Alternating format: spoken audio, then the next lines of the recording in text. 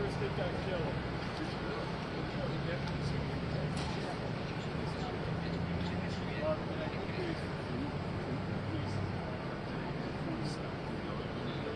Social media job. And then there's that other, what's the woman who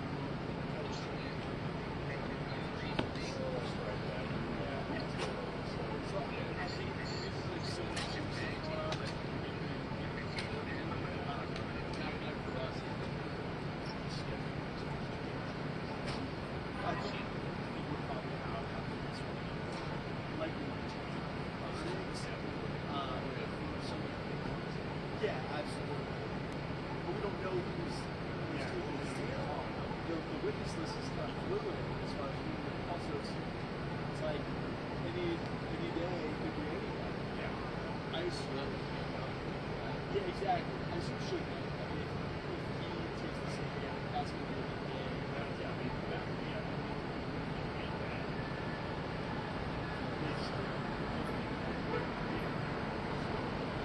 Yeah. TV though, I think is not a witness list. So should that could be called on, although he said that he was actually cooperating. Maybe I think. Also, just anyway, he's not going to be like, oh yeah, I did. Like he's not going to say it. He's not going to be that much. Of course he's not. He's just going to incriminate himself. Yeah. So I think that the prosecution probably he's not going to pursue us. Why we're not. We are some shoot. But he's also he always said though he's like exactly. Yeah. But yeah, nothing really for us right now. Our hit got me home. Yeah, sorry.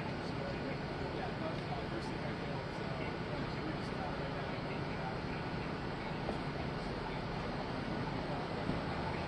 Maybe, I don't know if we're going to interrupt that.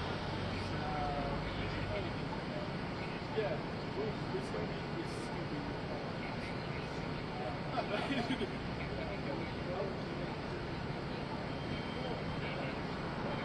I don't know. I'm going to get a coffee for the morning. You want to come up to the coffee shop? Probably. I'm going to one down the block. Roger.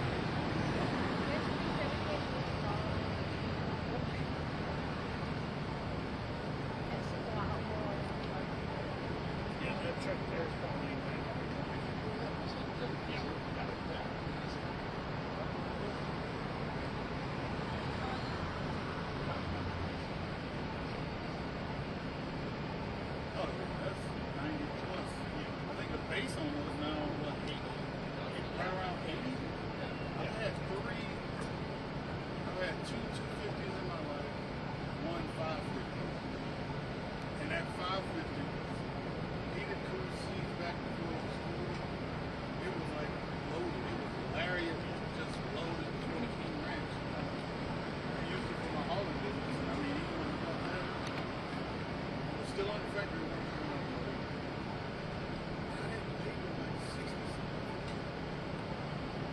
And that was the thing I only had. I put 200 miles, 200 miles on it. It only had maybe 200,000 miles. Yeah.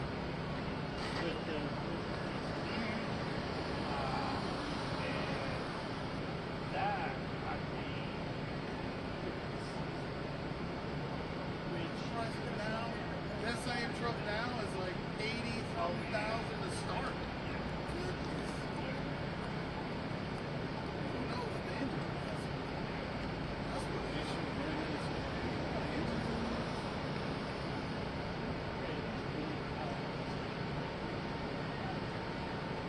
How did that? Oh, that's you want to sell that?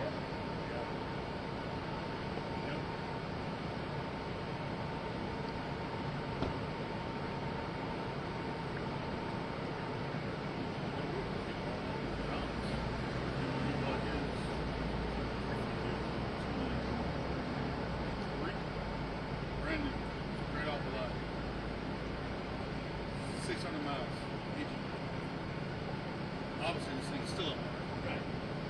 Deals with the GM. GM puts some refurbished motor in. It wouldn't even give me windows. They put a refurbished in it. Yeah, I think I'm getting rid of this. He couldn't even get good value for it because they downgraded it in the system and everything. It was like, it's a brand new truck. Factory warranty. They give him a rebuilt motor. That's what we all thought until he got a rebuilt motor.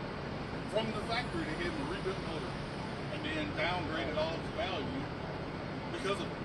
He hurried up and got rid of it. He still made okay, but he's like, I'm not buying anything like this. No, I mean, I was telling him.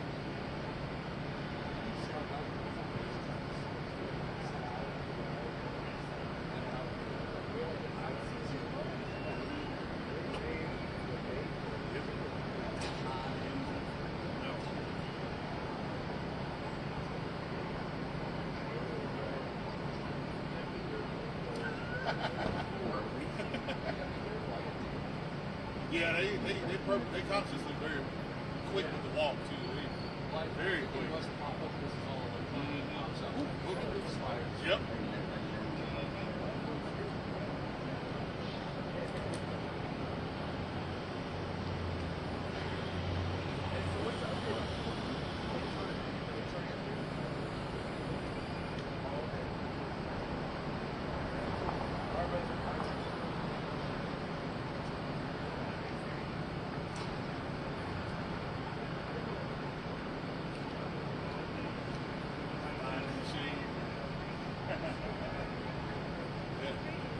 That was one thing.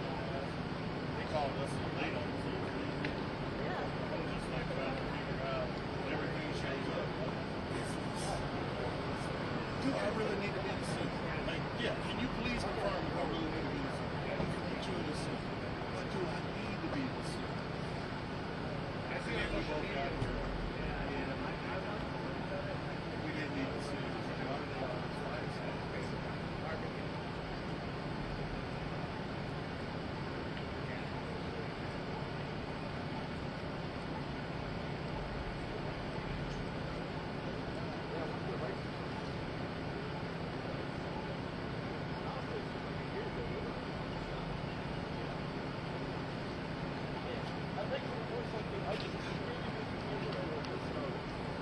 Can I go in there and sit a couple of them? This is really scary. Or I'm going to come out. What do you guys think?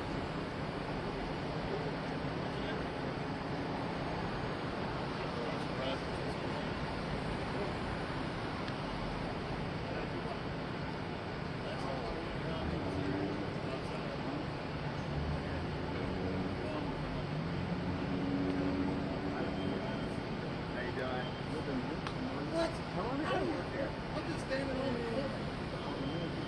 Oh, really? Oh, really? Oh, you switched out? Yeah. Oh, okay. Oh, it's, yeah, I met her on, I want to say I met her as my Andrew on the record thing. Yeah. Okay, cool. Headed back to LA then? I'm stuck here. Yeah? Well, I live here, so they're just like... Yeah, I'm out of Vegas, so like... Yeah, but... Yeah, because I set up the pool. That's why I always run it like first thing in the morning. Is I go set up the pool camera for the like for my live unit, or my second live unit. I'm back, set that up, and I have to be up for lunch. So I'm doing editing in between that. So. And the feed, you can get it in BNC. Yeah. They've got 16 BNC ports up there. So you just have to like plug in. I bring an extension for strips of port that have electricity. It's my like nice thing, and everybody plugs in, and then you just hook up and start. So far, it's worked really well. I'm just surprised. I did another case here, and we were just everyone was just barely getting good enough quality. It's like 2.5, 3,000, and I'm getting 10,000. So like, yeah. So now today this time it's working, but we'll see. I don't know what and that's where it's like, okay, you got I don't even have to put it. Who's coming in? The weird thing is like if you want to logo, who else is coming? You're supposed to come and like plug in. And then if you take the link, we're still looking. It's got law and order. Yeah, law and crime. But so that's one of the reasons I'm here is because AB doesn't want that little logo, so I have to go and do that. But yeah, like by the time court actually starts, there's like tables of like full.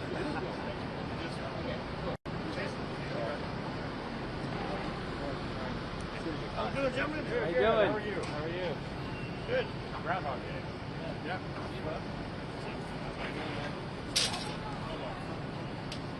Big case today? Tupac.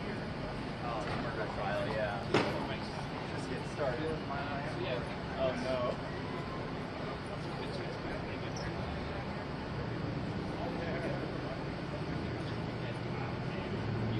I think they're 191, so I'm afraid I couldn't. Sorry, man.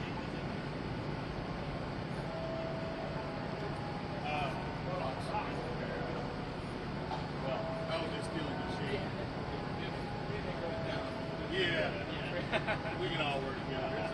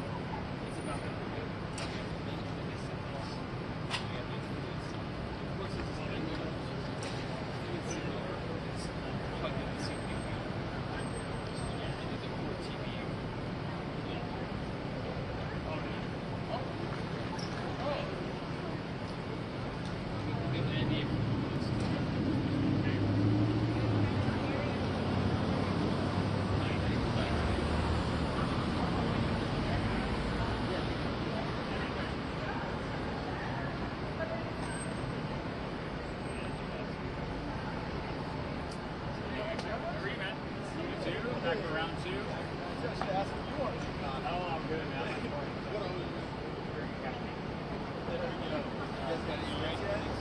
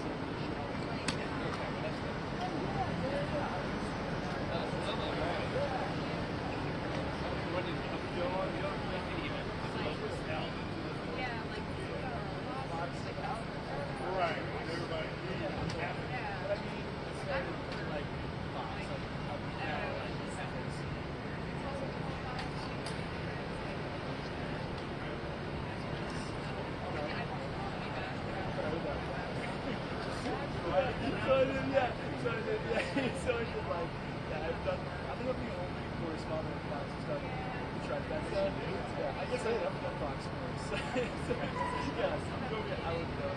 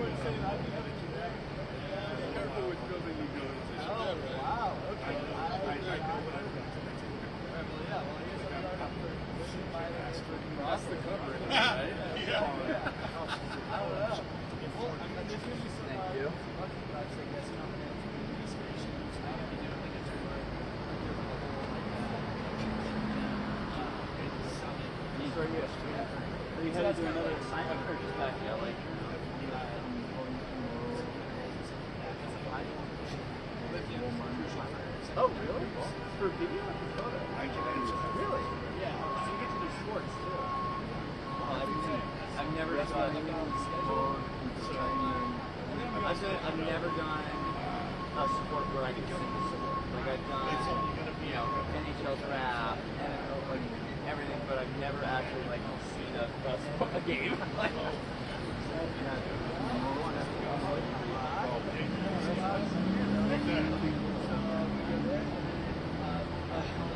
What else you need? Anything? Thank you. I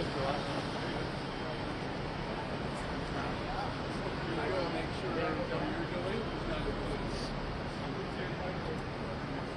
That's all this out. There you go. Good morning. I dial it up. That's the job. Exactly. And then, pasta and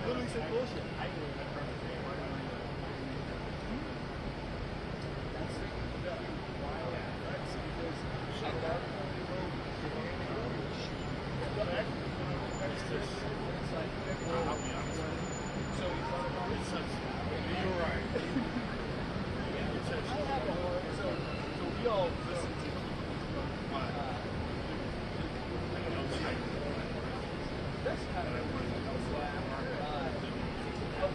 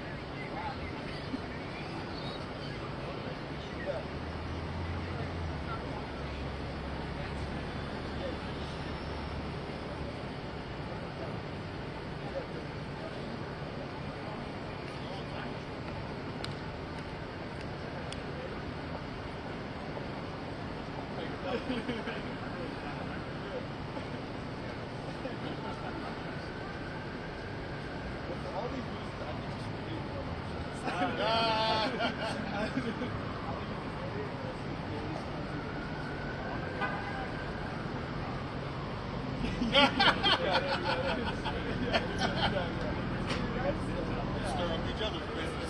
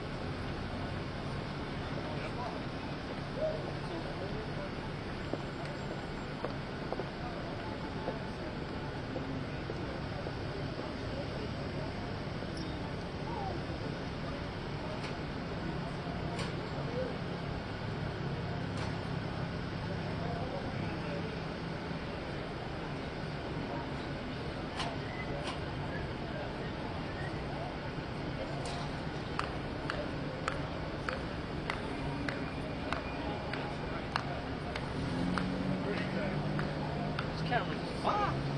They got the big rigs.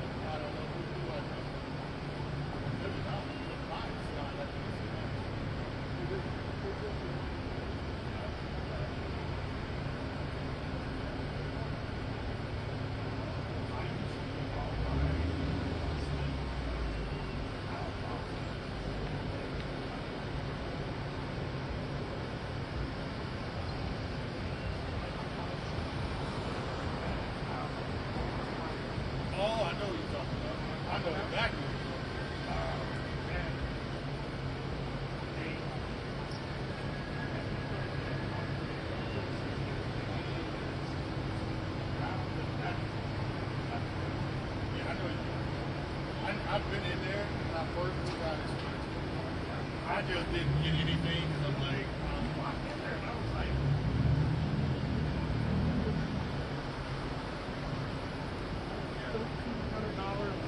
yeah, it's like, is someone just gonna steal it? Because it's like, I might not see this again. Yeah, it looks a little shitty. Like, you over there? See you. How are you? Who you out here with? Oh, okay. I'll be back in a little bit.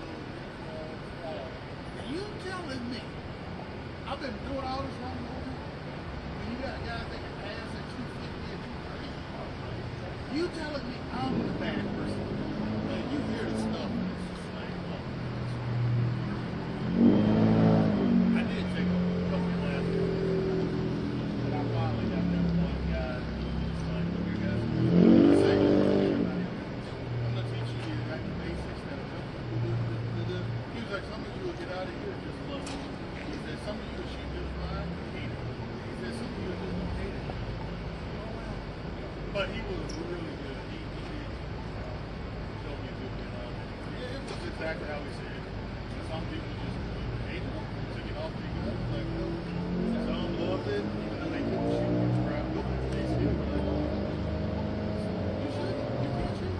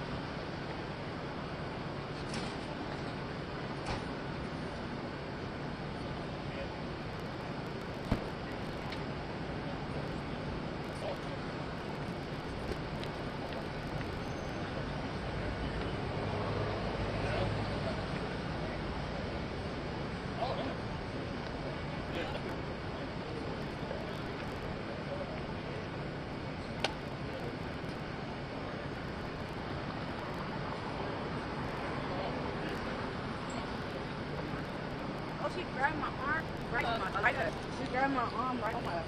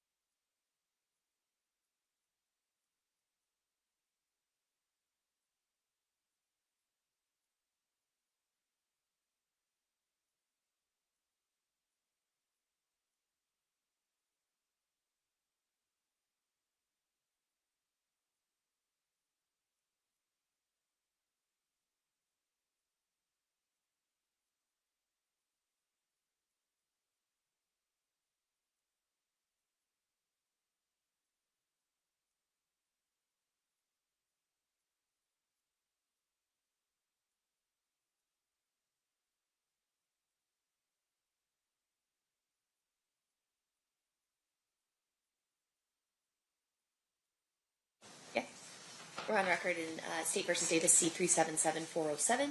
Anything we need to address outside the presence of the jury? Not from the state. No, you're not. Okay, let's bring the jury in. Stand for the jury.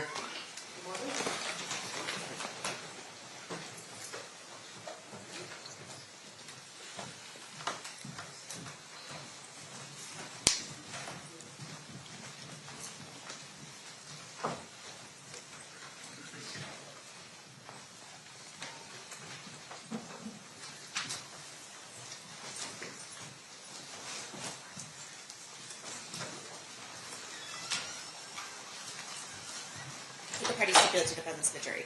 Yes, sir. You may be seated. All right, welcome back, ladies and gentlemen. I hope you had a restful evening. We are still in the state's case in chief. So at this time, I'm going to turn to Mr. DiGiacomo. Who's your next witness that we're going to be calling? We're going to finish that recording and then call a witness. Okay, sounds good. You may proceed.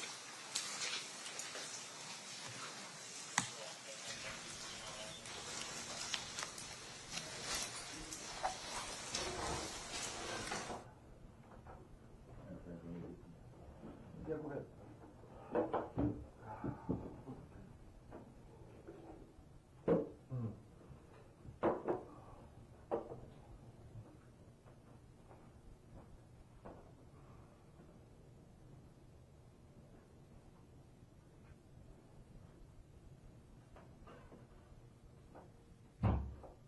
Okay. Okay, I'll go back and ask you a question again. While you were there in the parking structure, and you heard the commotion, people running, would be south on Fairfax or backing toward the parking area, did you recognize anybody that, my concern is that may have been further north on Fairfax on a sidewalk, may have seen the shooting or heard something? Anybody that you saw? I seen running. Yeah. They was standing there with me, Keyshawn Johnson, the football player, Okay. and Richie Bell, the singer. And they were with you, or they were? They was standing there with me. He was waiting on his Oh, they didn't run around the corner? They were with you anyway? They was Oh, they was waiting on the green Benz. This green Benz to pull up. And my car came out the hill, and we just drove out. Yeah, but you made sparks come around the corner, you didn't recognize anybody that you might know, singer or any actor? Okay. That's, yeah, we saw Keyshawn and some of the pictures that were taken inside and Ricky. And Yeah, I was on pictures with him. I had on the blue jumpsuit. you know, now that I see you in person, because I had the impression you were like 6'2". Tall guy. Yeah, right. And, Thought you were bigger. Yeah, I did. Well, no, that's why I said, now that I'm looking at you, I think I do remember seeing pictures. Yeah.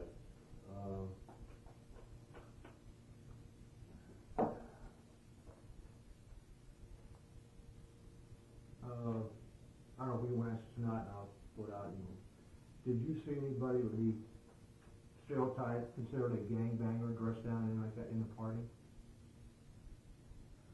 Okay. What about outside in the parking lot, whether either parking your car, coming to, or going back to your car in the parking store there? Okay. Not yet.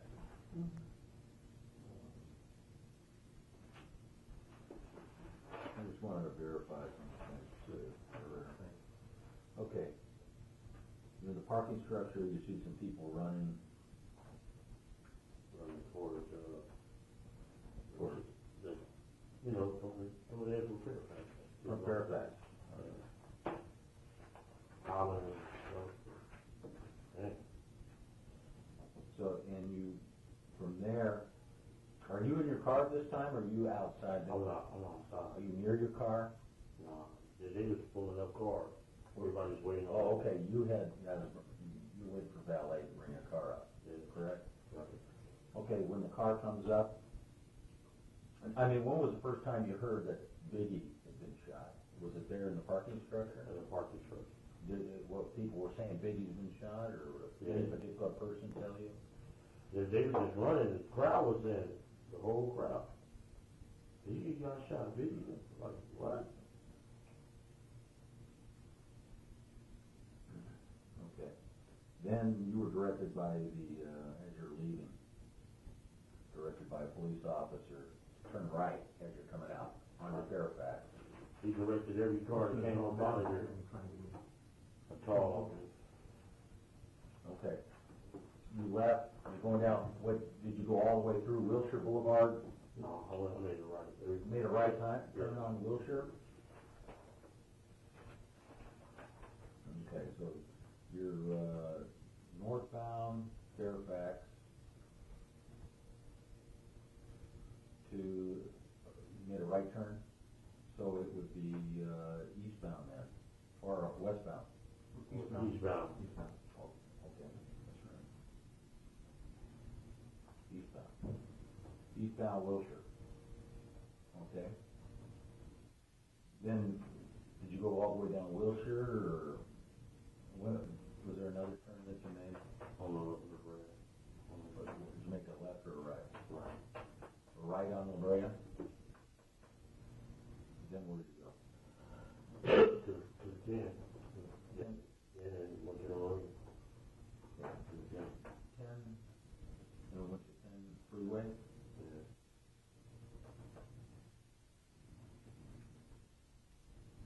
Okay, and you went directly to the marina to go eat? That's you, Wendell, And one. and Wonder Mike. Jerry's Deli. Okay, you were at Jerry's Deli, about what time were you there? Just minutes before. Yes, down Compton Court. About, What time did I get there? Yeah. Oh, it was, I was on the, Oh, I'm sorry. I just outside Slater in, West Jones, that's attorney. Well, you and I were speaking with That's right, defense that's what attorneys, we're- I think, Yeah. Mr. Fall, you were there. Probably so. Fred and I were talking about November. homicide investigation. Yeah. I think you were there. Yeah, I think so. Ragsdale. Yeah. Yeah, I was just searching my mind. And your son went to elementary school with my son when you lived in Phillips Ranch. Oh, yeah? Yeah. How? I remember seeing you there. That's true, that's yeah. true. You no longer live in Phillips Ranch. Yeah. That was years ago. That Yeah, was like yeah. 91 or That's 2. quite something right. like that. I still have a house there, though. Oh, you do? Yeah. You rented out? Or? Yeah, I didn't sell it. I have family members living. Okay, just want about what time do you think you got to? What time did you leave the parking structure approximately? Do you recall? well, I was watching the watch and I was Okay, you said you arrived at the party about 11 or 11:30. You were inside the party for about an hour, and then about an hour, yeah. okay, so that would either make it 12 or 12:30, and when you left the party. So, and okay, driving time from there to Jerry's Deli, figure right around what, 1? Yeah, just about 1 o'clock. About 1 o'clock, would you say? Yeah. 1 a.m. Okay. I say about 1:30. Okay. 1:30. Between 1 a.m. and 1:30. Yeah, about 1:30. 1:30. Okay. And how long were you at Jerry's Deli? Within an hour. Okay.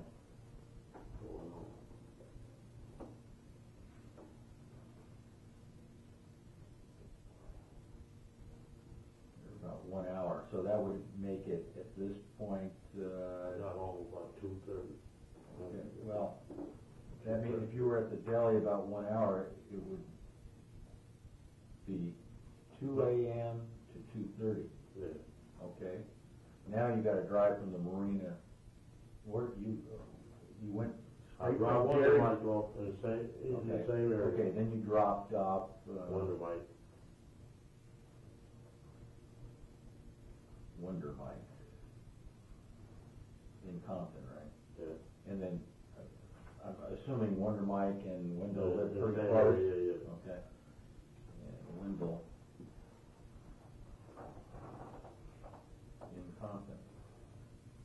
About what time would you estimate that to be?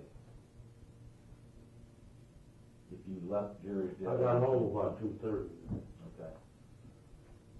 2:30.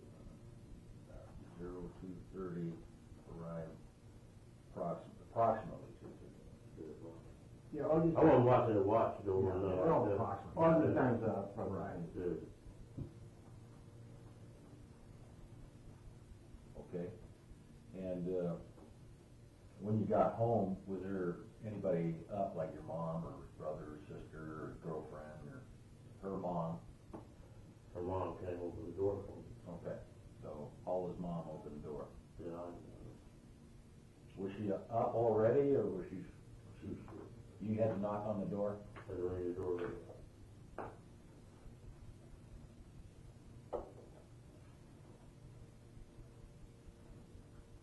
Yeah, I had a blue switch.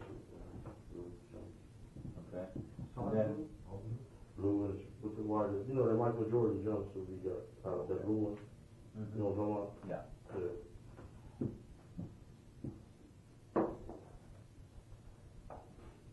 Okay, when she opened the door, did you talk with her?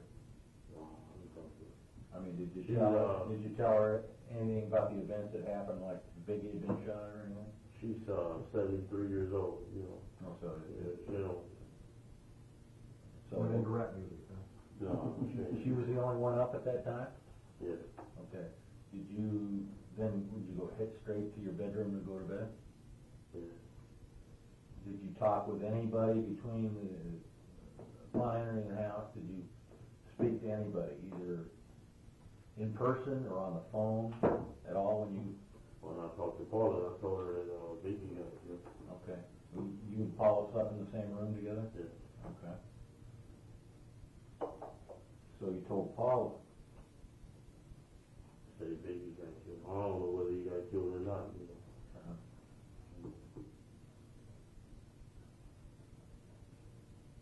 So, did you talk to anybody else besides Paula? Just us two. Okay, Wonder Mike and Weedle. Yeah, we was like, dang, that's messed up, you know. Okay, from the time you were was about ready to leave the party to the time you arrived home, the only people you talked to were Wonder Mike, Wendell, Paula's mom. You may not have said anything to Paula's mom. Okay, and then you talked to Paula. Was there anybody else that you talked to?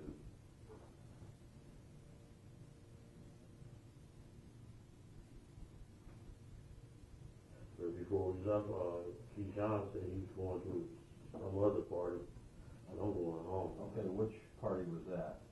I don't know, you know. I don't know what party that was? Did Keyshawn ask you to go to that, or? No, he just said he was going to the party, and I was like, Which party was that? Was this another after party? Yeah, another after party. Okay, do you know who held that party? Was it a star that had the party, or? I don't know. It's at some mansion or something. I don't know. At a mansion? Yeah. And where at? And up there where the matches be. In Beverly Yeah, or Hollywood, wherever, I don't know. He just said he's going to a party. Okay, and you had no idea where that party was? No. No, I don't mean to rush, but I do have another appointment downtown at 6. Okay. If we want to talk to Keith in the future, we'll call you. Sure. And also, Yes, sir. I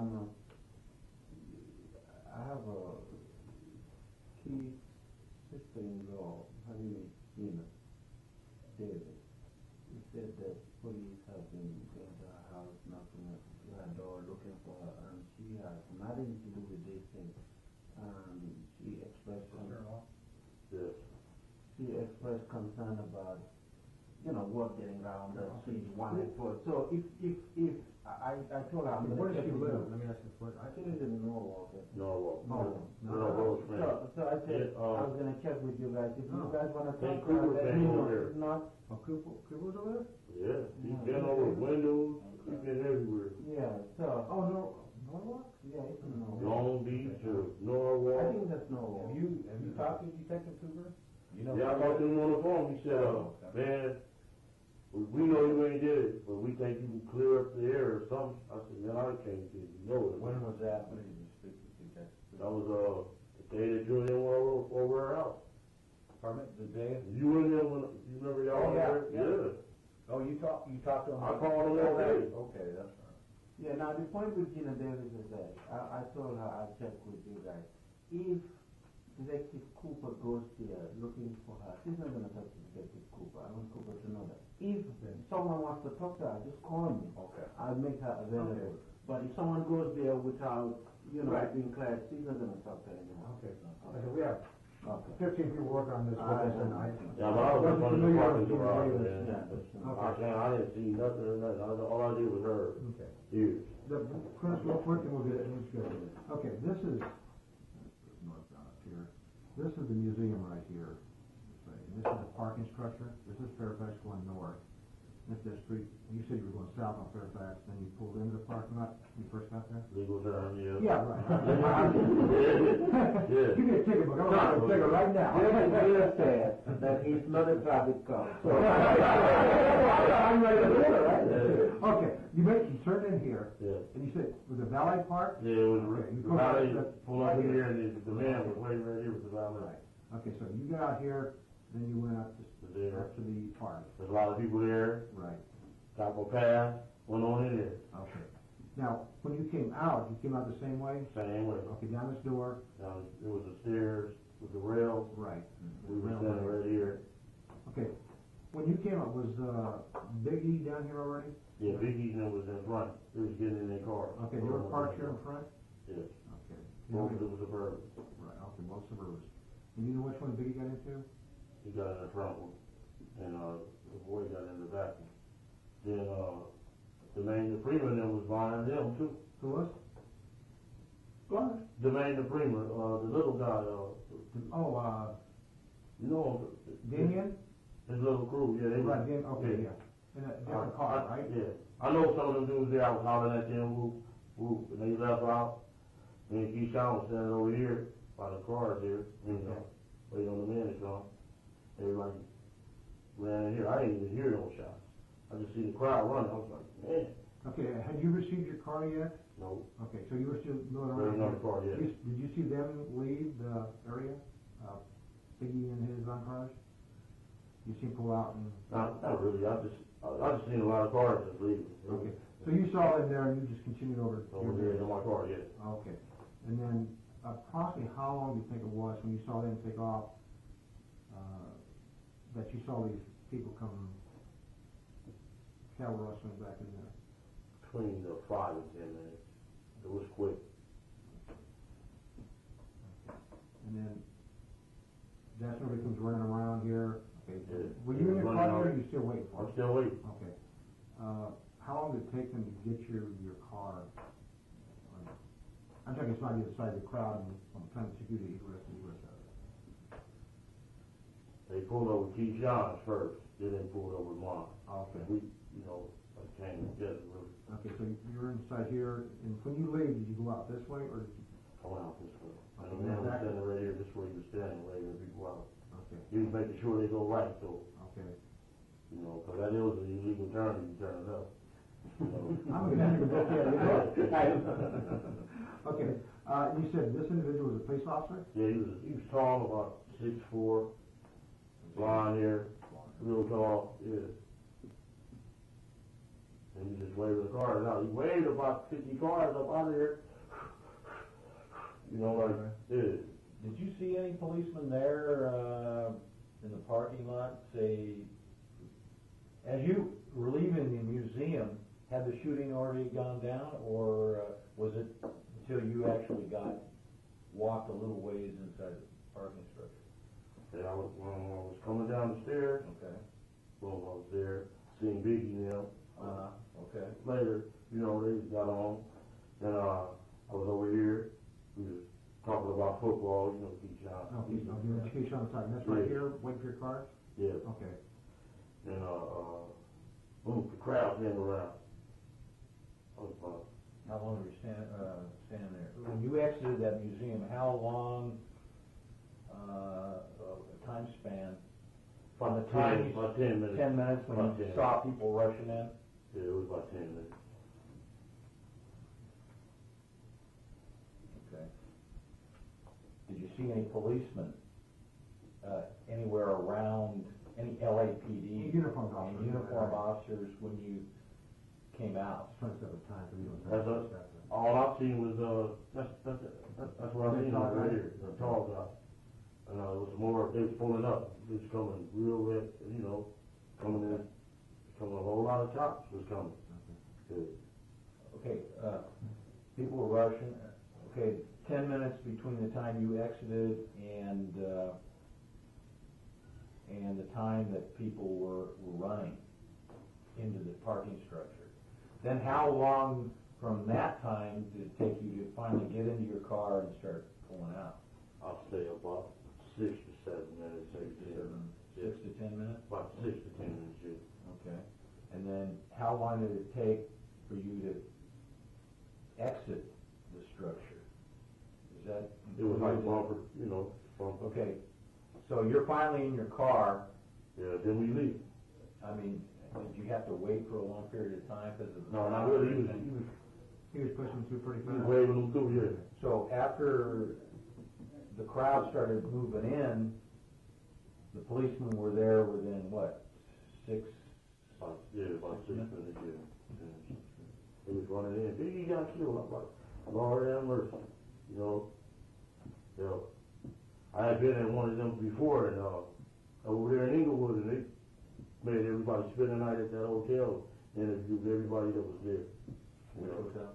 This is at by the farm. What, that shooting you're talking about? Yeah, it was a shooting in. You know, that was kind of strange for him to be waving people out, so, you know what I'm saying? Okay. I appreciate your time. Yeah, okay, I'm feel free, again, if you need something, because I'll tell you, when I first got word that you were interested in talking to him, my advice naturally was, don't talk to the police. I told him, I won't hide it, I said don't. But he insisted that he wants to Get this over and with. talk to you. So he's doing this on his own. No, I understand. He wants to talk to you. That's why we have no Yeah. problem with you come down with him, Yeah. it was assault. Yeah, he And I would check on that, here's everything, I don't know. Yeah, When you talk to Yeah, Sean Holmes. Holmes, talk to Sean Holmes. What did you talk about? He said the FBI is all over me, man. I don't want you guys catching my heat. Stay away from me. Who said that? Sean. Oh, okay. Really? Yeah. Did you this little C, did you talk to him? For a few minutes. I mean, that's the person that slid the invitations. Sent me the invitation. Oh, okay, you got the invitation from Little C? Yeah, him and a manager. A manager? Him and a manager. He got a lot of braids. You see him? Oh, yeah. And with a stocking cap. Right. Yeah. Said, Combs said FBI is all over me? Yes. That was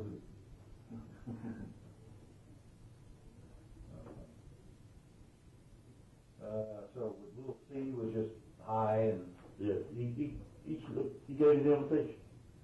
Him and the This is manager. before you went in? Before I went in. Okay. Then I went up there, they was drinking, gave me a bottle, I started Did drinking. you talk to Little C inside?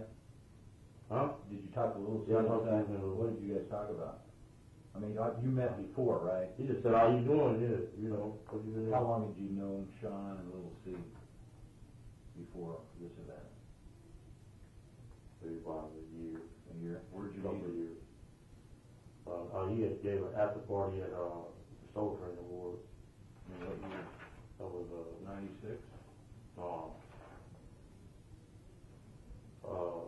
One night the guy get killed at the El Rey, what year was that? They got beat up. a Clara Hall. Oh, Yeah, what year was yeah. That was 94? That was the year I met him. Yeah. Okay, so that's 3 years ago. Yeah.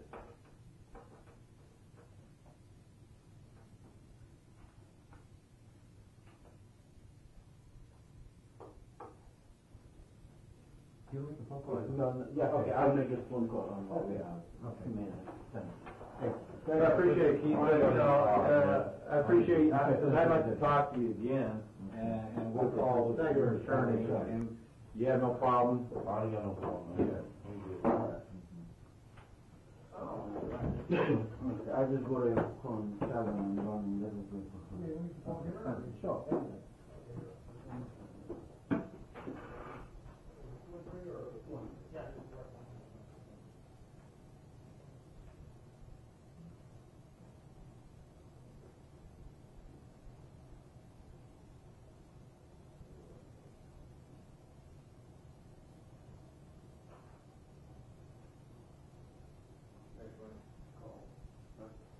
Good, thank you, appreciate it.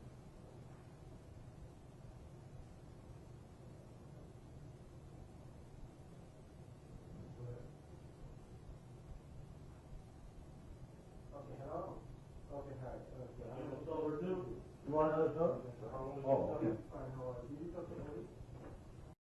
Okay, she talked to me and you know, I'm in that day so I have no time whatsoever. Friday, today, we're back, that's why I Which one? But, I told you, I can't say that I'm negative. No. It's the only difference that you have. Otherwise, you just forget that you want to work. Otherwise, you will just in the world. But I'll talk to you later. Yes, I'm at the police department. Yeah, I will.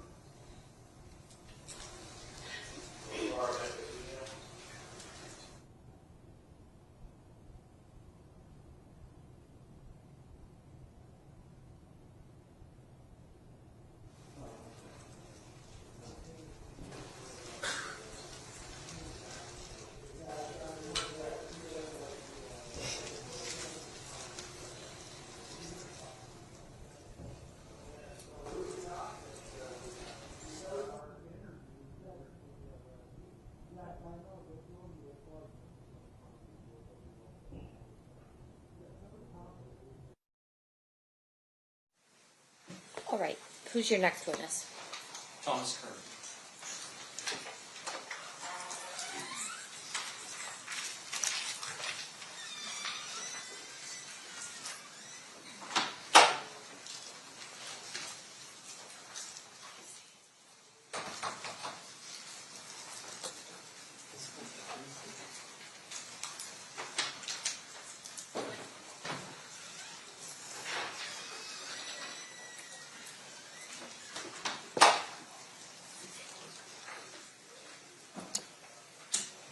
You do solemnly swear the testimony you're about to give in this action shall be the truth, the whole truth, and nothing but the truth, so help you God? I do.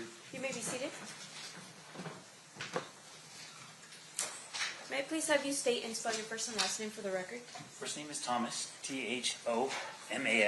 Last name is Kern, Kern. Thank you, sir. Whenever you're ready, Mr. Giacomo, you may proceed. Thank you. Sir, how are you currently employed? I work for Customs and Border Protection at the Chicago Laboratory as a leading fingerprint examiner. I'm going to take you back 30 years ago. Okay. 30 years ago, what were you doing for a living? I had just started here as a crime scene analyst. I was in my first year.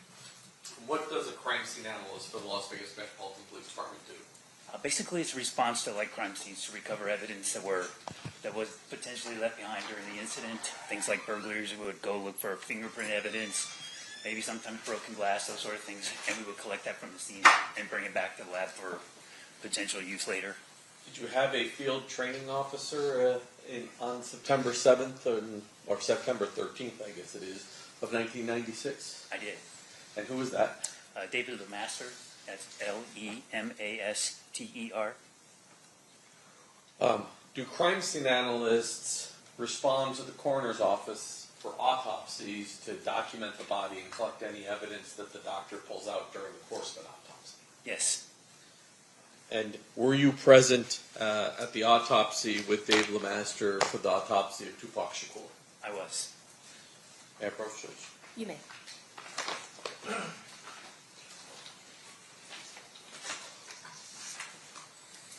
I'm going to start with state proposed exhibits 44 to looks like 56 there. Just want you to flip through those.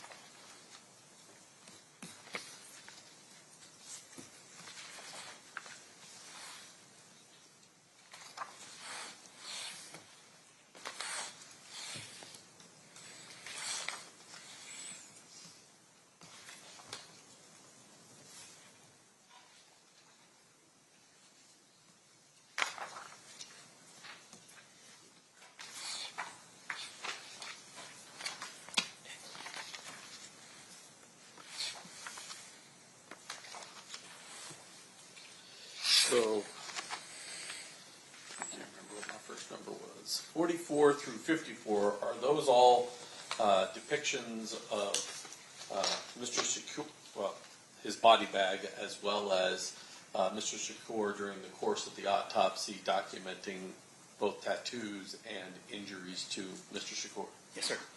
And then 55 and 56, it is two sides, I'll say, of what looks like a bullet and a fragment that was removed from his body at time of autopsy. Is that correct? That's correct. Now I'm going to show you what's been marked as State's Proposed Exhibit number 128.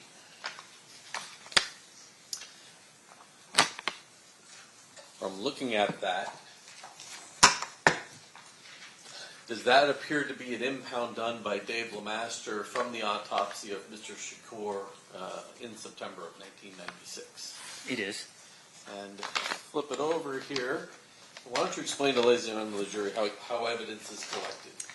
So this is a typical evidence collection bag, and on the front there's information that you would complete and fill out that would be relevant to the investigation you're working on. So I know that this is David's paperwork. We are assigned a personnel number when we start the job, and David's personnel number was 4243 as his first initial, last initial, and that's about here in the center of this information. When we collect the evidence, we're supposed to put a seal on the reverse, and the seal has to remain intact throughout the investigation. That also has David's initial and personnel number and the date that was collected. And so it appears that nobody's opened this since David impounded it 30 years ago. That's correct. Judge, I offer 44 through 56 and 128. Any objection? They will be admitted. Thank you. I pass the witness. Okay. Cross-examination, Mr. Stout. I have no cross. Ladies and gentlemen of the jury, any questions for this witness? Seeing none, thank you so much. Have a good day. You are excused, Mr. Quinn.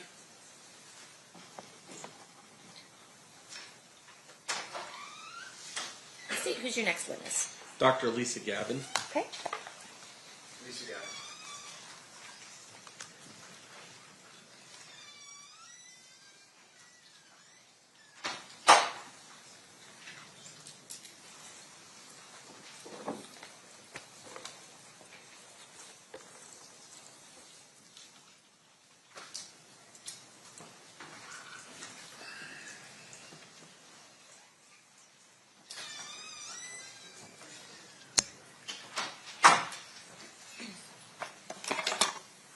You do solemnly swear the testimony you're about to give in this action shall be the truth, the whole truth, and nothing but the truth, so help you God? I do. You may be seated.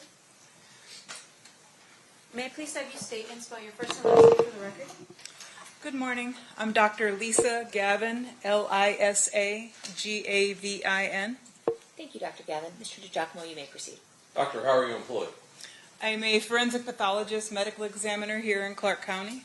What does that mean you do for a living? We determine the cause of death and the manner of death and sudden unexpected deaths. And in order to hold the position that you do with the coroner's office, do you have certain education, training, and background? Yes. And explain that to ladies and gentlemen of the jury. I went to medical school at the University of Connecticut School of Medicine. I did a pathology residency at Hartford Hospital in Connecticut. I did a surgical pathology fellowship at Hartford Hospital in Connecticut. I did a forensic pathology fellowship in the Office of the Medical Investigator in New Mexico.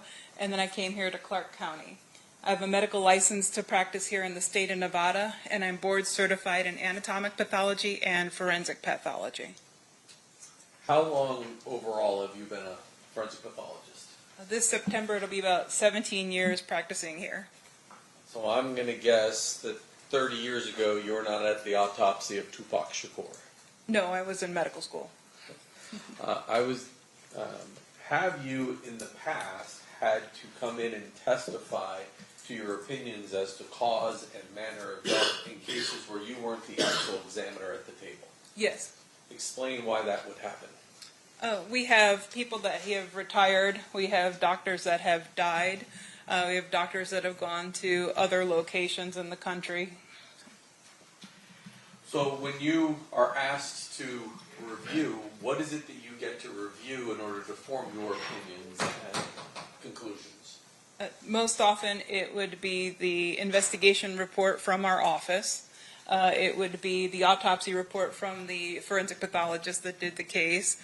It could be photographs associated with the case. Could be medical records associated with the case. Could be any consultations or the like associated with the case. In this particular case, do you know who the examiner was? Yes. Who was it? It was Dr. Jordan. And Dr. Jordan is no longer with us, correct? Correct. Dr. Jordan had passed away.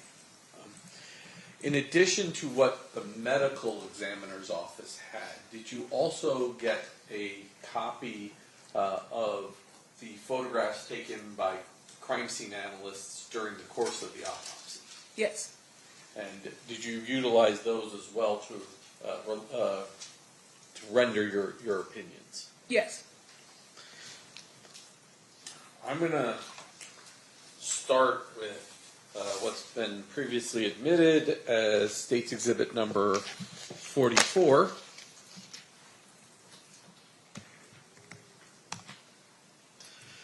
Now, as long as you don't click that mouse, there should be a nice little arrow that comes up and you can point to it.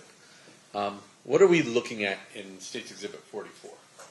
In the background is a green body bag, and the way that we sealed the body bag to preserve the body as evidence is we put this little blue tag through the eyelets of the zippers as they come together to demonstrate that the body was received, placed into that sealed body bag, and then received in the office with that seal intact at that time. Similarly, attached onto that area what will become the toe tag, the identifying marker for that particular body, that particular individual. And if I zoom in on that,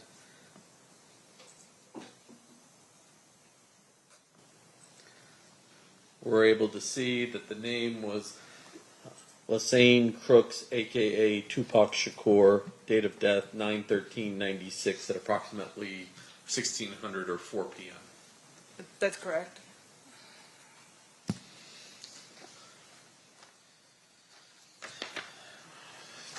$45. What are we looking at, Doctor? This is just opening up of the body bag, and then one of the first photos that was taken at the time that the body bag was opened, demonstrating the decedent and the condition that he was received in and the body bag. And from reviewing the medical records that were part of the coroner's office file, did it appear that Mr. Shakur had survived his wounds for some period of time? Yes. And a lot of what we see on these photographs are evidence of medical intervention? That's correct.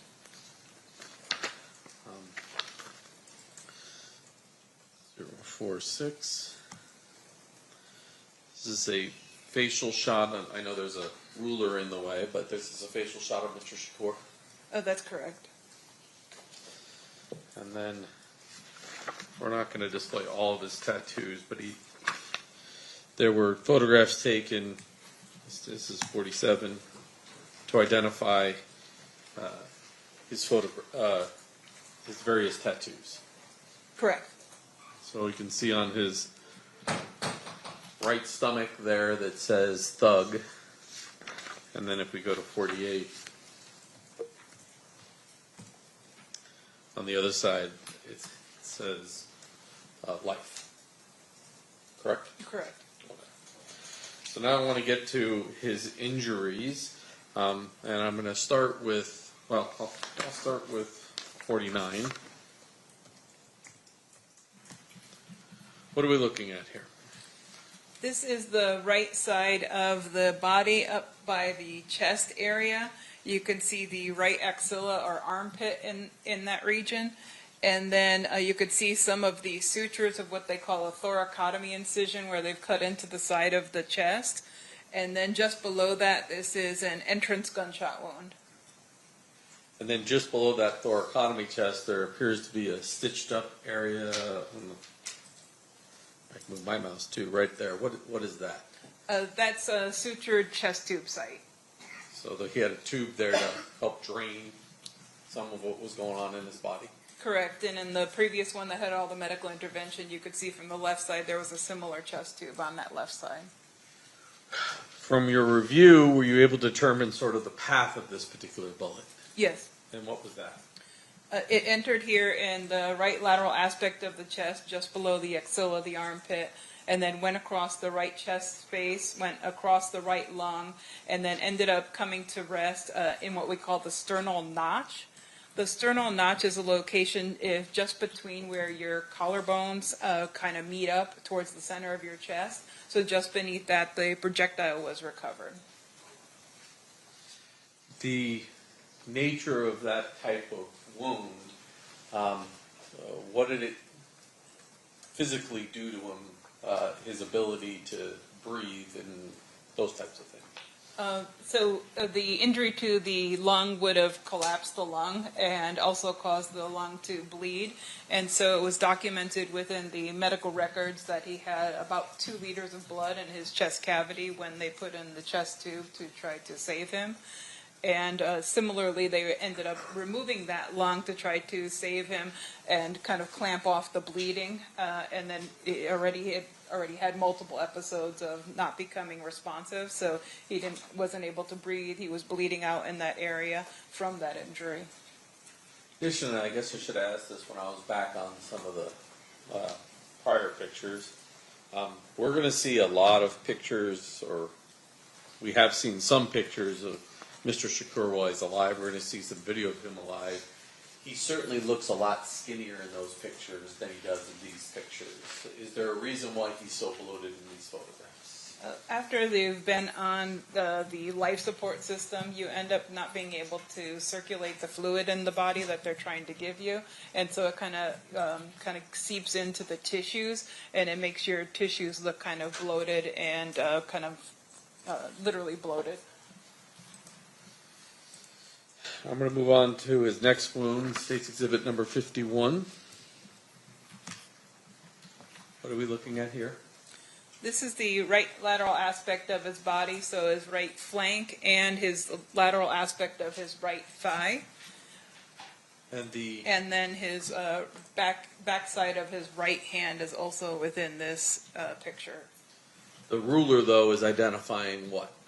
The ruler is around the right lateral aspect of his thigh, so the right thigh on the lateral side. And what is that? And that's an entrance gunshot wound. And can you tell me the path that bullet took? Yes. And go ahead. That bullet entered in the lateral aspect of the right thigh and then went upwards into the abdomen and damaged his intestines.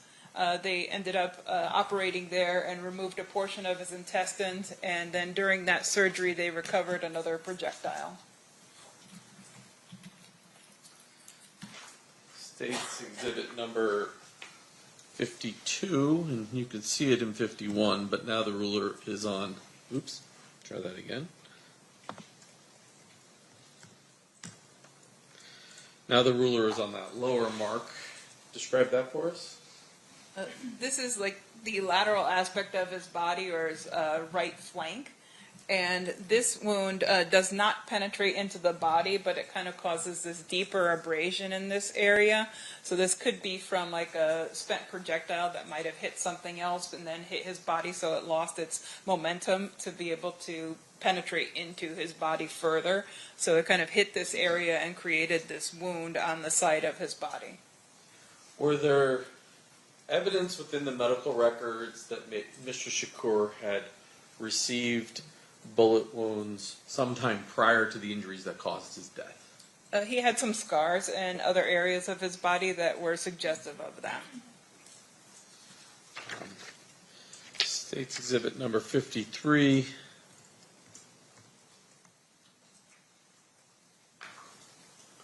What are we looking at?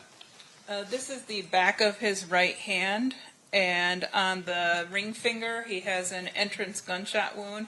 This path goes through the hand and goes through that finger and then fractures that bone right by the ring finger area. And then 54054. What are we looking at? This is the exit aspect of that wound that we saw the entrance to on the back of the hand, and it kind of exits out the underside and partly in the webbing between those fingers. Now you mentioned that during the surgery, UMC would have recovered one bullet, and then autopsy, another bullet was recovered? That's correct. So, as it relates to the autopsy, showing you State's Exhibit number 55. What are we looking at here? This is the projectile that was recovered during the autopsy. This was the one underneath the sternal notch to which I referred earlier. And just so the jury understands these when they get to the back room, that's the same bullet, it's just taken from the opposite side. Yes, we take multiple angles of those projectiles, photos of multiple angles. Your Honor, just for the record, what exhibit number is this one? Mr. DeJacco? 56. Okay. Doctor, in addition to not only the photographs, were there other records identifying Mr. Shakur within the coroner's office records? We have both some medical records and some photographs, as well as the autopsy report, the investigation report, and the toxicology report as well. Did you also have an affidavit from Mr. Shakur's mother indicating that's her son and he's dead? Yes. And were there also post-mortem fingerprints taken to confirm that information? Yes. After reviewing all of those records, do you have an opinion as to the cause of death of Mr. Shakur? Yes. And what is that? He died of gunshot wounds of chest and abdomen. And do you have an opinion as to the manner of death? Yes. And what is that? Homicide. When a medical examiner uses the term homicide, what does that mean? The simplest form is death at the hands of another. Thank you. I pass the witness. Cross-examination, Mr. Sant. Yes, Your Honor, thank you. Dr. Gavin, good morning. Good morning. How are you doing? Good, how are you? Good, thank you. Just a couple questions. Your testimony here today revolves really around your review of the record that was laid out 30 years ago. Yes, that's correct. And so, fair to say, of course, that keeping records would be very important in your line of work. Yes. In the event that in the future, something that you do while you're on vacation somewhere in the Bahamas could be testified to by another doctor. That's correct. Now, with regards to the record you saw here, and is it Dr. Jordan. Was there anything missing in your review of those records in terms of record keeping or anything like that? No, but we only took a few photos at the time of autopsy. At that time, they used Polaroids or they used film and cameras. And so we had few photos of the body itself. And so consequently, the crime scene analyst photos were helpful for being able to come to determination in addition to the reports. Right. So the way we're able to explain it to the jury today is that you reviewed the record as well as any photographs that were taken at the time of the autopsy. That's correct. Okay. And once again, going back again to my original question, though, is that Was there anything at all in review of Dr. Jordan's records or record keeping that would have indicated to you something that should have been done differently with regard to Dr. Jordan's work? No, nothing that I could see in my review. Okay, and fair enough to say, though, there you're not really there to critique his work as much as it is to relay what you read in the record to a jury like the people that we have here today. That's fair. And once again, a critical review of someone's record is a little bit different compared to just reading what was done and then relaying that to a jury. Yes. Okay. What is the difference? I think the scrutiny that you can utilize in those kind of details may be something that becomes relevant for a particular case. Right. So, for instance, if there was some issue, some dispute over whether or not he was given adequate medical treatment, that would be something for another day, for another topic, and another type of review, right? That would be for somebody that actually does treatment of bodies. I'm a forensic pathologist, so I'm a medical examiner, so I review people after they've died. So that would be treatment related to whomever does that type of treatment. Now, would you have been able to do this type of review if Dr. Jordan had not kept an adequate record of his efforts? It depends on what you have available for review. Say, for instance, there's no record at all. He doesn't do a record, he does some work, but you don't have anything other than maybe the pictures in this case. Would that be enough of a review for you? Photographs can be very helpful in terms of determining what happened to the body, and then in terms of where the locations of injuries are. Based on my knowledge of anatomy in the body, I can definitely generate opinions based on that. Sure, but with regards to, say, his work in general, outside of the fact that you could point out location of where there's entry and exit wounds, for instance, from a bullet, outside of that, would you be able to tell this jury exactly what Dr. Jordan had done with regards to his autopsy? What he did for his exact procedures, no. Okay. And in the event that you don't even have that, say, for instance, you're coming in here today, and the question is, well, did Tupac Shakur die of bullet wounds? Would that be something that you could just tell a jury like this without even looking at a record or photographs? We would need some kind of record in order for me to be able to generate an opinion, or some kind of photographs for me to be able to generate an opinion. And fair to say then, once again, that in your line of work, record keeping, record writing is critical to maintain the integrity of what you do as a coroner. Yes. Okay. No further questions, Your Honor. Thank you. Any redirect, Mr. DiGiacomo? Ma'am, Mr. Sam suggested, and I just want to make it clear, you're not regurgitating Dr. Jordan's opinions. You've formulated your own opinions as the cause and manner of death. That is correct. Thank you. That's perfect. One final question based on Mr. Chacos. And fair to say, though, in order for you to do that, you have to rely on Dr. Jordan's documentation of what he did. I relied on his documentation as well as the other documentation that I talked about, which was medical records as well as photographs. Thank you. No further questions, John. Ladies and gentlemen of the jury, any questions for this witness? We have one more that we're waiting for.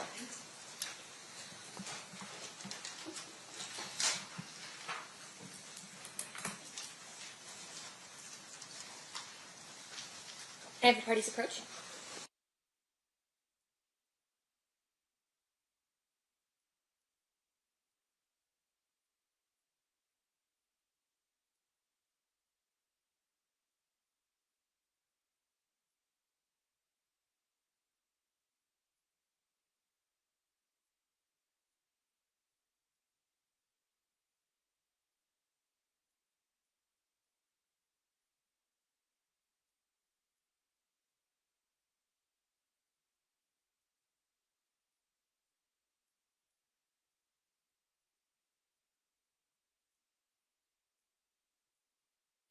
All right, Dr. Gavin, we have a few questions from our jurors.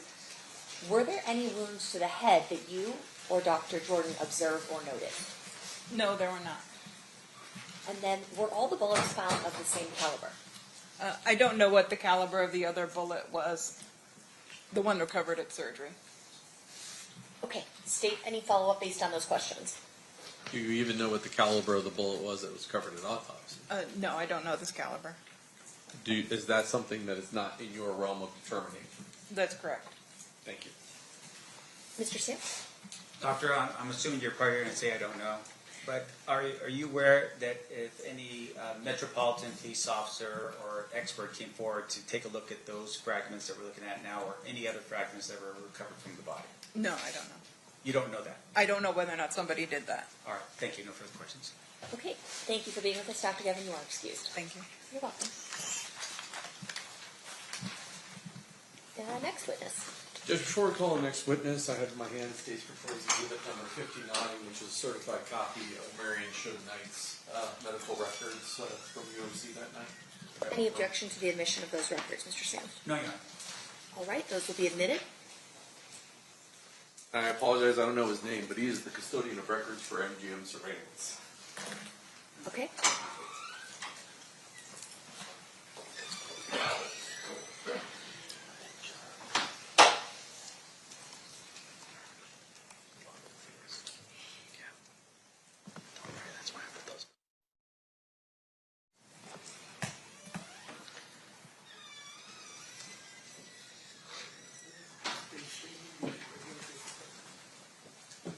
You do solemnly swear the testimony you're about to give in this action shall be the truth, the whole truth, and nothing but the truth, so help you God? I do.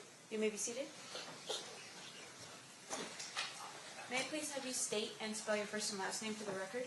Michael Ingram, Michael Ingram.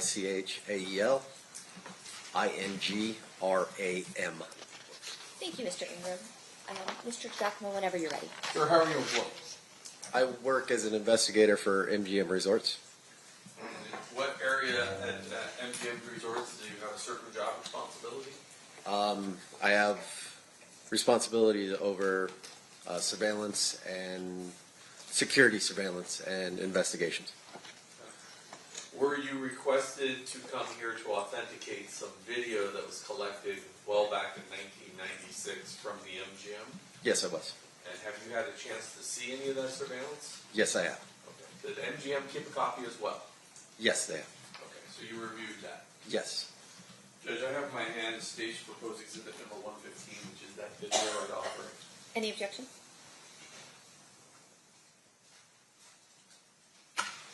No objection, Your Honor. Okay, that'll be admitted. So I have three different camera views, three different files, I'll call it, that we're going to talk about. But back in 1996, can you describe the type of surveillance system we're looking at? Like, how is it, what medium was it originally recorded on? At that time, it was recorded on VHS. And did MGM reuse tapes every so often? Yes. And so when you reuse tape, did you lose quality each time you kind of reused it over and over again? Yes, the quality deteriorated. So unlike today that's digital, some of these views that we're going to watch, it's going to be pretty hard to facially identify anybody. Is that correct? That's correct. So I want to start with,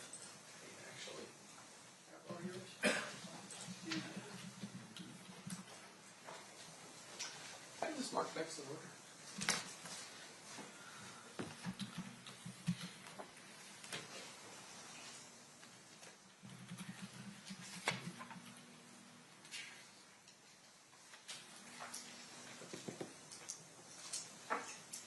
I need to switch it over. I know, I just remember if it's at the top or the bottom. There's two blues. Oh, this one? Yes, this one's over. There you go. It doesn't work that way. So you know why. All right. I'm going to show you the state's proposed exhibit number 144. You recognize what that is? Yes, that's the MGM grant. Is that currently the way the MGM grant looks? The general layout of the casino or the hotel, yes, it's the names have changed and stuff, but okay. the property is the same. So we don't know if this is from 1996 or if it's from 2002, 2010, when in the last 30 years, but generally the layout's been the same. Correct. I'll put this up, ladies and gentlemen of the jury. Your Honor, if I could... I'll move to bit 144. Before we move to admit, can I just ask a couple more questions of this witness with regard to this particular... You'd like to voir dire on this issue? Yes, you may. Sir, with regards to the photograph that's been marked as proposed State Exhibit 144, can you tell me if you can read the locations that are on that particular map? I can read most of them. There's one that's a little fuzzy to me. Sure. And in terms of your review of the surveillance video from the MGM, fair to say that what we're about to see would indicate where the camera location was, including the name of the area that would correlate with what you have out there on the map? As a general rule, yes. Okay, thank you. We'll have no further questions. Any objection then to No the objection. admission of it? No. It'll be admitted. State, you may proceed.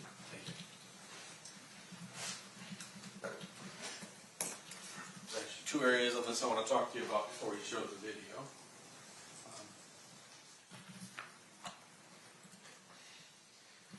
Maybe more than that. Generally speaking, events like the Tyson-Selden fight, where would that have occurred at? The MGM Grand Garden, which is located at the top of the screen. Up here. Okay. We have an elevator view that we're going to see. Where is that located on this? There's, in the middle of the screen, there's 3 small boxes. Those, right here? Yes, those are the elevator core for the MGM Grand. And then if there's a camera that's going to say food court, that's kind of that's looking down a long hallway. Which hallway are we looking at? The white box, yeah, you're going to be following that basically to the Grand Garden Arena. So when you come out of this box, you can either come down here or across the casino, essentially. Correct.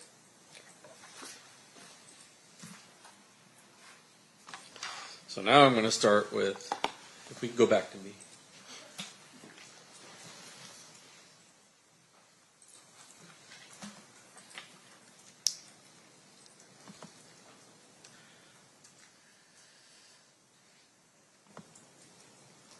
I'll pause it here for just a second. This says food court promenade. So I'm just going to hold it up for the jury. Do you know anywhere where we are along this white corridor? Or could it be anywhere on that white corridor? Specifically, I couldn't tell you exactly where along that corridor you are, but you're along that corridor. Okay.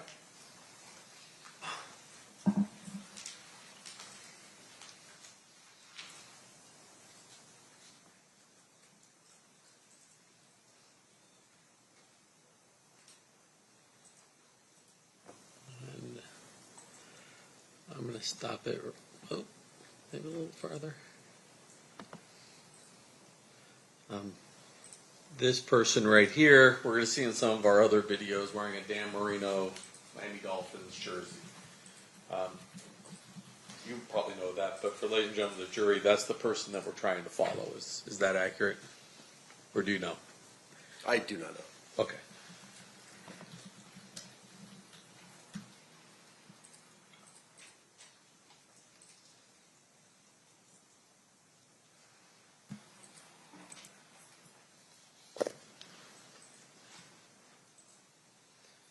Now we have another camera view of this long hallway. From this, can you tell generally where in that hallway it is, or once again, we're just somewhere on that white hallway? Somewhere along that white hallway.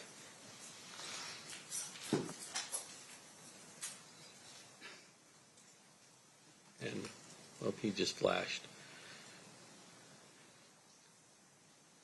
That. So let me stop it here. On these VHS tapes, cameras would flash between different hallways. That technology was in effect during that time frame. Called multiplex back in those days. Correct. So sometimes we jump from camera view to camera view, trying to capture what we're trying to capture. Correct.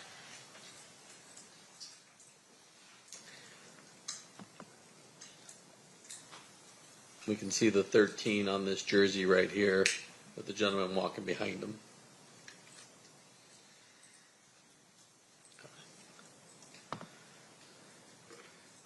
going to take you to 115B. I don't know why I did that.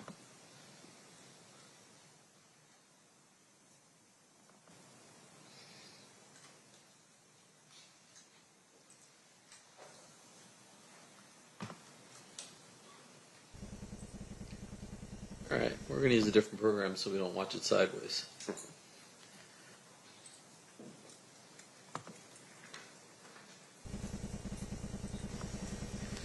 And I'll turn my volume off because there's no volume.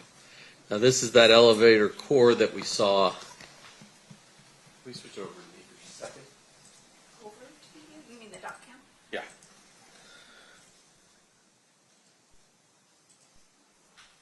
So as opposed to those other views that were somewhere in here, now we're down in the middle of these four, and there's a tree in the middle of these four.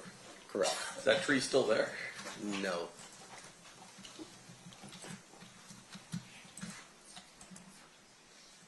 And unlike the other camera, this one is a movable camera that goes back and forth. Correct. Go back to you. Yeah.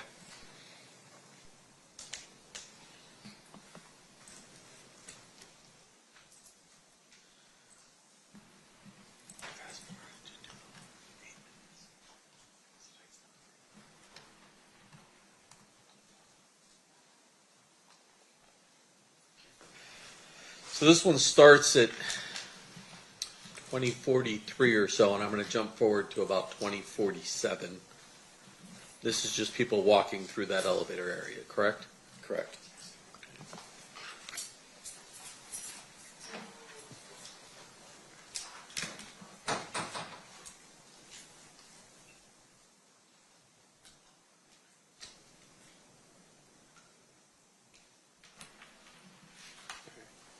Close enough.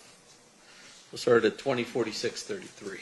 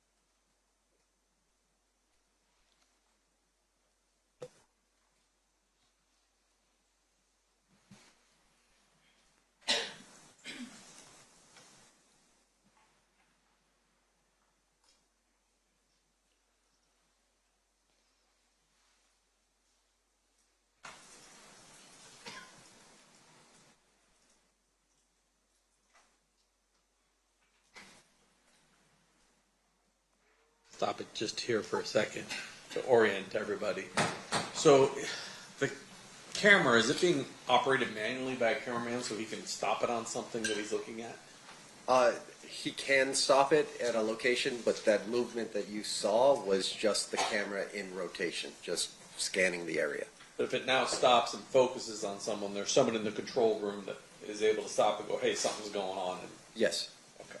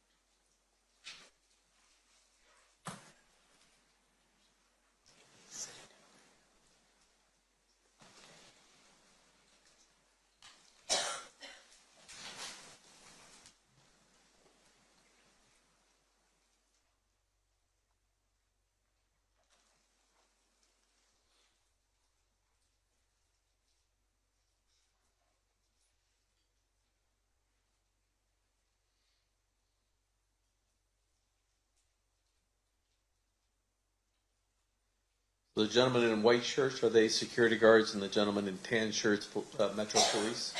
Yes, sir.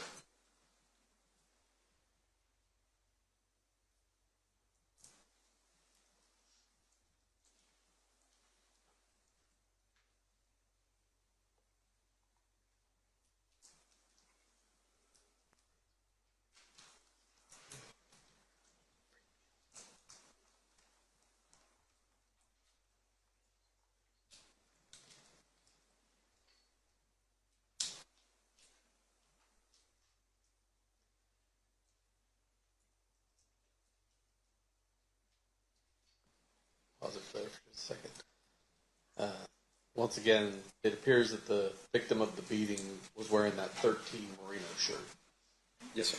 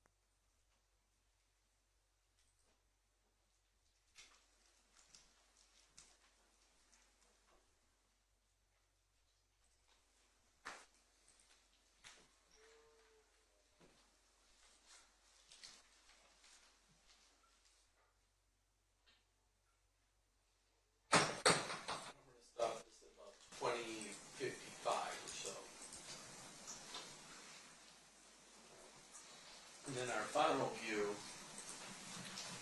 this may seem somewhat obvious, but I'm going to give you this when you watch the cameras. After we're done, I'm going to ask you generally where those people that we see leaving the area of the elevator after the fight, where they go. This is 115C. So is that the main casino floor outside the elevators? Correct.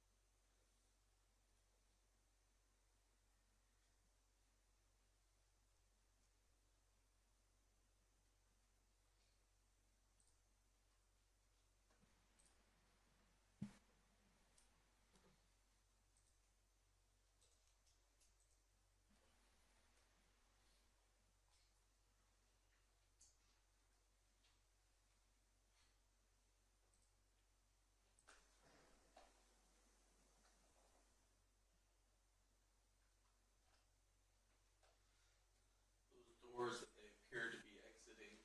Can you generally tell me where that leads out to?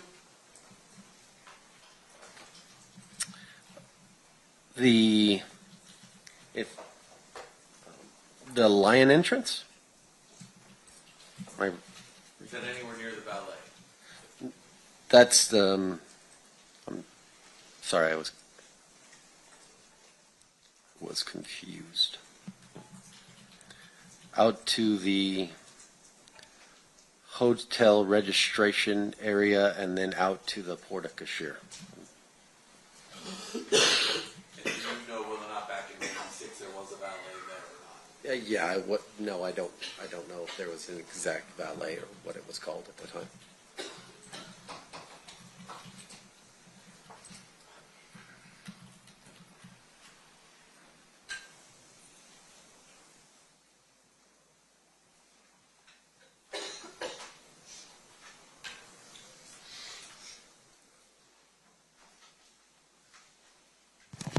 Thank you, sir. Judge, I pass the witness.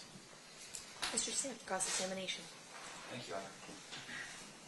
Sir, you are an investigator with the MGM, correct? MGM Resorts, the whole company. So it would be MGM as well as the other properties that are on the ship? Correct. Okay. And I'm assuming you're more than just yourself doing the investigations? Correct. Okay. May I have that document? May I approach on it? Yeah.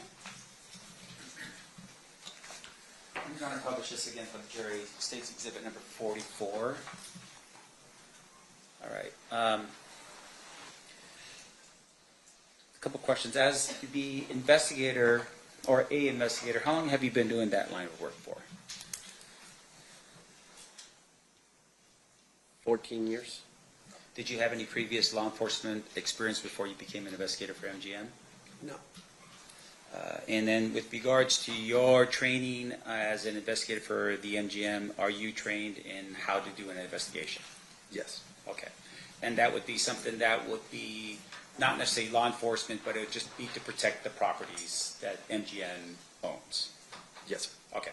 So with regards to the training that you have, is one of the things that you do in terms of training, learning how to write proper reports? Yes. Okay. Can you tell us why that's important? Documentation for future reference. You're time stamping an event in that moment that you are investigating it. And fair to say that with regards to report writing, it helps you later refresh your recollection if you're ever unlucky enough to be sitting in this chair facing towards these people, right? Yes, sir. Okay. In this case, you were asked to retrieve this video that was what we've all seen right now, right? Yes, sir. Did you have to write a report for that? No. Now, you had shared with us earlier that you had reviewed the videos. Anything about the review of the videos that would have required you to put it into a report? No. Okay. And you were going to, I must have cut you off. You were going to say something. Did you want to finish? I did not, like you said that I provided this video. Yes. I did not provide this video. Okay, so, and once again, we want to make sure that we're accurate, right? So what is your role in this whole thing and what you did here? The video that we all reviewed, to be able to say that it's MGM Grand's video, that's MGM Grand's location, and whatever you guys want to talk about inside of the video. Right. So in terms of you verifying it, was it just you looking at the video and saying, yes, that's the casino floor of the MGM? Yes. In terms of the date and time, for instance, you're just relying on what's date stamped and timed on the actual video that you watched, right? Yes. I mean, you don't have any other way of verifying any of the time and date in this case outside of what's time stamped on the video, correct? Correct. Okay. And that's not a trick question. I just want to make sure it's clear. Yeah, you're good. But in terms of the case itself, was there an internal number that was assigned by the MGM property specifically as to this event in September of 2000 or 1996?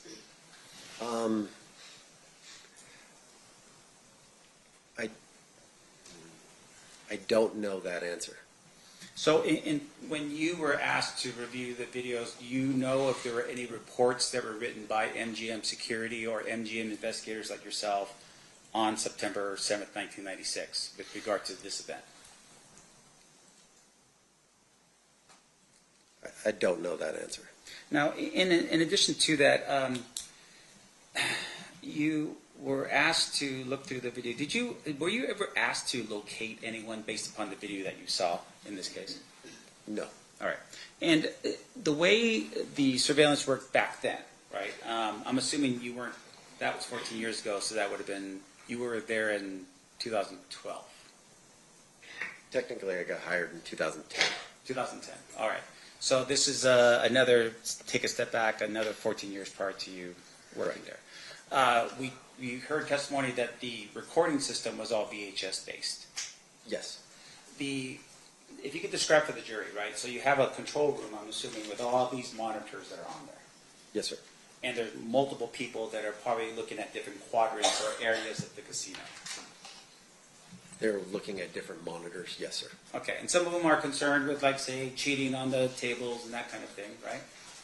That is a different team altogether. I see.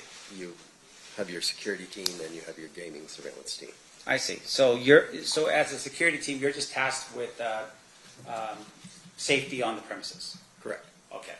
And so in this case, when those cameras are going around, they're going around automatically until such time as somebody in the control room looks and says, oh, there's something going on right here, and then manually focuses the camera over there.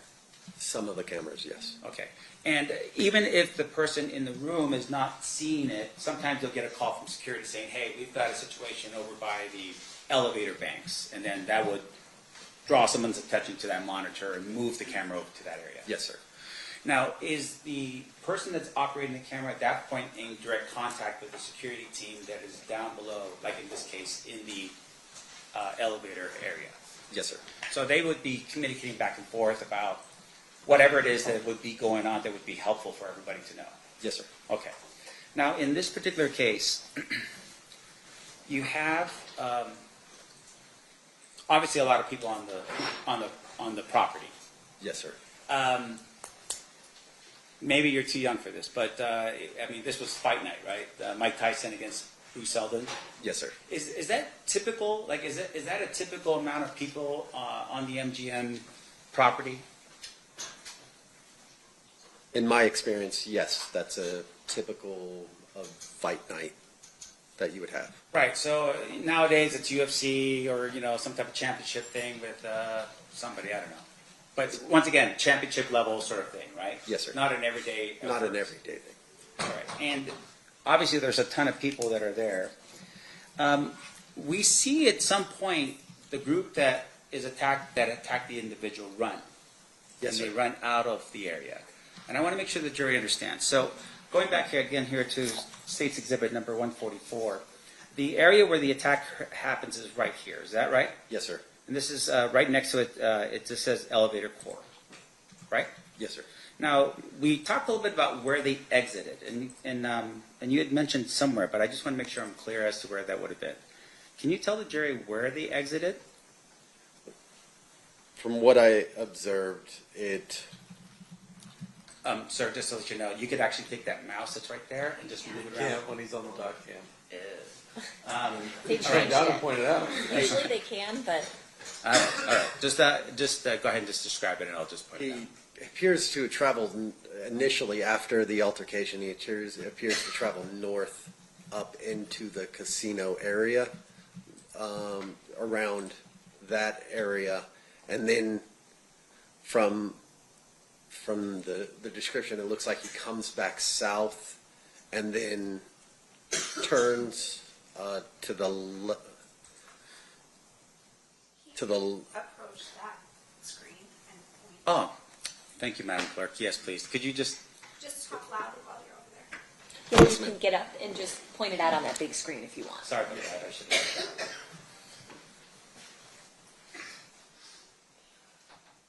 The altercation occurs in the elevator core.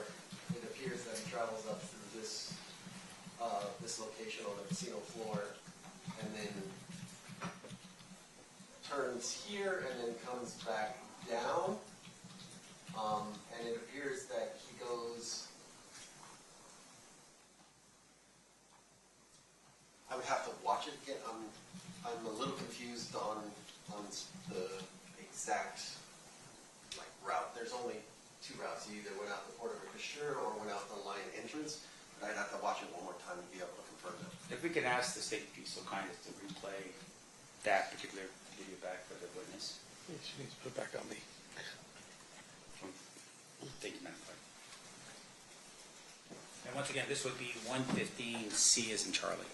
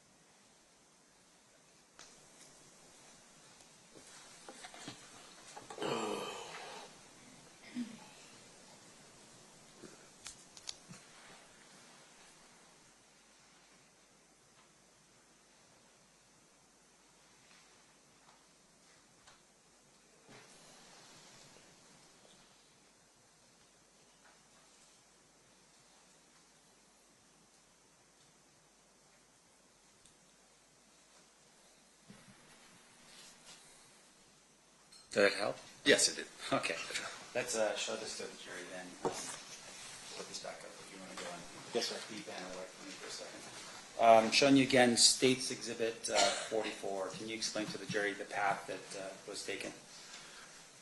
Initially, it starts in the elevator core. They exit the elevator core. They enter the casino floor. They come down. They pass the cage. They pass the Emerald City, and then they're out the line entrance. All right, and for the record, the line entrance is on the corner of Las Vegas Boulevard and Tropicana? Correct. Thank you. Now, with regards to how we're able to determine this, obviously it's we're looking at this particular map here, and there's names of certain parts on here. Did that help you in terms of seeing where the camera locations were? Yes. As well as just looking and seeing that there was a casino cage and there was, you know, you were able to determine just based upon that where everything was? Correct. Okay. Now, looking at the map again as well, can you point out for us the number of cafes that's located on the property?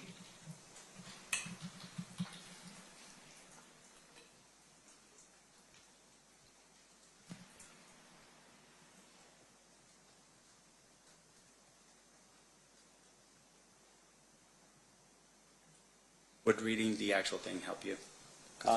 Yes, I think it would have. You want the number of cafes, sir? Yeah, just tell me how many cafes are on the map.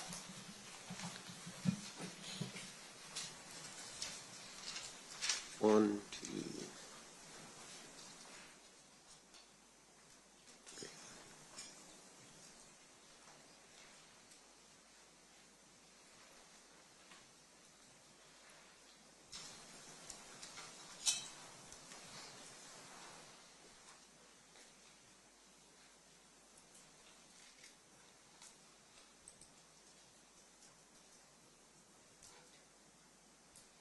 Three?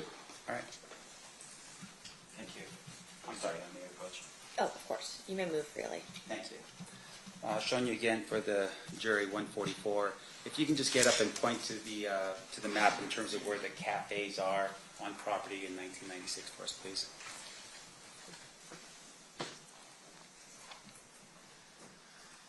You have the Coyote Cafe, this video,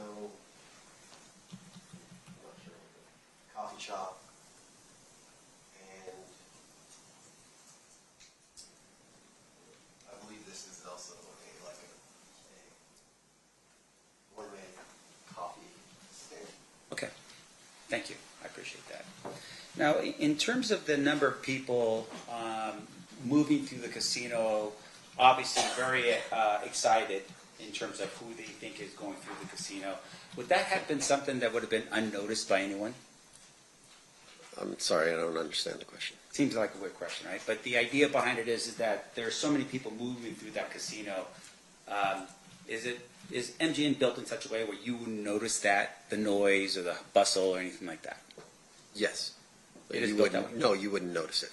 And in terms of the number of people that are going through there at that particular time, you have camera angles, right? And they're showing us where these people are going, right? Yes. So outside of the casino, going back down here to the bottom of 144, were there any camera angles out here in the line entrance to help us see where the individuals left and what direction they went to? Not that I'm aware of. And fair enough that there is actually cameras that are outside the property as well to protect the MGM property, right? Generally, yes. I don't know what it was at this time. Sure, and I'm not trying to pin you down, but the idea behind it would be, even now, for instance, there would be surveillance cameras to help protect the property. Correct. Now, directing your attention over here to, you had mentioned this before, what is this called here? I don't... The Porta Cashier? Okay, what is that? It's a drop-off, pick-up, a taxi line, limo service. It's basically everything for the guests arriving to the property. Arrive and leaving at the same time? Yes. Okay. And fair enough, once again, there should have been or would have been cameras as far as you would believe, in the hotel registration area as well as this Porter Sure. Porter, yes, sir. Thank you, Kashur. There would have been cameras there. At least now there are. Yes, sir. Okay.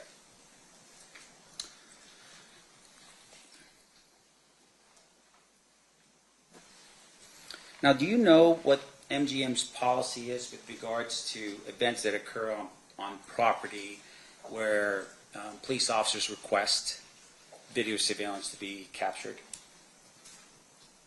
Yes, I know the policy. Okay, what is the policy?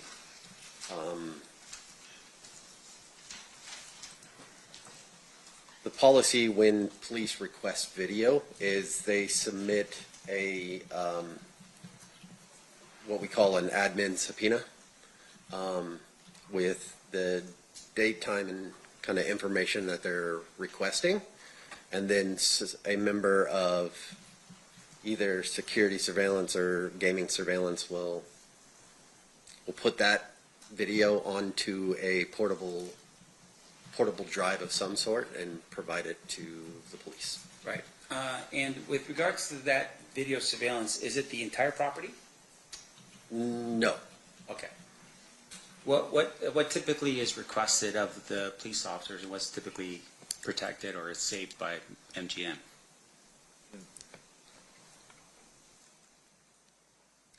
Situations dictate, but whatever they're initially requesting, if they're looking for a physical altercation, that's what they're going to get, is the physical altercation. We don't provide, a 24-hour movement of the persons. It depends on what they're requesting. Right. So in this particular regard, you have an individual dressed in a Dan Marino jersey that at some point leaves the elevator area. Recall that? Yes. Now, do you know if there was ever a request to follow that individual through the casino and maybe off the casino premises just because he had been involved in an altercation with some other people? I'm not aware of any request.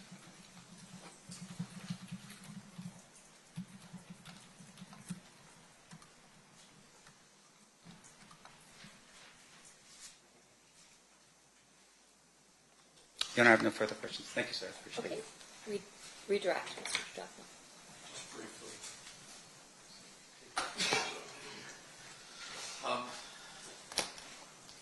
You mentioned one, you didn't know if this was 1996 or not, correct? Correct.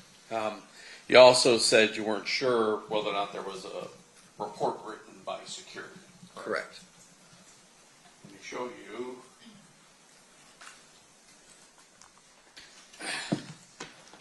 Does that document generally look familiar to you? Yes, it does. Okay. And that indicates the accuracy of the times on the, generally speaking, on the video that we have. Yes, sir.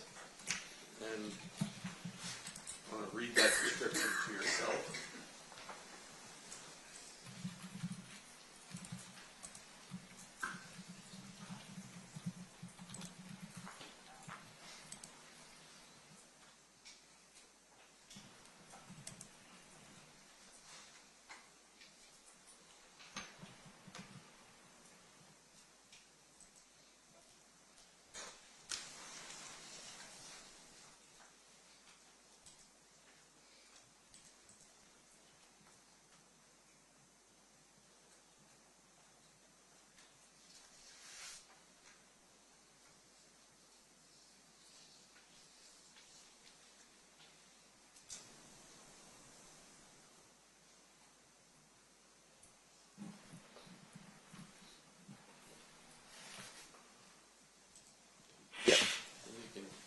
And there's more.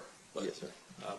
Based upon reading that, are you comfortable that the Coyote Cafe was present in 1996? Yes. And the report, does it indicate that Orlando Anderson was trying to, this person in the 13 was attempting to push past security into this cafe when he was attacked? Yes, sir. Nothing further. Any recross based on that, Mr. Sanders? And I'm sorry, sir, I forgot your last name. Ingram. Ingram. Mr. Ingram, the report that you just read, did you author that report? No. Now, in terms of the report, fair to say the report is basically reflecting what's found on the videos that's been provided by the state.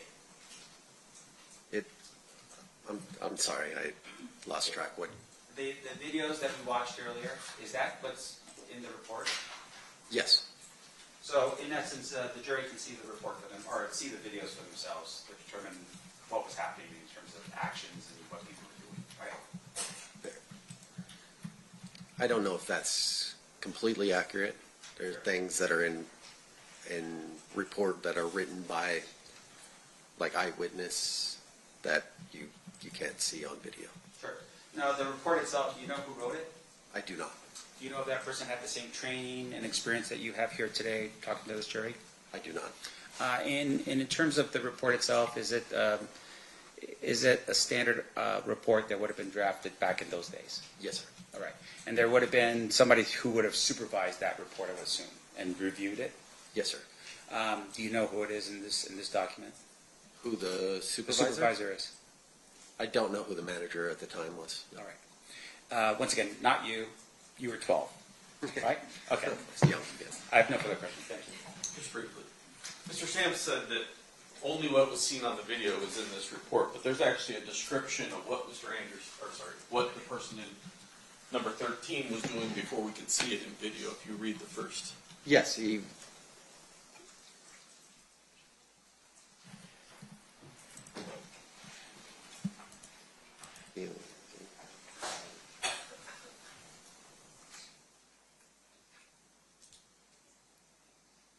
Yes, sir.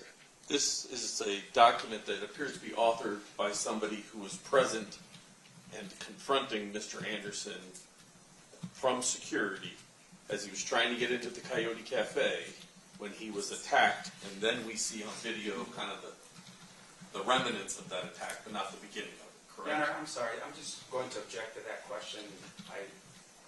Well, he opened the door with that question by saying... What's your response on leading? Oh, as the leading? Oh, okay. Read the first 4 lines of the report. I'll rephrase my question. Okay, so it's sustained. You may rephrase. Read the beginning of the report. On Sunday, August 7th, 1996, at approximately 8:50 p.m., this officer was in the elevator core when I noticed a BMA wearing a sports jersey force his way past the officers. Your Honor, at this particular point, I'm going to object as this is hearsay, and there's no exception to this particular statement being brought in. Okay, your response on that one? 2 things. 1, he opened the door by claiming this report only says it's that. 2, it's a report generated at the time by the person who witnessed it, and it is a record of the MGM from MGM in 1996, all of which would qualify for admissibility. Your Honor, may we approach? Sure.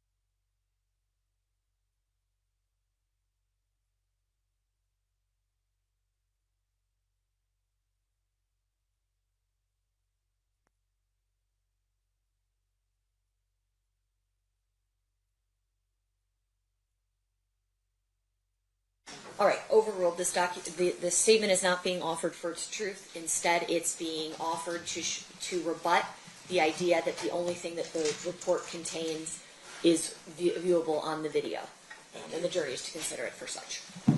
If you could just, I guess, start over. Start at the beginning there and stop at the point you get to this person in the jersey getting attacked. On Sunday, August 7th of 1996, at approximately 8:50 p.m., this officer was in the elevator core when I noticed a BMA wearing a sports jersey force his way past the officers. Chelsea, I can't read the first name, Muniz Roberts, at the North Key checkpoint by Coyote Cafe. The unidentified BMA was questioned by myself and Officer. Your screen went black. Oh, sorry. I love technology. Mm-hmm.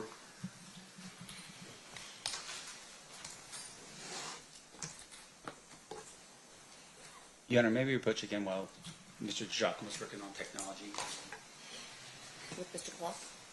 Okay. Yes.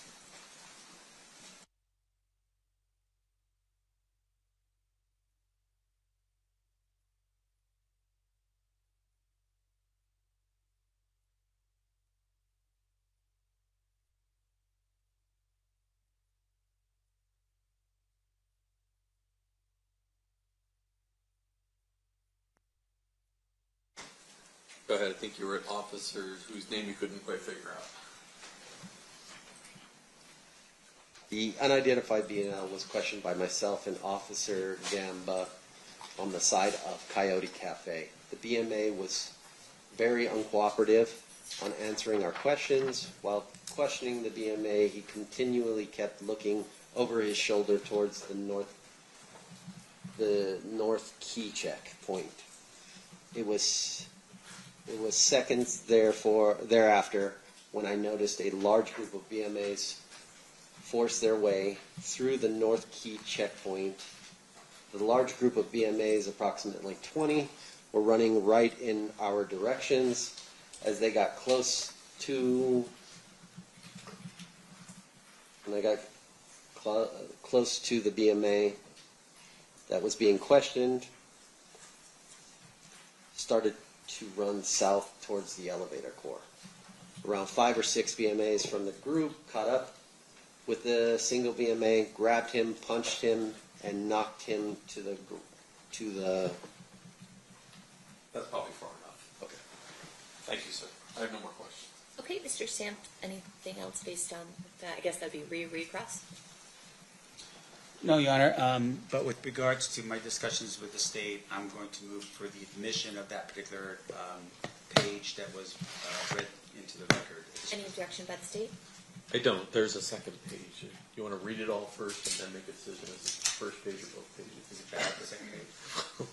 At least page 1 will be admitted. Page 2 is still up in the air. But would that be next in line for the state, or do you want it as defense exhibit, Mr. Sampson?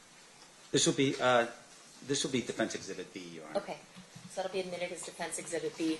We'll hold tight to see if you want 1 or 2 pages. How many pages? Potentially 2, but right now. Okay. Yeah. Let my clerk know. Yes, ma'am. Thank you. So nothing further. Nothing further there. Any questions from the jury for Mr. Ingram? We do have at least 1. Okay, can I have the parties approach?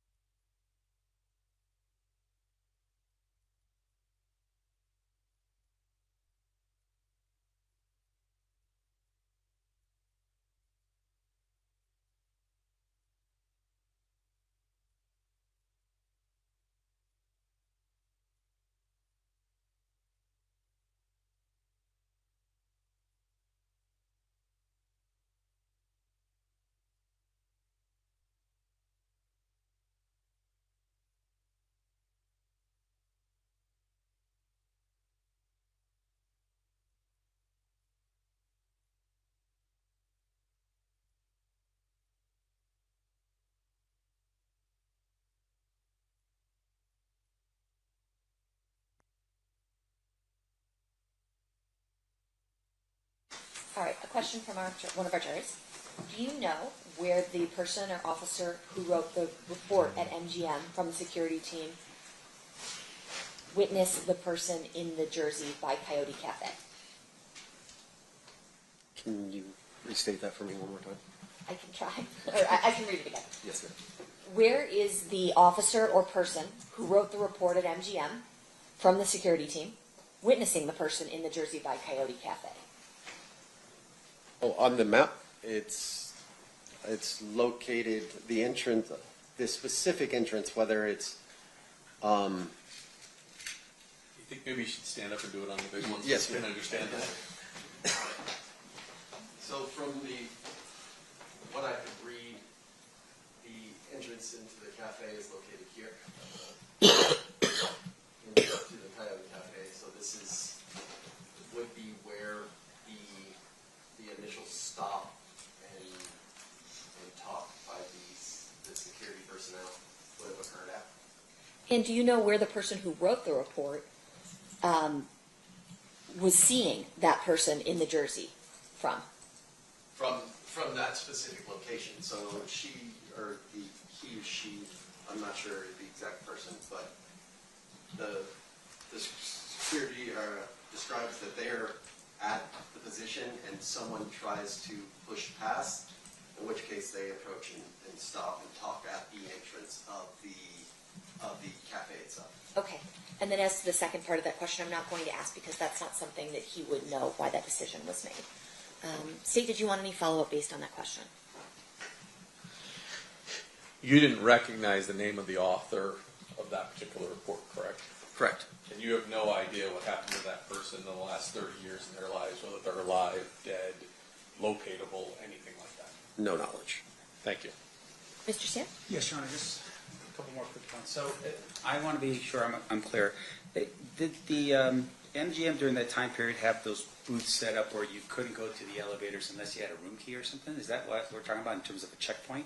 The checkpoint is, it's not a physical location as much as it's a security position where they would check room keys to get into an area. So if the report is saying someone was trying to push through, they're trying to go past that area into the elevator area? I mean, where are they going? That's the direction that he travels. The security report states he tries to get into the cafe, and then when he's approached by the large group of males, he runs towards that checkpoint. So he's trying to get out or through the elevator core down into or wherever he decides he's trying to go, but that's the checkpoint. That little looks like a telephone next.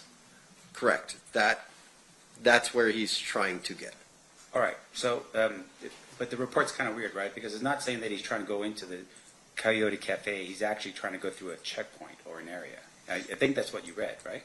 I would have to reread it again, but I believe he tried to get into Coyote Cafe first. Okay, so he's going, there's a ton of people, they're all leaving the fight, and for some reason, him going into the Coyote Cafe causes security to go after him? If it's closed or if it's blocked for a private party, I'm not exactly sure, honestly, why they would do it. I see. So, I mean, but outside of that, your idea as to why the Coyote Cafe would not be open to this particular individual in the Merino jersey would have been because it's closed for a private function or closed completely. Correct. Okay. No further questions, John. All right. Thank you. Mr. Ingram, you are excused at this time. Sorry, Judge, can I have one follow-up to that? Oh, okay. Or the cafe is overcrowded and they're stopping people from going in. Correct. Thank you.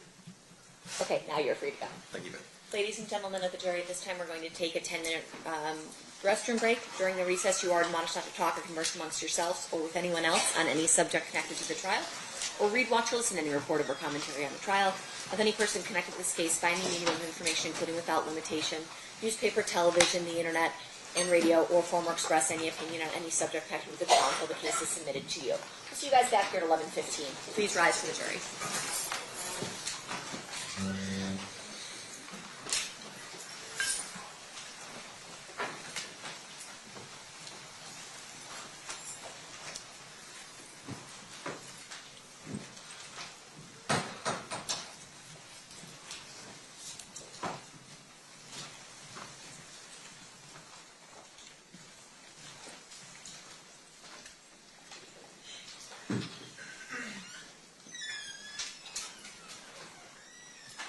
outside the room, anything we need to address outside the presence.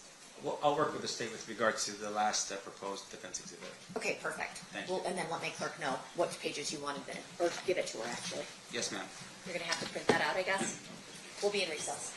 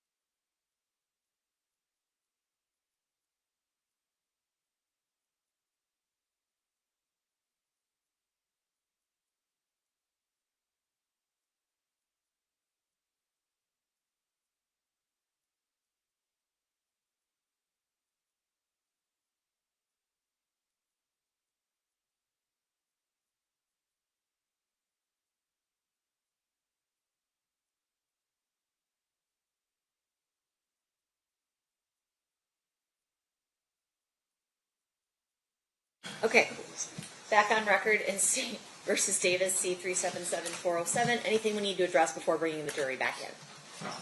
Hang on. Let's bring them in. Please rise. Rise for the jury.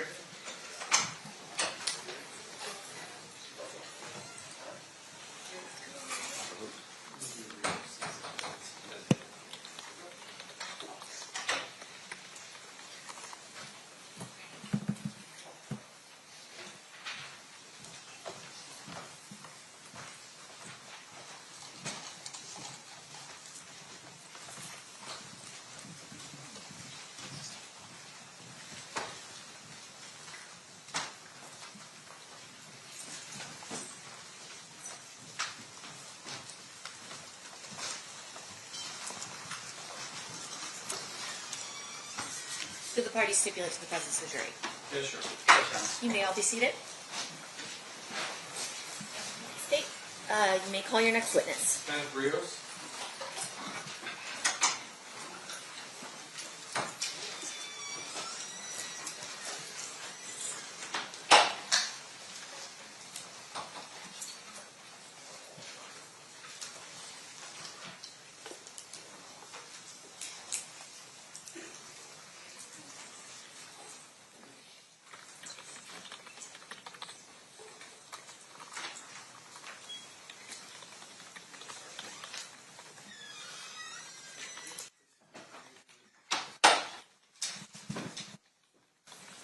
Good morning, sir. Good morning. Do you solemnly swear or affirm the testimony you're about to give in this action shall be the truth, the whole truth, and nothing but the truth, so help you God? Yes, I do. Thank you. You may be seated. And sir, if you please state your full name and then spell it for the record. Kenneth Rios, Kennethrios. Thank you, Mr. Rios. Mr. DiGiacomo, you may proceed whenever you're ready. Thank you. Sir, how did you used to be employed?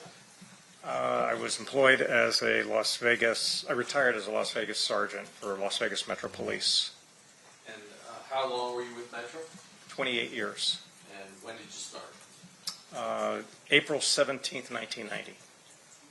May I direct your attention to September 7th of 1996 at about 9 p.m.-ish in that area. Where were you working? I was working as uniform patrol at the MGM Hotel. At that time, did you learn of a situation that occurred in the elevator section of the MGM? Yes, I did. And did you respond over to that location? Yes, I did. And did you have contact with an individual wearing a Dan Marino number 13 jersey? Yes, I did. I'm going to play a little video for you. Can we go back, Tommy?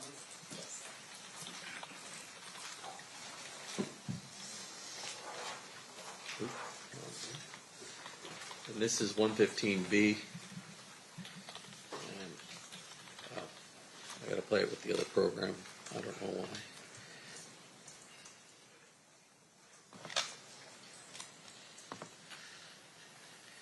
I'm going to back up just a little bit here.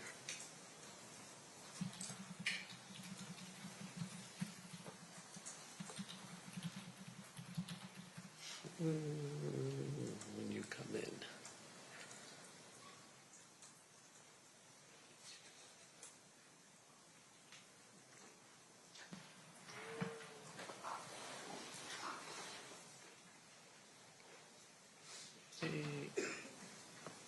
Started right about here. You let us know when you see yourself. I see myself. All right. And which of the three officers we have on scene there are you? The one with the dark hair.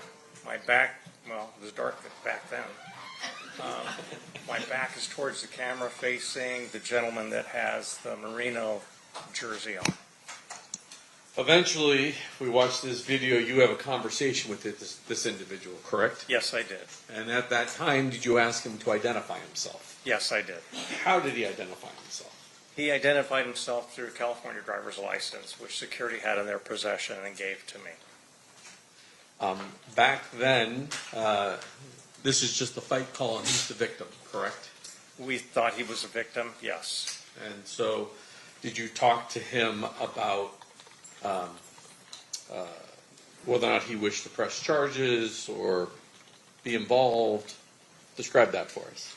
Yes, I asked him first if he needed medical assistance, and he refused. He said he was fine. I then asked him what happened, and he told me basically that a couple of guys that he didn't know jumped him. And once again, I asked him if he needed medical. He said no. I asked if he wanted to file a report, and he said no. At that point, was he released and free to go on his way? Yes, he was. Later on that evening, did you learn about a shooting involving Tupac Shakur? Yes, I did. And then were you asked to then draft a report as to what your interaction was with Mr. Anderson? Yes, I was. And at that time, what name did you remember for Mr. Anderson? It was Orlando. I remember his first name. Is it anything unusual that when a victim gets attacked and doesn't want to press charges or write a report, for you not to have written a report that night? No, it's not. Basically, if you don't have a victim, you don't have a crime, as we put it, which isn't necessarily true. You always have a crime. But if you don't have a victim, the chances of prosecution, you won't get any information, and so we don't take a report if the victim refuses. It's only afterwards, the incident that occurs a couple hours later, you then go back from memory and write down what you recall from this incident. Yes, I did. And you were able to remember his first name as Orlando. Yes. Nothing further. Cross, Mr. Sift. Mr. Rios. Yes, sir. Did you review anything in your preparation for your testimony here today? Yes, I did. What did you review? I reviewed my officer's report. I reviewed my memory. I reviewed also the last statement that I gave, I believe, was to the grand jury a few years ago. Okay. And I would assume that prior to your testimony to the grand jury, you reviewed your officer's report back then even? Yes. Yes, I did. Prior to testifying in front of the grand jury? Yes, sir. Okay. Make sure we're clear here. You wrote that report. That's in the normal course of your duties as a police officer? Yes, sir. No exception to, in terms of you conducting your business as a police officer, that you don't ever write a report? No, there's some instances where I may not write a report. Sure. Can you tell us what those instances are? Not offhand, because it's been so long. You don't write a report for everything that you do. Everything's recorded in some way through the computer or through dispatch, I'm sure. But to sit down and write a formalized report on all my actions, no. So in terms of all your actions, are you saying, like, for instance, if you get up out of your cubicle and you go into your sergeant's office to talk about fantasy football, oh, no, that wouldn't have been back then, talk about the game between the Bears and the, Chargers, we're not talking about that kind of documentation, right? Right, I would never talk about the Bears, but yes. Okay. And there we go. And in terms of the way, though, you would handle, like, for instance, if you're doing an investigation, or in this case, you're part of an incident that occurs, a report would be drafted for something like this. Yes and no. It would just depend. It would depend, it would depend on some factors. In this case, there was no victim. He refused any kind of help. But it was worth noting because of his involvement. Yeah, and so the state had asked you a question specifically as to when you wrote your report. You wrote it after you got off of this particular shift. Is that when you wrote your report? I don't recall when I wrote it, but I'm sure that my officer's report would reflect that time. But I know I didn't write it immediately after. All right. And in terms of your knowledge that Tupac Shakur had just been shot, your testimony to the jury is that you had understood at that point that potentially a person by the name of Orlando may have been something to do with that particular case. I don't recall if that was the reason why I wrote the report, if that's what you're asking. Yeah, because I'm a little curious. Like, how do you, there's a shooting of Tupac Shakur. How do you, is it because you heard that there's a shooting about Tupac Shakur that you go, wait a minute, there was an incident that occurred with Tupac on property? Is that how we get to this point? Back then, I don't recall if that was the process that I went through to make the report. I don't believe so. I believe that there was some other officers that probably told me and suggested that I write a report because of his possible involvement. Right. So news goes out throughout the valley. Tupac has been shot, and then you're advised, hey, there was something happening with Tupac. Just capture whatever it is that you remember. Right. I don't recall that happening that way, but for most intents purposes. Right. Now, in terms of your report and you writing it, you're still, I mean, you're still on property when you hear that this incident had occurred with Tupac Shakur. I don't recall where I was at the time. Okay.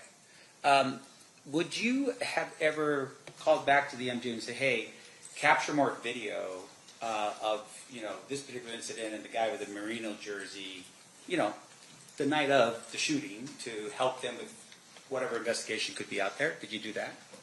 Not that I recall, no. Do you know if anyone else among the 3 officers that were there or any other officers would have done something like that? I have no idea. Okay. Maybe they're all Bears fans, and that's the reason why they didn't do that. It could be. Yep. Let me ask you this, though. In terms of your this particular night, extra officers show up as overtime. They work overtime. Is that what this is? Yes, sir. All right. And they're doing it for a special event, right? Yes, sir. And in this case, this special event was the Tyson fight. Yes, sir. All right. In terms of the amount of people in Las Vegas, I would imagine there would have been a lot. A lot of people? Yes. Yes, sir. We see video showing, obviously, a lot of people at the MGM. Yes, sir. And would it just be the MGM where the fight was taking place, or would that be throughout the Strip? No, there'd be officers on other properties. Yeah. And once again, these officers are on there because of the anticipated flow of people coming into Las Vegas for this special event. Yes, sir.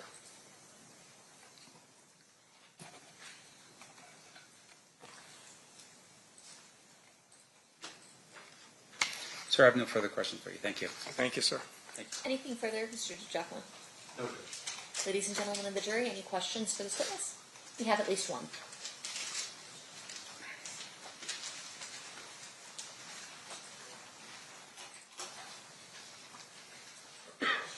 May I have parties?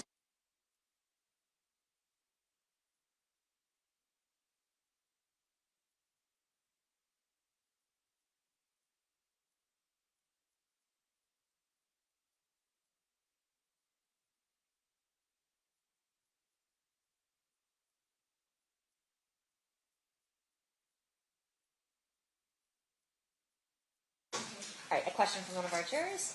After an incident like that, is it customary to not follow the people who did the assault? Is it common for everyone to stay with who you thought was the victim? My position at that time, yes, it would be to stay with the victim because we had already radioed 2 other officers that were on scene. Okay. And as well as the MGM security had radioed to their officers up front. So it would have been my responsibility to stay with the victim to make sure that he wasn't in dire need of medical assistance or still wanted to file a report. Okay. Any follow-up based on that, Mr. DiGiacomo? No. Mr. Sanft? No, Your Honor. Okay, perfect. With that, you are free to go, Mr. Rios. Thank you. All right. State, who's your next witness? William Hedemeyer? William Hedemeyer. William.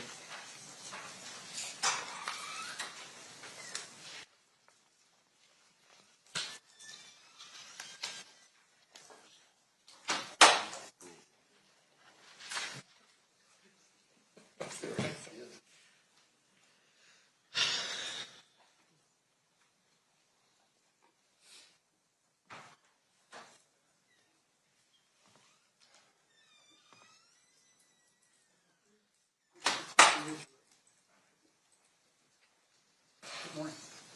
You solemnly swear or affirm the testimony you're about to give in this action shall be the truth, the whole truth, and nothing but the truth, so help you God? I do. Thank you, may I have a seat? Thank you. And sir, if you please state your full name and then spell it for the record. It's William Heidmeyer, William W-I-L-L-I-A-M, and Heidmeyer, H-E-I-D-M-E-Y-E-R. Sir, whenever you're ready, state you may proceed. Thank you. Sir, back in 1996, were you working here in Las Vegas? Yes, I was a security officer at the Maxim Hotel and Casino. And the Maxim these days is now the Westin on the corner of Koval and Flamingo? Correct. And it's on the northwest corner? Yes, northwest corner.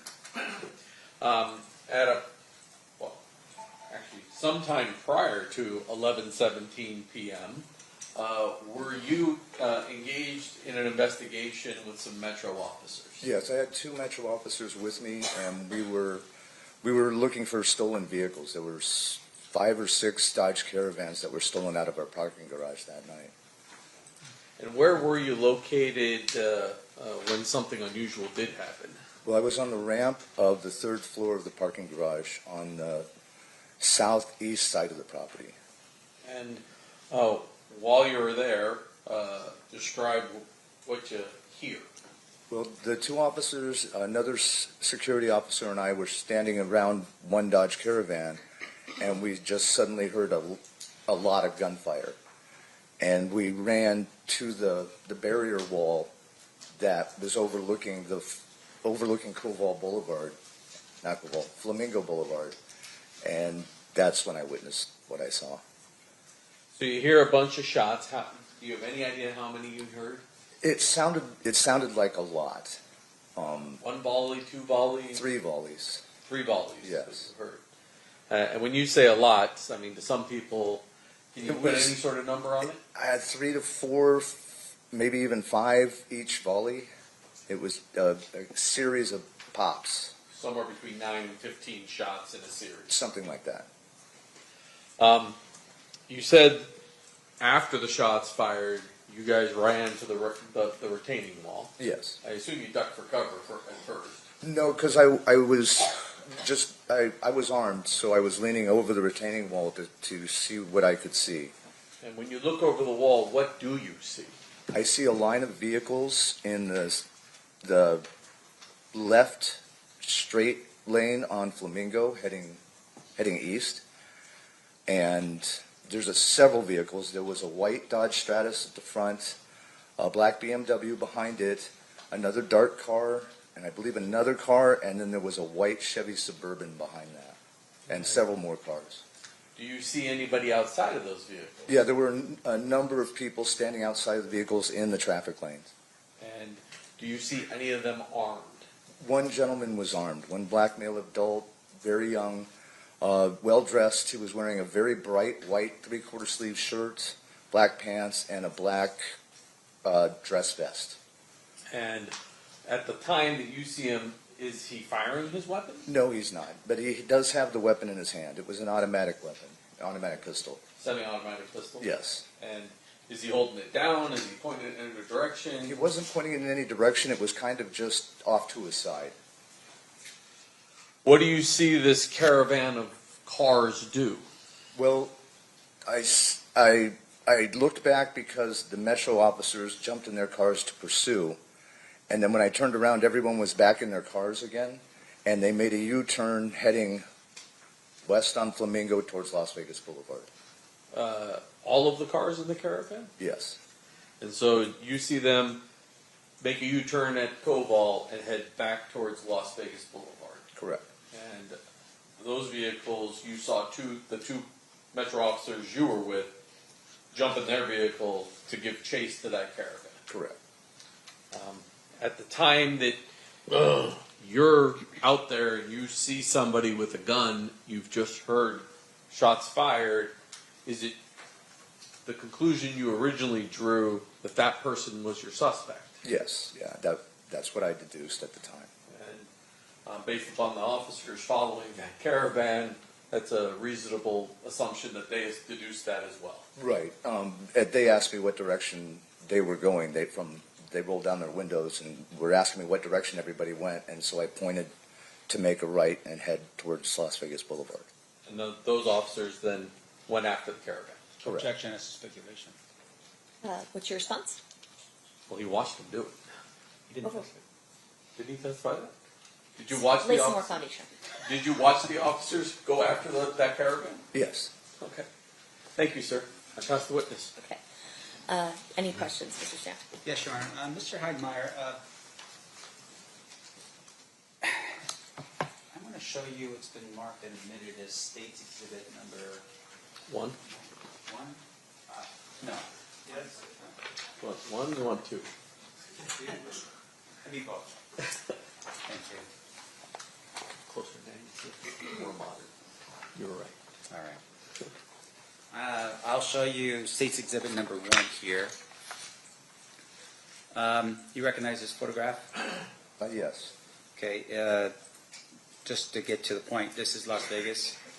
Yes. All right, and I'm just more concerned right now about the actual streets themselves. Can you just show us? Actually, you know what? If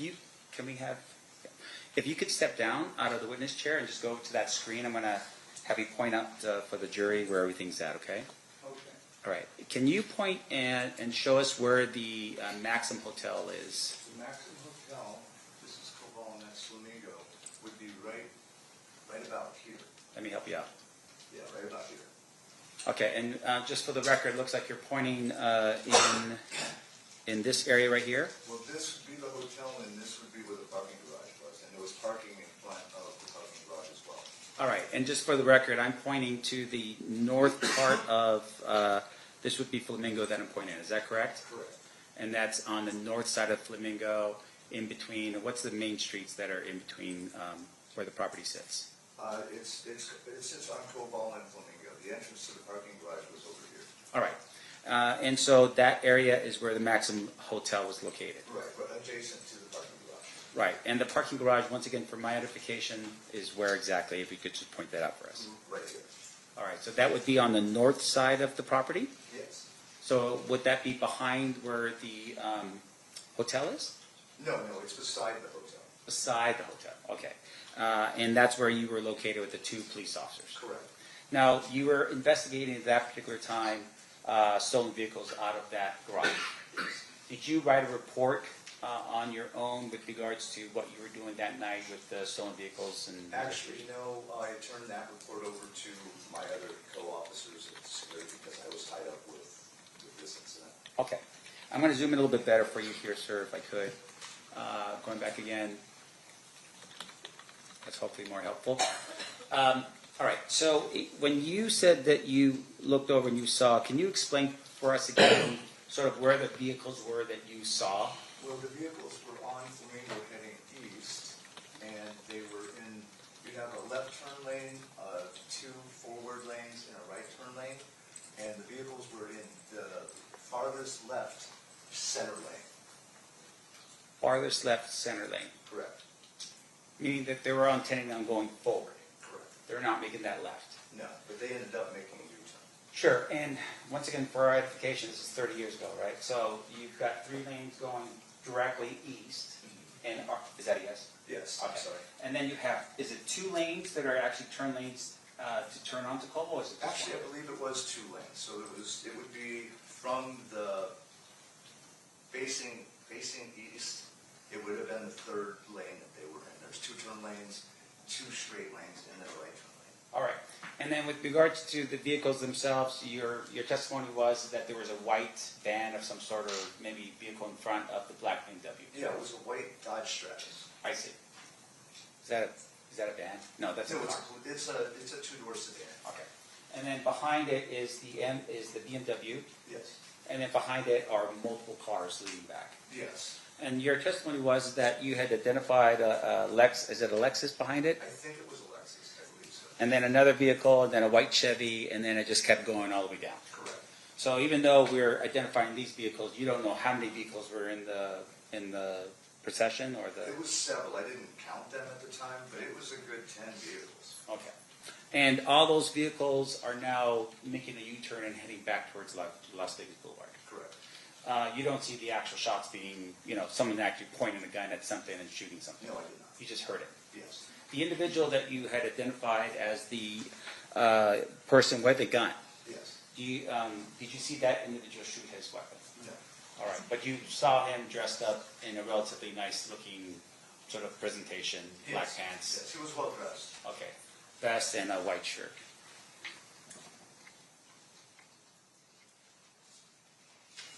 Okay, I have no further questions. Thank you so much, sir. I appreciate it. Yeah, you can go back up there. Yeah. Sit down. Yeah, sorry. Thank you. Thank you. No worries. State, anything further? No, Your Honor. Ladies and gentlemen of the jury, any questions for this witness? Seeing none, thank you so much for being with us, Mr. Heidemeyer. You are free to go. All right, thank you very much. You're welcome. State, you have one more, right? Before Yes, lunch? Judge. Okay, who's that going to be? Dino Kelly.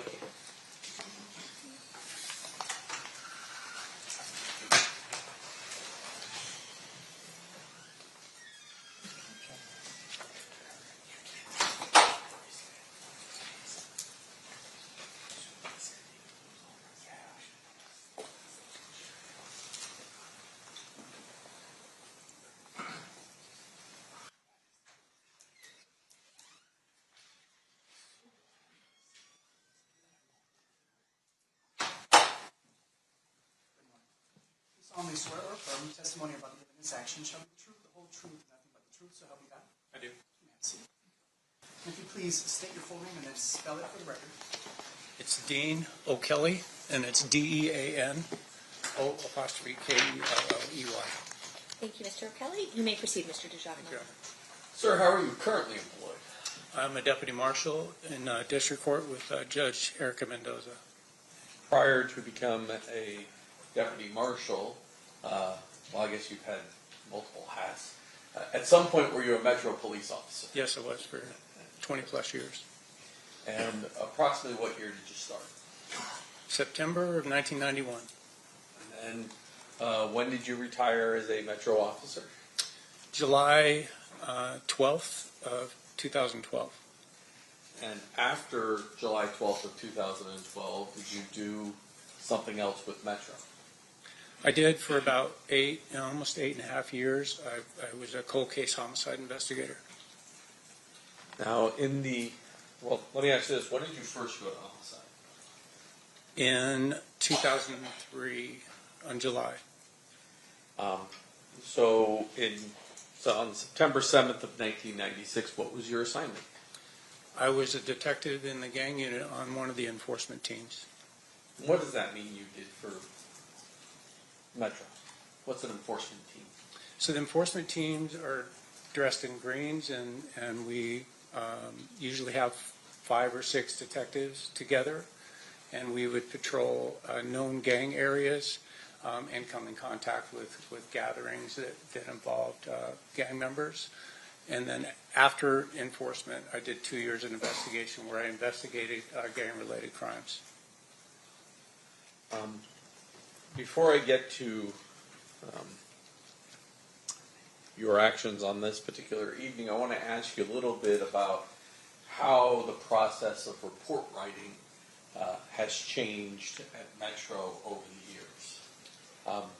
You have handled your own cases since the early 2000s, but you also were a cold case investigator, which I assume that means you also have experience with years and years and years before you ever even became a police officer. Certainly. Was there a particular way that cases were documented up until the early to mid 2000s? I mean, I think there's been some changes over time just because of the digital age. And, you know, when I first went to homicide, we were still using typewriters that had the little spinning ball on there and actually typing in triplicate, those types of things. Keeping our notes, you know, handwritten in our notebook. And then it kind of changed over time. Everything went digital and we started keeping things on the computer. And so when we're talking 96, there was multiple reports written by officers as they did things because there wasn't the same computerized systems we have today. That's correct. Modern day, is there something called a main case report or a main officer's report related to homicides? Yes, there is. Explain that to ladies and gentlemen. So what we normally do, and it kind of depends on the detective themselves. I mean, you probably worked with people that have Post-its all over their desk and it's a total wreck and you have no idea what you're looking at, but they know where everything is and they know how it's organized. We had detectives that were like that. Me personally, I would keep everything on what's called a case management form. So from the very beginning, from the very start of when we got a call and we're keeping notes in a notebook, all that information go into a case management form. So I wouldn't be initially concerned with an officer's report getting started at any point, because I was using that management form each and every time we did something investigatively. If we took a phone call from, a witness, then I would document that on that form. And at some point, especially if you had somebody that was in custody, you would transfer all that information over into an organized officer's report, which would then have the title at the top. It would have the date and time and location of when the incident occurred, who's involved, who are the suspects, who are the victims, who are the witnesses, and it would be in a chronological order in an investigation.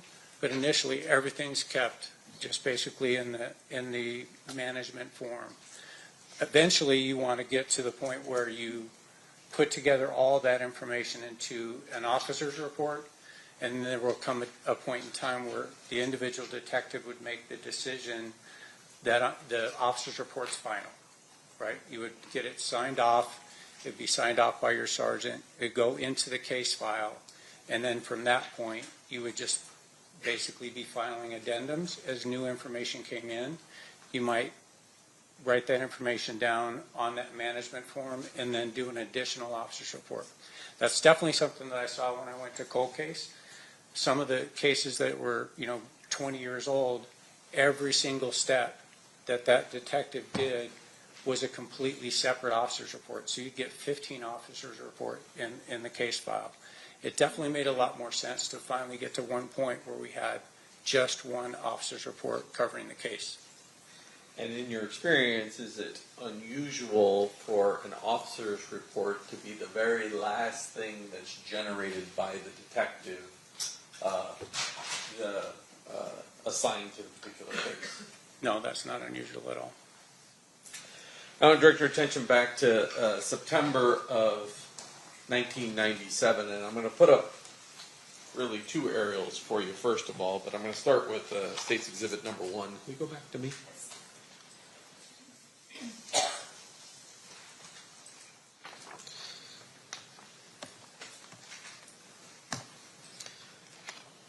That appears to be an aerial of Las Vegas Valley. Yes. Okay. And it's clearly more modern than 1996 because you can see T-Mobile over here and some other things. Is that correct? Quite a bit different today. Yes, that's true. And then I'm going to go back and show State's Exhibit number 2. This is a much earlier rendition of the Las Vegas Valley because T-Mobile's not there. Is that accurate? That's correct. Okay. And identified on State's Exhibit number 2 is where the I can't move. Oh, I can move the mouse away. Where it says Monte Carlo, that's generally where the Park MGM is today. That's correct. And at the time, back in 1996, there was a club called the 662 Club on Flamingo. Is that correct? Yes, very familiar with it. And is that referenced in State's Exhibit number 2 as well? It is. And is that generally in the location where it's at? Correct. So now I want to jump back to 1. At about 11:17 p.m. On September 7th of 1996, where were you? We were conducting enforcement activity kind of northeast of the location of Koval and Flamingo. And did something catch your attention? Yes. As we were out with a couple of 2-3 gang members, we heard over the radio an officer rather excited, certainly under a stressful situation, reporting shots being fired and requesting a code red on the radio. We weren't very far away, so we cut the guys loose that we were with, got in our vehicles, and with lights and siren, we went over to respond to the area of the Maxim Hotel. When an officer calls out code red, what does that mean? What is he trying to do? The code red is so that no other radio traffic is coming across except for what those officers are going through. So it's trying to keep the radio traffic to a minimum So we didn't even announce that we were en route. That's not important for dispatch or really anybody else to know that we were on our way, because we're waiting for updates from that officer or from the officers involved. So we stay off the radio. It's a sacred thing. You don't break the code red unless you really have to get on the radio. And where do you respond to? We responded to the intersection of Koval and Flamingo right there at the Maxim Hotel. Now it's called the Westin. But we went into the parking lot on the south side of the Maxim, and where we saw a patrol unit. At some point, do you walk out onto Flamingo? Well, let me ask you this. When you first arrive, is there traffic still driving eastbound on Flamingo? Yes, I mean, nothing's changed so far as traffic at that point, because whatever had happened was several minutes before that. So now people are still just driving by. We got to the parking lot. My Sergeant Cindy West, had inquired as to where the shots had come from, and we were able to look out into the street there on Flamingo, just west of Koval, and I saw in the headlights just little glints of light and recognized that. I spent plenty of time on a firing range, and I know what brass looks like on the ground. So we were able to determine where several cartridge cases were located in the street west of Koval on Flamingo. I'm going to approach and show you State's Proposed Exhibit 34 to 41. As you look through those, I'm going to grab something from the clerk.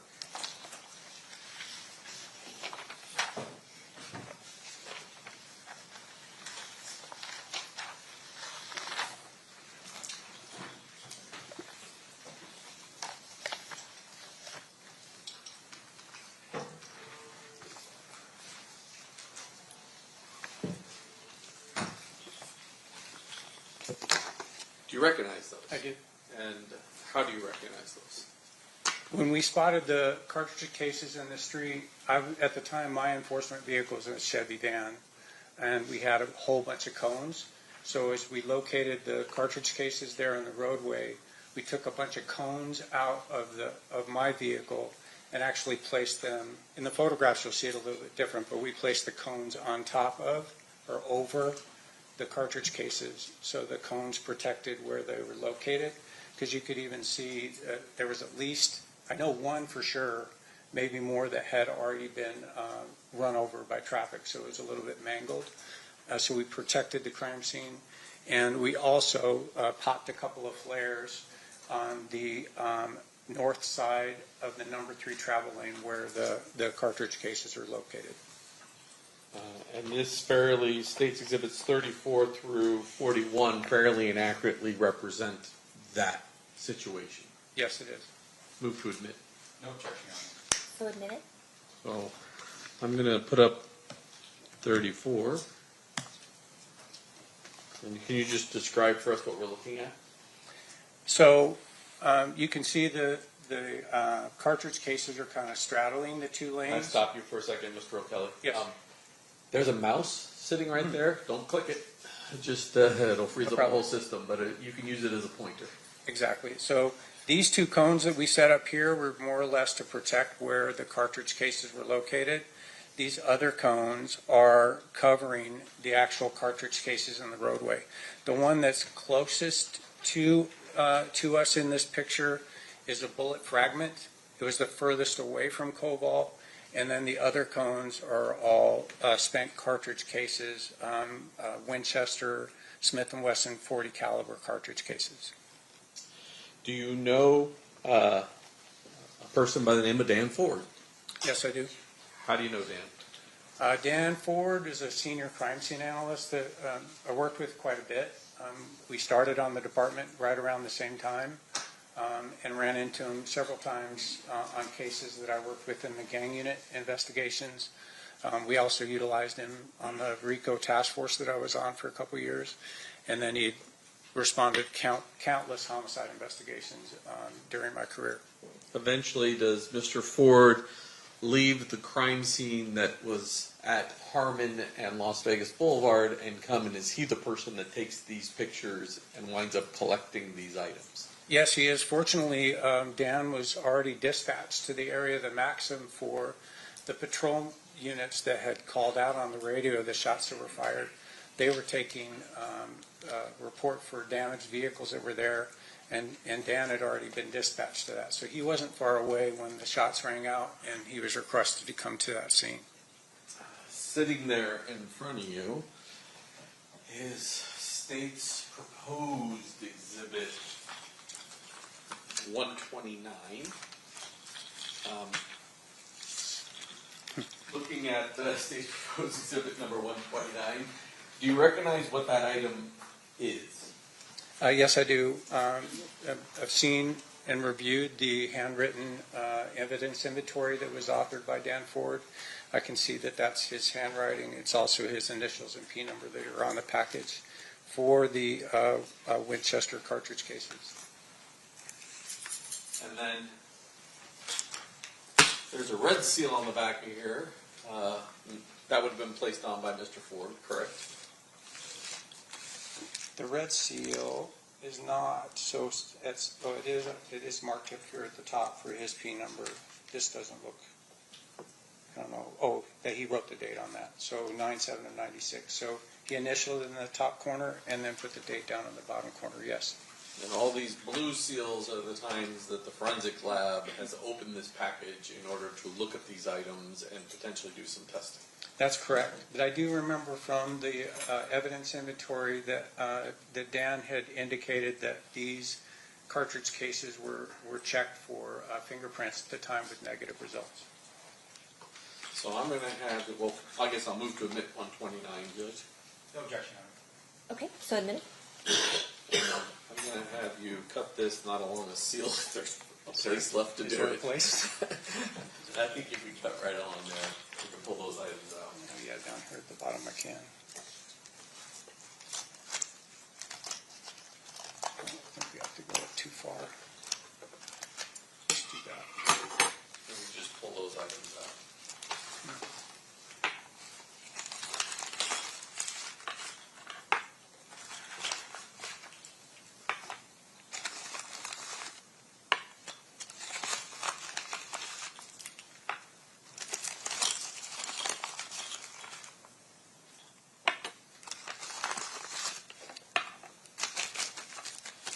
These, well, they will eventually be marked 129 G, A through G, but I'm going to show you this one, which has a 14 on the top of it. And you said you remember at least one of them was mangled. Mm-hmm.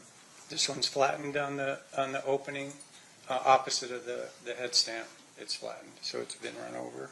And there appears to be at least one more of these that has some damage to it. And several will have damage to it. Is that correct? They're definitely misshapen. A couple of them are. This is actually the closest that I've seen them, because when we came out, we just put the combs right over the top of them, didn't mess with them at all. So I'm able to now look at even the primary impacts, which is significant. Why is that significant? Because a Glock pistol has a rectangular opening for the firing pin. It's vertically oriented on the front of the bolt face for a Glock pistol, and you can tell by looking at the primer impact that that's roughly the shape of the impact on the primer. So that suggests to you that the weapon was a Glock 40. That's correct. Now, Detective, or I guess it's Mr. O'Kelly now. Detective retired. I don't know. Deputy Marshal. Yeah, Deputy Marshal. There you go. While you're at the scene, are you getting updates on the radio as to potential suspect vehicles that you should be looking for? Periodically, again, that code red is in effect for quite a while, so there's not a lot of radio traffic that was going on. The call came in initiating the code red at at 11:17, we were short distance away, and we went code. Well, we ran code, so we did lights and siren. It didn't take us very long to get there. I know that Sergeant West waited until there was a complete lull in the radio traffic and announced that we were en route and arrived at the same time, and I believe that was at 11:26. We had been there before that, so we were there before 11:20. We were already there at the scene. So at about a little bit past 11:30, we got an update on the rough description of a light-colored Cadillac. I know at some point on the CAD report it said late 90s. It had to be late 80s, right? This is 96. And there was also some indication that it was in good condition, which would say that it was an older vehicle than late 90s, right? So we were looking for a light-colored, possibly white Cadillac with two black male occupants.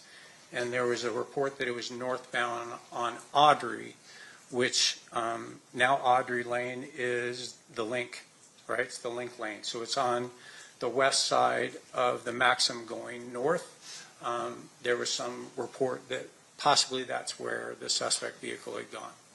So initial reports is light color Cadillac, last seen northbound on Audrey. Right, with two black males at that point.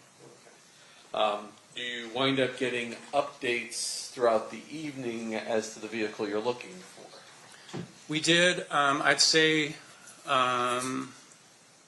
it was about an hour or so, about 12:45 maybe, right around that time, that we got an update that we were looking for that same white Cadillac in good condition, but potentially occupied now by four black males, and was southbound on Koval. That later made a little bit more sense to us, especially that we were out on the eastbound lanes of Koval, right just short of the intersection, and that the Cadillac had to have been to the south of the BMW, and it made more sense that they would have made a right turn. So that definitely clicked when we were told they were southbound on Koval. Does there come a point in time when you do what's known as an ATL or attempt to locate that particular vehicle? Yes. Thankfully, because Dan Ford was not too far away, we were able to get relieved from our protection of the crime scene where the cartridge cases were located. And I think we cleared exactly an hour after the initial code red was called. And that was the first thing that we did was we went south on Koval. We checked areas that we frequented in the gang unit, looking for potentially really any light-colored Cadillac. I mean, the kind of the yellowish lights that we have in town, the street lights that they use for low, so it's not too much light in town. Those can kind of throw you off on color. So we were looking for any light-colored Cadillac. We'll put back up State's Exhibit 1. During all this time period that you and your partner ATL'd for this white Cadillac, did you ever drive into the parking lot of the carriage house? No, I can say that in my 35 years, I've never been in the carriage house. Thank you. I'll pass the witness. Okay, cross-examination, Mr. Sampson. Sorry, sir, what's your last name again? O'Kelly, O''K-E-L-L-E-Y. Mr. Kelly, thank you for being here today. Your testimony, obviously, I would imagine before you were here, you probably reviewed your reports, whatever it is you wrote during that time period. I didn't write any, certainly. Even after I went to homicide, I wasn't involved in the investigation for this case. I did review the CAD report, the computer-aided dispatch report, noting those times. I don't have that great a memory, so I'm going to have to tell you that. And that handwritten evidence inventory by Dan Ford. I have both copies right here in my notebook. I see. So at the time you retired as a homicide detective? I did. and then at that point, you came back to work as in the cold case unit as an investigator. I did, yes. All right. Now, a couple things. First of all, when you retired as a detective with homicide, were there any outstanding reports that you had not drafted when you left? I can tell you that and people love me, so they got a limousine and we had a big party. So as there was a limousine out in front of headquarters at 400 Martin Luther King, I was typing the last officer's report that I needed to personally finish. I was leaving a partner behind, whose name is also Dean, so he was able to, tie up any of the cases that we had at that point. But I would say there were, but the ones that I knew I needed to get done before I left, I got done. And the reason why you prioritized those ones is because I would imagine they're still open investigations and you're handing it off to the next person to continue with your work. That's correct. It makes it easier for them if it's tied up as best we can. Right. Did you take any of your any of those cases with you when you went over to the cold case unit? When I came back to cold case, that was the original reason that I even agreed to do cold case homicide investigation was because of unsolved cases that I personally had investigated, one in particular. So as soon as I came back to cold case homicide, the very first thing I did was go and pull Jamie Sheldon's case and bring it over to my desk. That's the first case that went there. And we were able to work, I was honored to be able to work on cases like that and others that I had been a part of when I was a detective, yes. So in terms of, just explain to the jury what a cold case is. Can you explain that? Certainly. So a cold case is officially cold when the detectives who are originally assigned to it are no longer there, whether they transferred out or they retired. If there isn't an original detective assigned to the case, it's considered cold. Right? No one's assigned to it. Those cases can be handed off to other detectives that are still in the unit. I remember, when Marty Wildman left the department, he came over to me personally and said, hey, I'm handing Teresa Insana to you. Can you take this case on and continue to follow it up?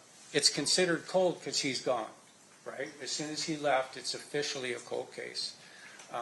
But if there's a detective who was originally assigned to the case, it's their case until they're done, right? You're not going to go stepping on toes and just pulling cases and start working on other people's stuff unless they asked you to do it. And with regards to the cold case unit, I'm assuming there's probably two detectives who are the official detectives for the unit, and then you have investigators, retired homicide detectives that help with the investigation? That's correct. Initially when Sergeant Hefner, sergeant in homicide, but then came back with me at the same time. So the two of us came back and we were on our own.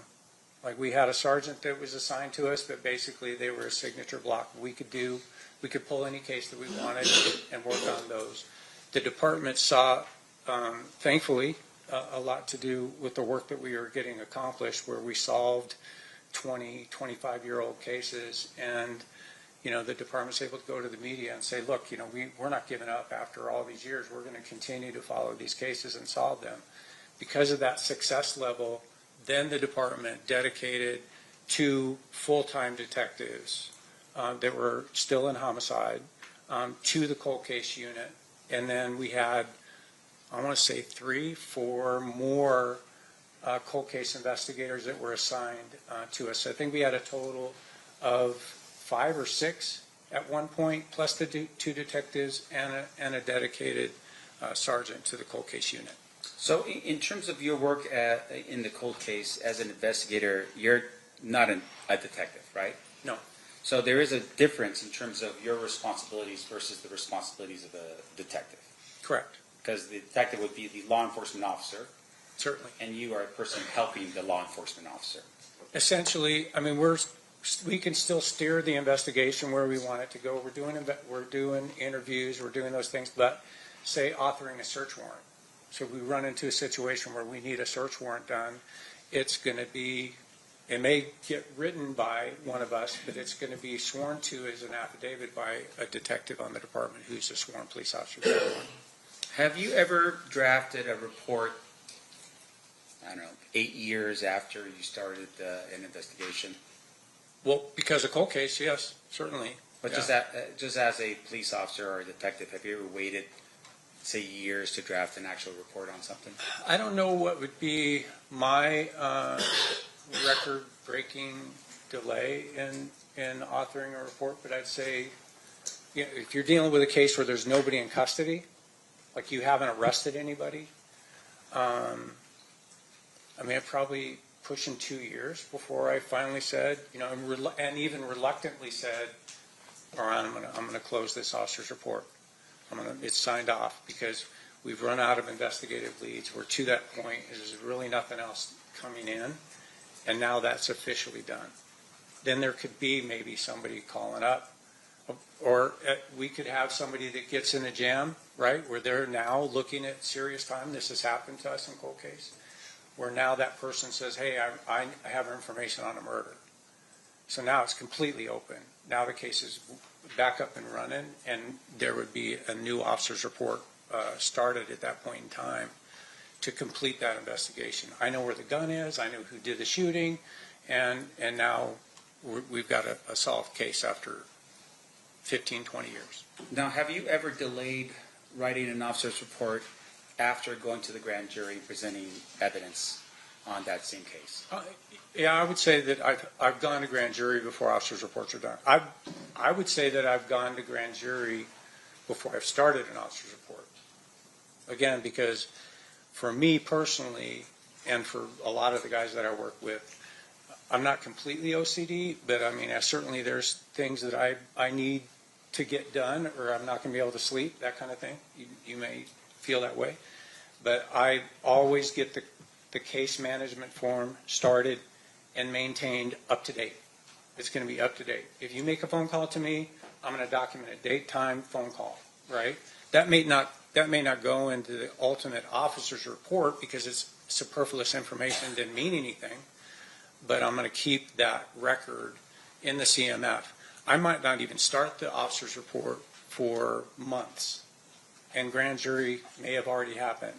Now, I feel now some pressure to get that done, right? Because if I'm going to grand jury, more than likely we have somebody in custody, and I want the district attorney's office to have the benefit of a completed officer's report, although it's not necessary. Right. And so if you had submitted it to the grand jury or done your grand jury, you're telling us at some point you could delay finalizing your officer's report. Yes. Okay. Now, would you delay that officer's report until after you retire?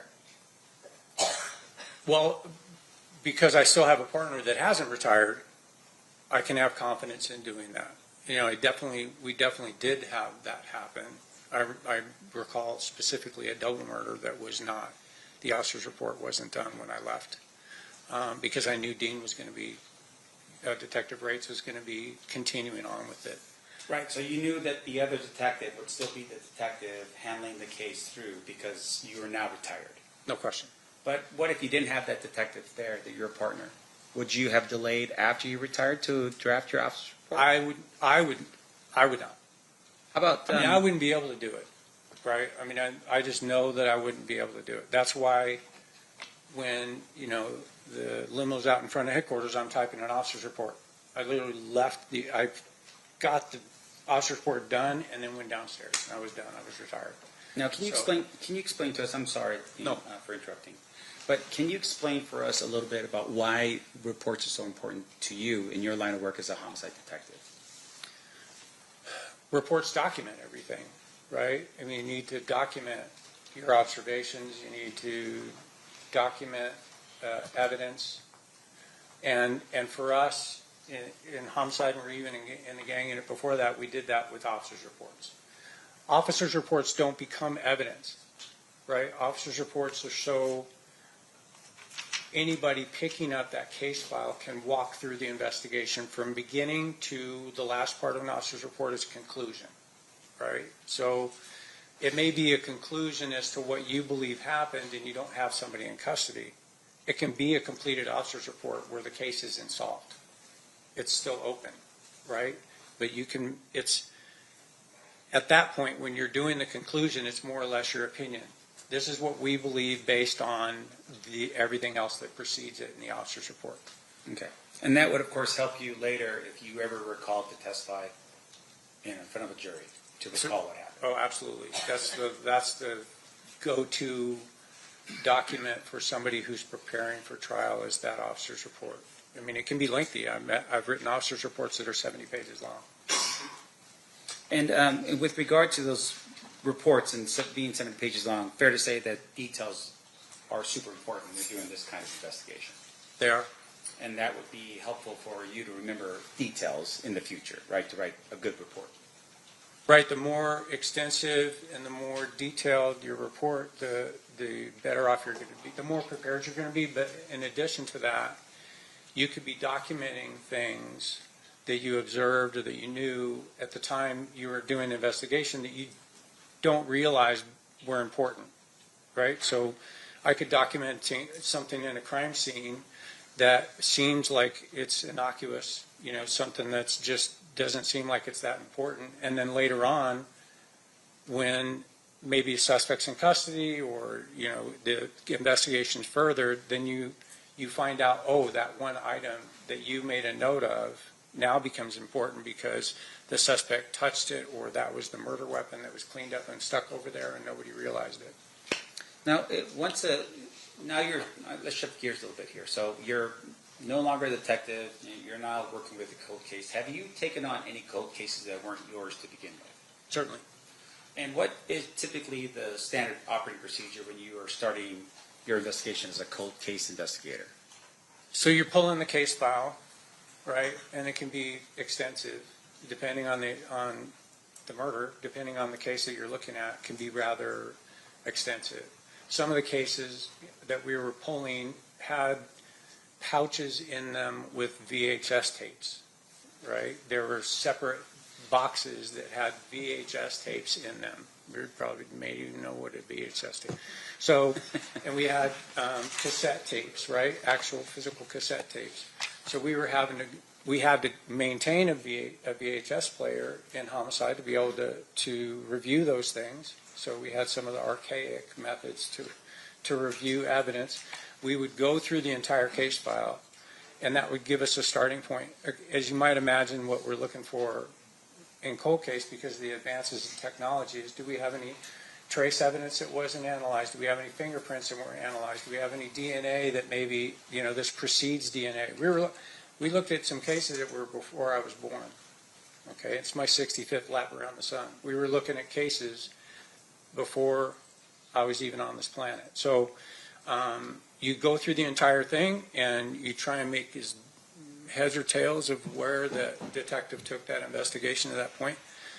Sometimes that could be difficult, especially if you're dealing with one of those Post-it people, right? You're dealing with one of the ones that were writing notes on cocktail napkins and stuff and keeping them in the case file. We'd pull little notes that were like, I have no clue how this relates to the investigation at all. Don't know if they talked to this person, didn't talk to this person. Was this a witness? Was this a secondary victim? You know, we didn't know. So we'd have to try and track those down. And some of the cases were so old that, you know, people that we were dealing with, they were deceased. Did you have any success with what you did on the cold case unit? Oh, certainly, yeah. We had closed quite a few. So when you say closed, meaning that you were able to find out basically the information you needed, you know, the suspect or whatever the case was? Yes, absolutely. All the way through to an arrest and prosecution and conviction, yes. And with regards to the success you had on the cold case, did any of those cases not involve some type of technological thing like either a trace, DNA, or fingerprints? I think I'd say there was none come to my mind that we didn't have something that was redone and reviewed and then came to a conclusion or pointed to a specific person that we were then able to go and interview. We had one where we flew to Toledo and we got a confession on a murder that happened here in Las Vegas, because that person was already doing life without there for another murder that he had committed. I don't recall that we had any physical evidence in there that we needed. He confessed to it basically. What do I have to lose? I'm already doing life without. So he basically was in custody ready for a murder in another state and basically Columbus, confessed and said, hey, I'm confessing to this murder in Nevada. Correct. So it wasn't like you found, We did. I mean, there's, you look at some of these case files, and they're definitely pointing towards a specific person, right? Every indication is that this is who you're dealing with. Right.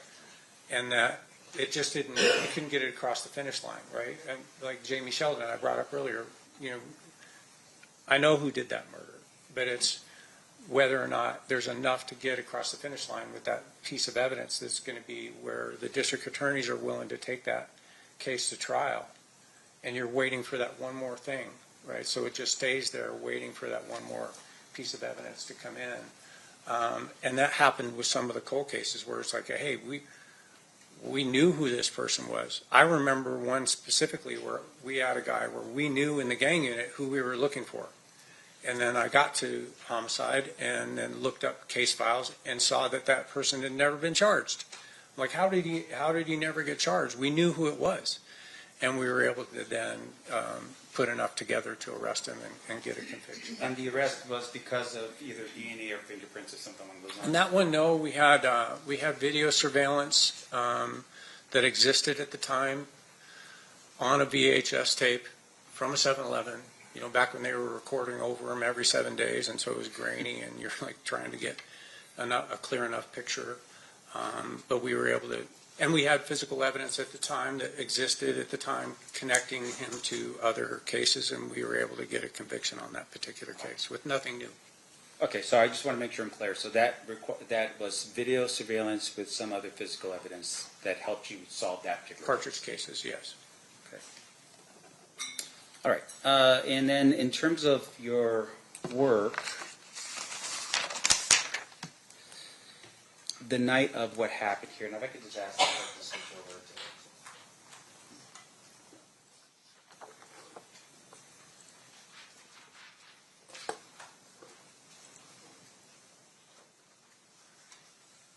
to... Are you, does this help a little bit here about just zoning into what's, zooming into where this thing happened?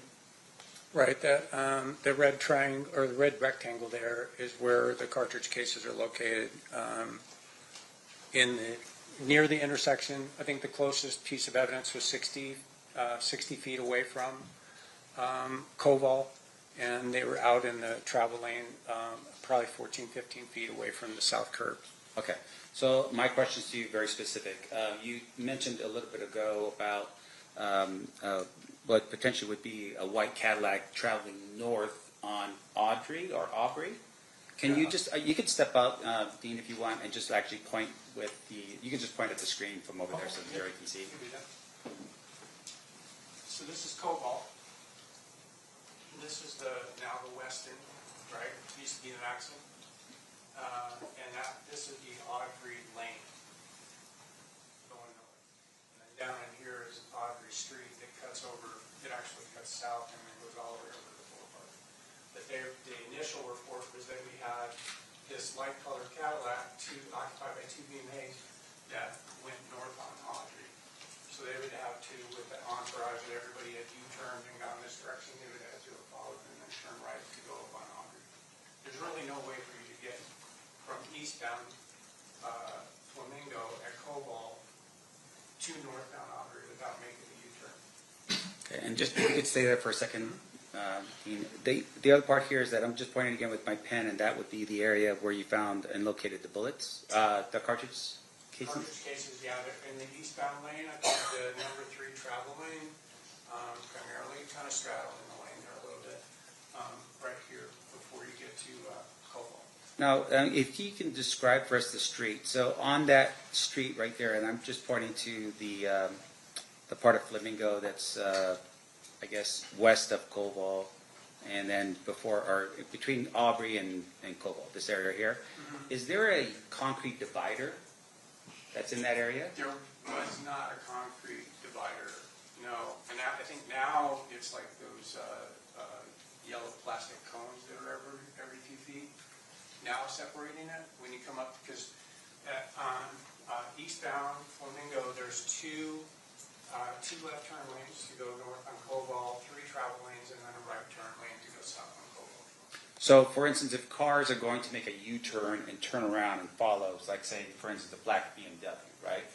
The other cars could just basically just make a left-hand turn and go right back. They don't have to go in procession around and keep going. Fair? Yeah, well, now they would be hitting all those yellow cones. So, I don't know. I don't think back then, I think you could probably just right there, I mean, it's a violation of the law. It is. Yes, you could certainly make a U-turn there. Because my understanding is those cones that you're talking about will be actually on Cobalt to prevent people, I guess it's like to stop traffic from merging or having too much lanes or traffic in that area. Do you recall that? I know all the yellow cones, because I took a fellow marshal to the airport yesterday, and the lady in the box actually took me north on Cobalt to pass that intersection, so I was able to see all the yellow plastic. They're permanent cones that are there, dividing the north or east and westbound traffic. Right, but at the time, your recollection back in 1996, you don't know if there were cones up at that I point. don't know, there wasn't. Yeah. I know there wasn't, and there wasn't a New Jersey wall, so I think, you could just make the turn. Just There might make have been a curb, there might have been a cement curb, but I don't see that in the photo, and I don't have an independent recollection of it. Gotcha. So those cars are, if we're trying to envision the BMW getting shot at, and at some point it's making a U-turn, there's some discussion about rims on the vehicle being messed up because of. Yeah, it's possible. And then as it's going down, the other cars would have just either just turned around and made a immediate left. Too. Possibly. I know, because we never went to Harmon and the Boulevard, and never saw the entourage, the other vehicles that had gone down there. Your Honor, I have no further questions. Thank you. Anything further, Mr. Jackman? Briefly. I don't know if you retired on a Friday, but if you knew when you retired on Friday that on Monday you were going to be right back there as a cold case investigator, you wouldn't feel, or would you have felt, the need to finish that Friday before you got in the limousine? I think I would have been okay to let it go. Yeah, that'd have been all right, and skip that part. Yeah. Let me ask you this. Has there been at least one case with you and I, in fact, where there was never an officer's report that was able to be completed? No, Debbie Flores Narvaez. And, is there any requirement that there be an officer's report created? No, again, officer's report's not evidence, right? It's just kind of a guideline to go through the case file itself. There was, in the case that we're talking about, a case management form that went all the way through the investigation, so it really wasn't necessary to get to put it on a trial and get a successful conviction. You mentioned as well that old case files. You've looked at, you said case files from before you were even born. Yes. You don't know if all of the reports that were ever generated were in that file or not in that file when you get the case, correct? I could say that there were some case files that we pulled that they weren't even in 3-ring binders anymore. They were in accordion files, and there were definitely things missing, right, over time. The frustrating part of cold cases, going to pull evidence and seeing that it had long been destroyed, wasn't even available anymore, which shouldn't happen, but it sometimes does. And so, you're trying to piece together the case even without some pieces of evidence that you think is crucial. So despite not having maybe everything that the original detectives have, you don't just give up. You still try and solve the crime. Exactly. Well, you go redo it, right? I mean, if there's indication, like again, if you got a cocktail napkin with a name and a date of birth on there, but you don't know how that was involved, then if that person's still around, you go interview them. And, we ended up doing it in cold case. We ended up doing a bunch of traveling to where we would go do those interviews and sit down with people, and, they have, being a witness to or being involved or even connecting remotely to a violent incident like that or a murder, That's called a significant emotional event, right? You're going to remember very specific details. I'm sure in your own life you've had that, where something really significant hits you. You can remember what you were wearing, you can remember the smell, you can remember where people are standing. So we were able to just go back and redo that interview and then put that into the case file, even though it was missing. And you sort of said this, but in a lot of those case files, law enforcement knows what they believe to be the story. They just don't have the witnesses to present in a courtroom to establish the crime beyond a reasonable doubt. No question. I would say, especially during 2 years of investigation in the gang unit, also the 2 years on the RICO task force that we were involved in, we were dealing with gang-related crimes, and there were many cases where we had something happen with, we knew 50 people around, right? There were 50 people there, and you start talking to witnesses, and everybody has the same statement. I heard shots, I ran, and the police stopped me for no reason, right? So you don't get that level of cooperation because people are afraid, right? People maybe think because they think gangs might be involved, they don't want to say anything, they keep it to themselves, and they live with the fact that they didn't help, right? But then with cold case, we were able to come back to some of these older cases where now that, that young gang member that might have had 7% body fat back then and was, in his prime and was scary is now an older toothless, bulldog, that's resting in the shade. So people are not afraid to now come forward and say, yeah, I was there, I saw it, I know exactly who did it, and I can prove it. So we were able to solve some cases like that, which was good.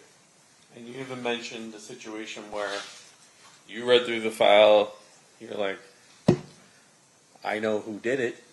You flew to Toledo, and he confessed. Correct.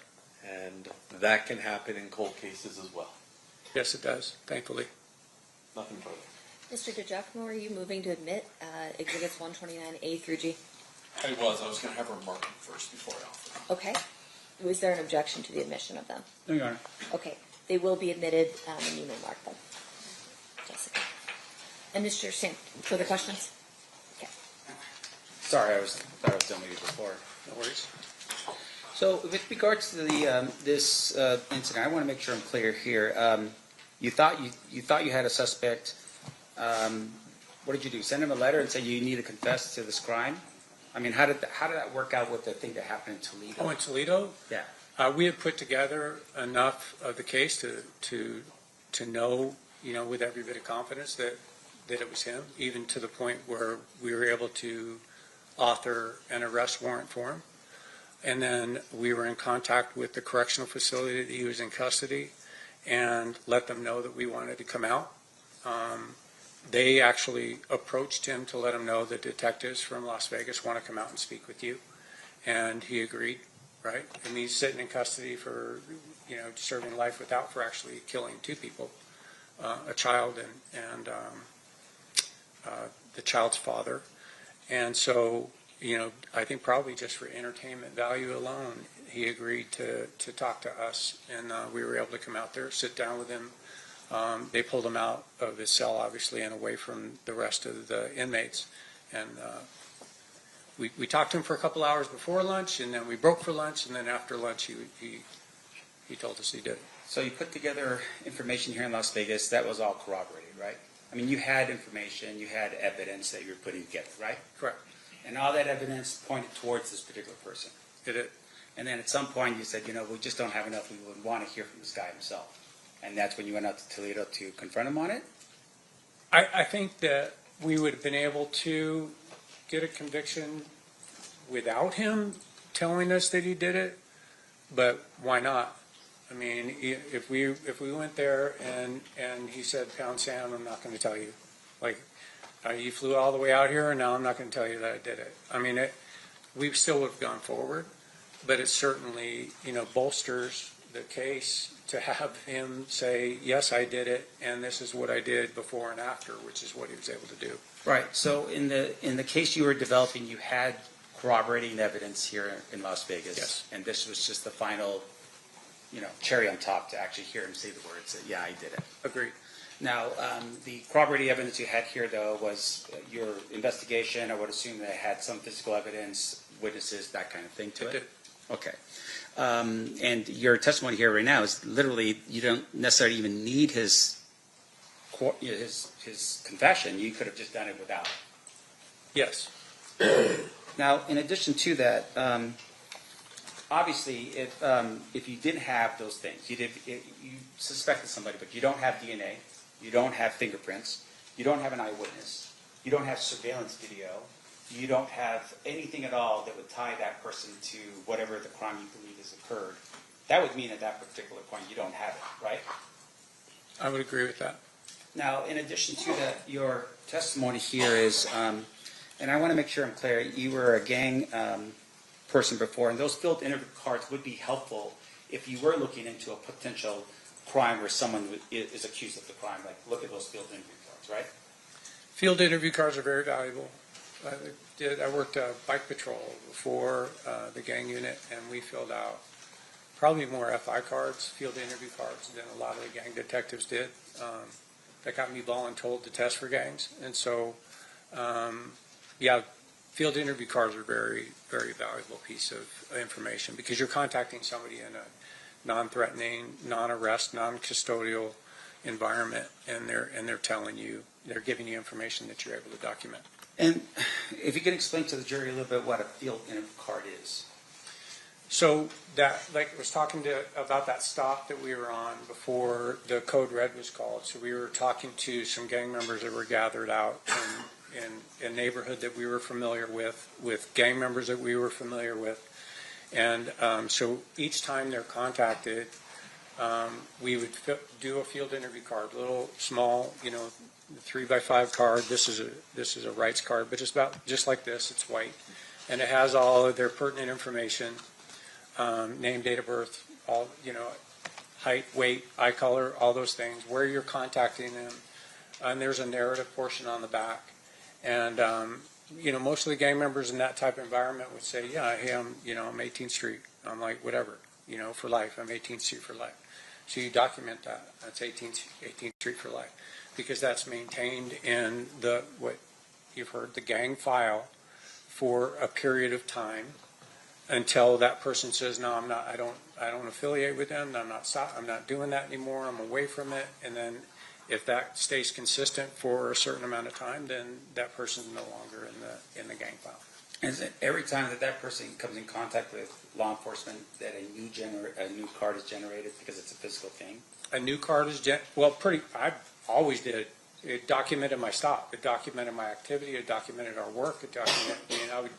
Plus, it starts the time clock every time, right? So every time that person admits, every time that person's in the company of other known gang members, and then it starts that time clock so that they stay in the gang file until that time expires. So you want the clock to continue to start over. Okay. And just one last question, and I hate hammering the heck out of this report stuff, but in terms of the example that was given you by the state, they said, well, if you retire and then you go into cold case, you can continue on with the investigation if it's a cold case, right? I would, yeah, definitely. How about the district attorney's office? You're an investigator at the district attorney's office. Does the district attorney's office have a cold case team? We didn't have anybody assigned to us at the time, because I left in January of 23. At the time, we didn't have anybody that was catching our cold cases specifically, so I couldn't tell you one way or the other. Right. So you are testifying that Metro has a cold case unit, to which if you're a detective with homicide and you want to take a case with you, you could have done that, right? Certainly. But with regards to taking your case as a homicide detective and now working for the district attorney's office, that's not how that typically works. Right? I wouldn't know how they function with it, because I know, we put a case file together and we submit that case. It gets approved by the DA's office, and that the district attorney may recognize certain things that need to be cleaned up or need to be followed up on that maybe wouldn't come back to the detective in homicide. Because keep in mind, if we're working a big case, we're still catching new cases. There's not, you don't catch a big case and then all of a sudden, time out. And I get to do this, work this case. You're still catching new cases.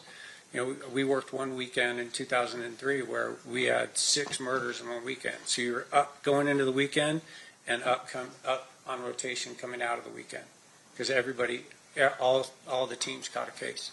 And so, just for the jury so they understand, Metro is the police department, they do investigations. Correct. Once you're done with the investigation, you develop a suspect, you then submit that request to the DA's office and the district attorney's office for prosecution. Correct. The district attorney's office, on the other hand, do not have investigators that initiate cases to be charged, right? I don't know how the DA's investigators run their, I know I had contact with them multiple times over the years because now we've involved the DA's office in what we've produced because we seek the truth. DA's office seeks justice, right? So but I know there may be some incidental things that come up that an investigator will handle rather than taking it back to the homicide detective for follow-up. In your experience throughout law enforcement, even up to currently, have you ever seen an investigator or the Clark County District Attorney's Office be the primary officer on a case? No. No further questions. Thank you, Your Honor. Anything further, Mr. DiGiacomo? No. Any questions from the jury? We do have at least one. Can I have the parties approach? Except we only have one.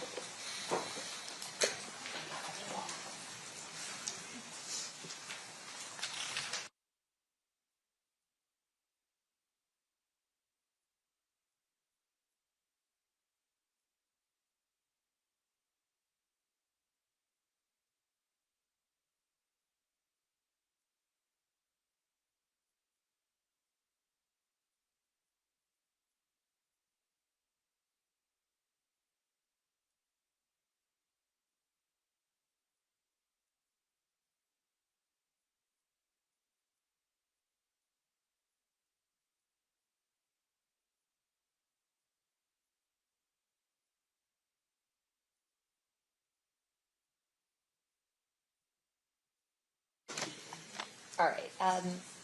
Question from our jurors. There are 8 cones, but only 7 glass bottles in evidence.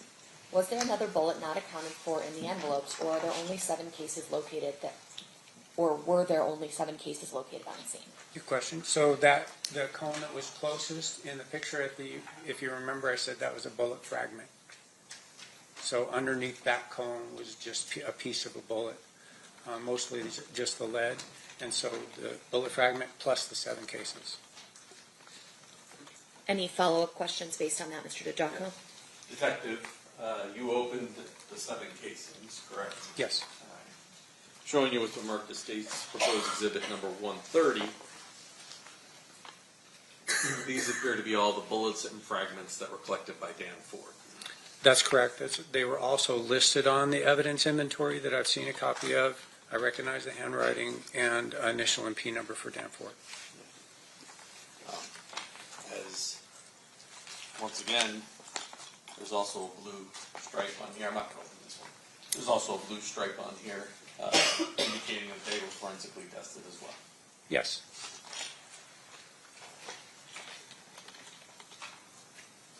So don't move to admit 130. Any objection? No objection, Your Honor. Okay.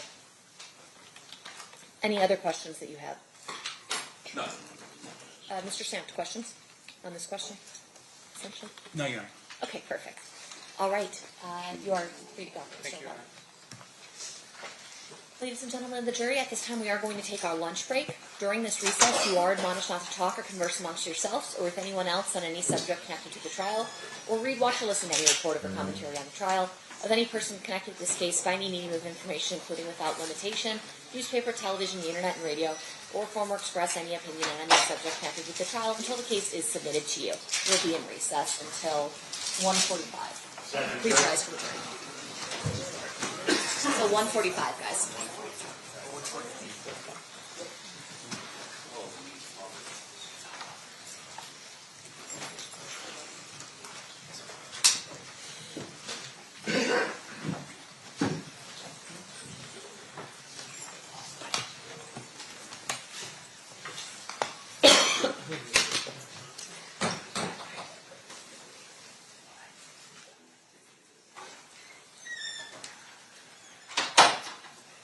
All right, jury's exited. Anything you need to address outside the presence?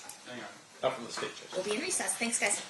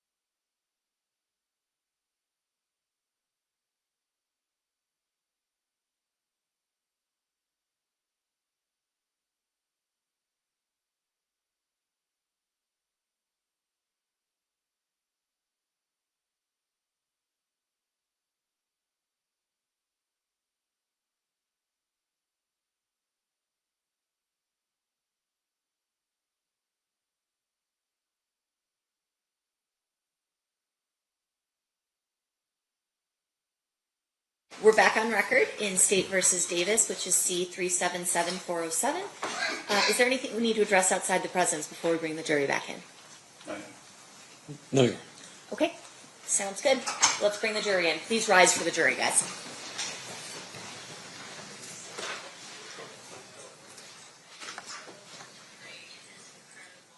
Okay, the funny thing is, if you stand up with one of these screens on, you can't read.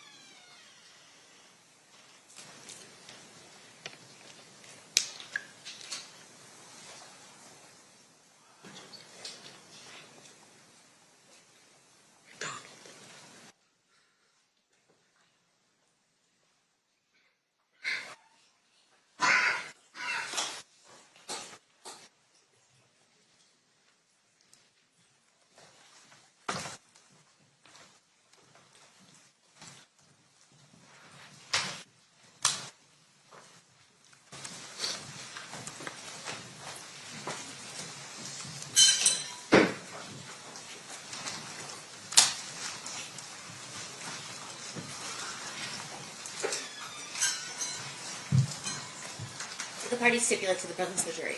Yes, sir. Yes, Your Honor. You may be seated. All right, welcome back from lunch, ladies and gentlemen. We're still on the state's case in chief.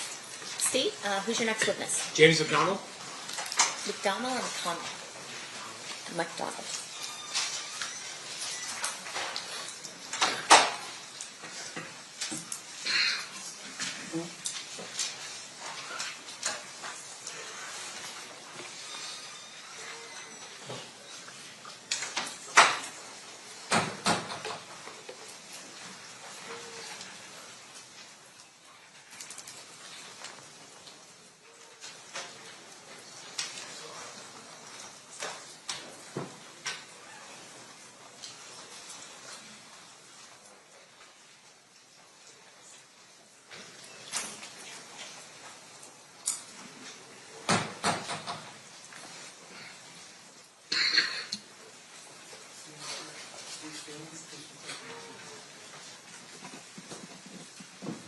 You do solemnly swear the testimony you're about to give in this action shall be the truth, the whole truth, and nothing but the truth, so help you God?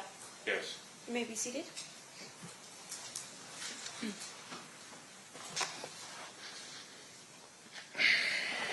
May I please have you state and spell your first and last name for the record? James McDonald, JAMES-MCDONALD. Thank you, Mr. McDonald. Mr. Paul, whenever you're ready. Thank you, Your Honor. Mr. McDonald, it's fair to say that you're here because of a court order. Is that right? Correct. That you didn't volunteer to come or anything like that? Not at all. Okay. But you were instructed by a court that you had to attend. Yes. I want to ask you about September 7th, 1996. Were you at Club 662? Yes. What was Club 662?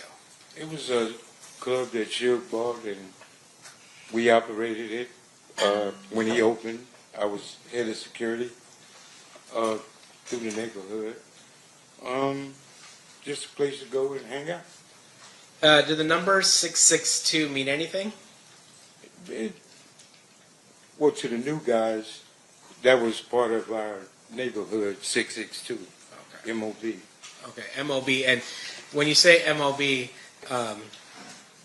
there used to be before Apple iPhones and those types of things, when you had to have landlines and you pressed numbers, 662, there would be letters under those numbers, and M and O would be under 6. Is that right? Correct. And B would be under 2? Yes. So 662 would be M-O-B. Yes. When you talk about Suge, are you talking about Suge Knight? Yes, sir. How did you know Suge? He lived in my neighborhood. And is that in Compton? Yes.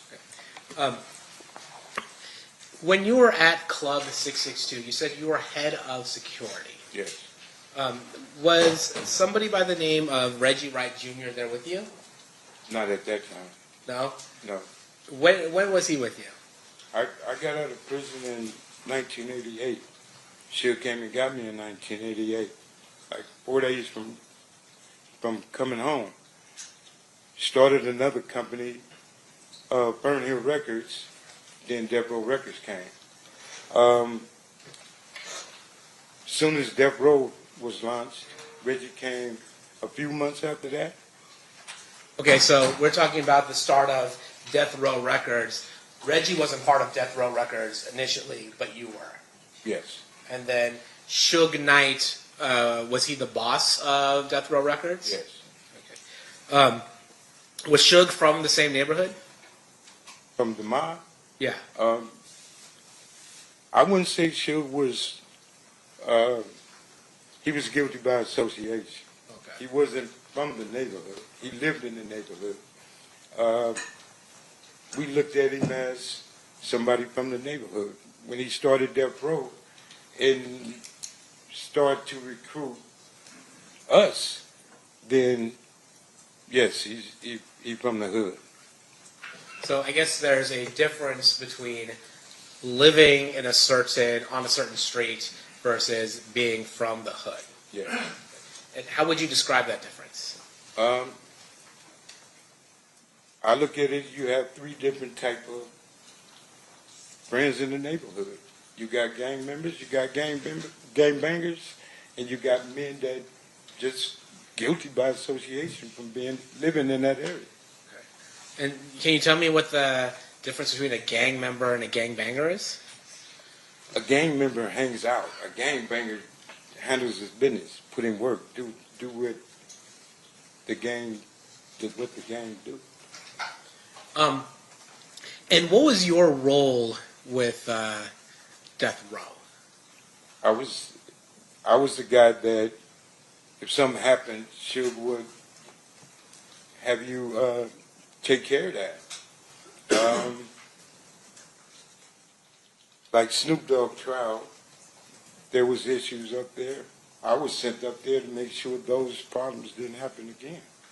And are those problems, and I'm not asking you to get into specifics, but are those problems meaning issues with other people who might be gangbanging or might be trying to threaten folks? Correct, yes. And you are somebody that Suge relied on to be able to protect his roster of music artists and other things like that. Correct.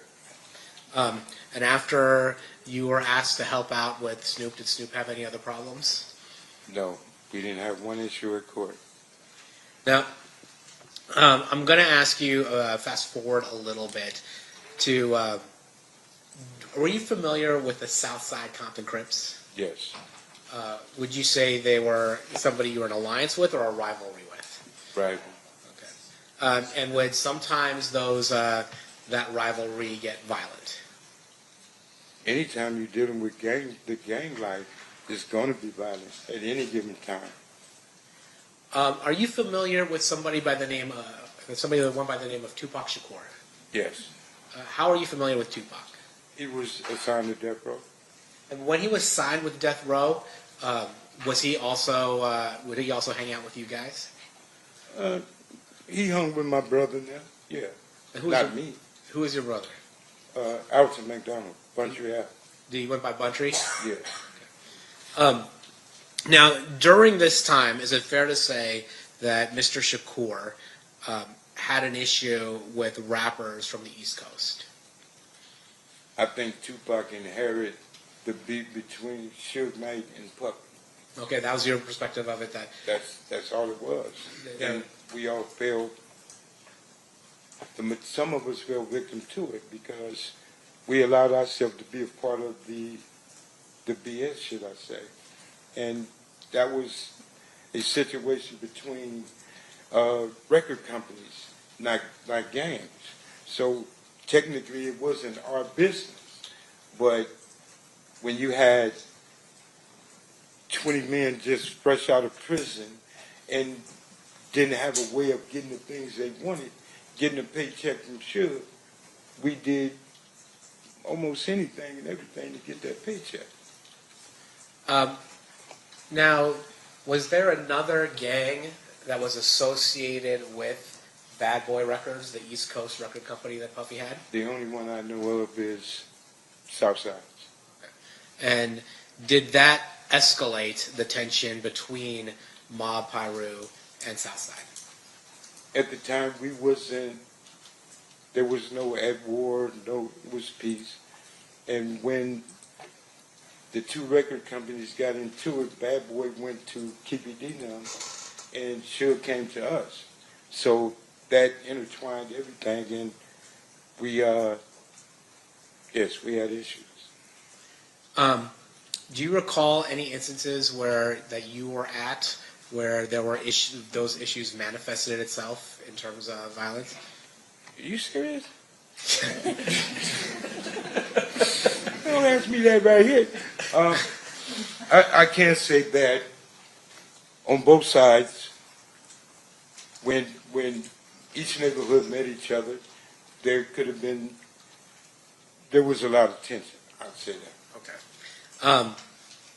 Now I want to talk a little bit about September 7th, 1996. Mm-hmm. Were you in Las Vegas on September 7th of 1996? Yes. Why were you in Las Vegas? To run the security at 662. We were having issues with individuals that said that they were coming for whatever reason they was coming for and to come to 662. My job was to not let that happen. Similar to the kind of security you were asked to apply in the whole Snoop Dogg situation. It didn't have nothing to do with Snoop Dogg. It was, everybody came, well, Suge and Bunch and them, his entourage, everybody went for the fight. My job and all of my people were there to make sure nothing funny happened at 662. So we were the fall guys. So if something happened, we was the one that's going to go to jail for it. Prepared to do that. So nobody else was going to come up there and disrupt it in that manner. But if anybody remember that night, it was so many Metro and everybody there. No, neither side could have did anything. So it was calm, it was peaceful. So when you say there's so much Metro there, you're talking about so much Metro at Club 662? It was police all over the place. Now you said you were there to be on the lookout for something. What were you? You said I was on the lookout for nothing. I apologize. You were there. You were there in order to ensure there weren't any problems. Is that fair? To make sure everything was good. And because you had heard there might be some issues. Correct.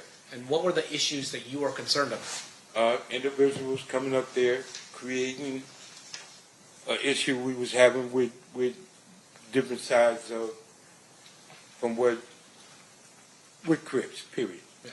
So you were worried about Crips. Not worried, so I'm sorry. You were there providing security to ensure that Crips did not initiate any violence at Club 662. Not just Crips, that nothing would happen. Okay. Period. Okay. And then when you were there, was Reggie Wright Jr. with you that night at September 7th, 1996 at Club 662? Yes. What was Reggie doing there? Reggie's job was to watch me and make sure I don't get in trouble. Everybody knew how I was. So Reggie, everybody else went to the fights. Reggie was there to watch me with the people that was there. And I'm guessing that you were not the only person there making sure there wasn't any problems at Club 662? I'm positive it was 30, 40 Pyrus there. And again, that was to make sure that there wasn't any violence that occurred at Club 662. Right. When at some point that night, do you learn that Tupac or Suge had been shot? That night, yes. Can you tell me how you learned about that? Well, people was coming back and was explaining that Tupac and Suge just got shot. Everybody was in a uproar. A lot of people started leaving, trying to get over there on Cobalt. We couldn't leave because we didn't pay to do this here. It wasn't too long after people started coming back, like Haron came back and went to the hospital. The majority of the people was leaving and then coming back because that night they said Tupac was going to be all right. And even Suge came back with a little bandage on his head. And we thought everything was good. People kept partying. So, and when Suge came back, you said he had a bandage on his head. But yeah, the dude said he got shot, but he was grazed, a little scar, but nothing penetrated. Some people would describe being shot in the head even slightly. He described it as that, yeah. He's wrong. All right. So when you find out, well, let me ask you this: was Reggie with you when you found out that Tupac and Suge were shot? Yes. And did it appear to you in any way that Reggie Wright Jr. was coordinating the murder of Tupac Shakur? Impossible. I mean, and I say this because you're aware that there have been some conspiracy theories that Reggie Wright Jr. is responsible for the murder of Tupac. And it's so not true. His father was implicated, and his father had something to do with it. Reggie Wright used to be a police officer. And here again, I've been knowing Reggie Wright over 50 years. His daddy, as a police officer, patrolling my neighborhood. He done took me to jail many times when I messed up. If Reggie killed Tupac, then death row is over with. Tupac was the money source. Tupac was that guy at death row. So Reggie would have had a problem if he would have did that. And Suge, I truly believe Suge would have opened his mouth if Reggie betrayed him like that. So people say what they want to say. After that night, do you stick around in Las Vegas or do you go back to Compton? Well, I stayed in Vegas and we left that morning because we knew we was going to have neighborhood issues, and everybody left and went back to Compton. Why were you thinking you might have neighborhood issues? Well, you asking me some.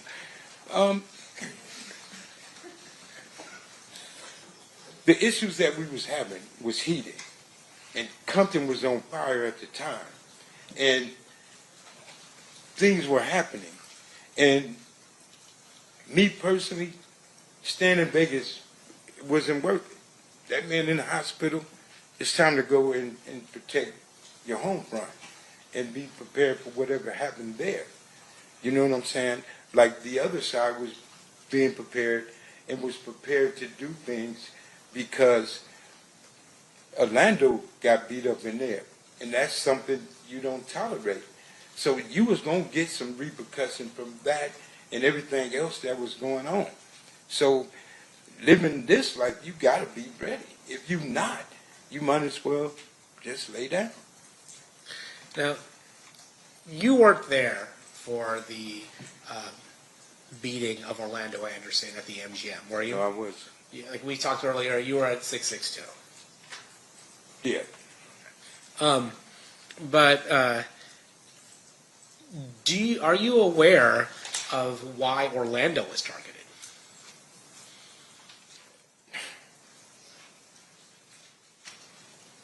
I'm aware of a lot of things. things that was going on, people ain't talked about it in 30 years. Today ain't one of them. I don't mean to be funny, but here's the thing. A lot of things happen that night. A lot of things happen weeks and weeks after that night.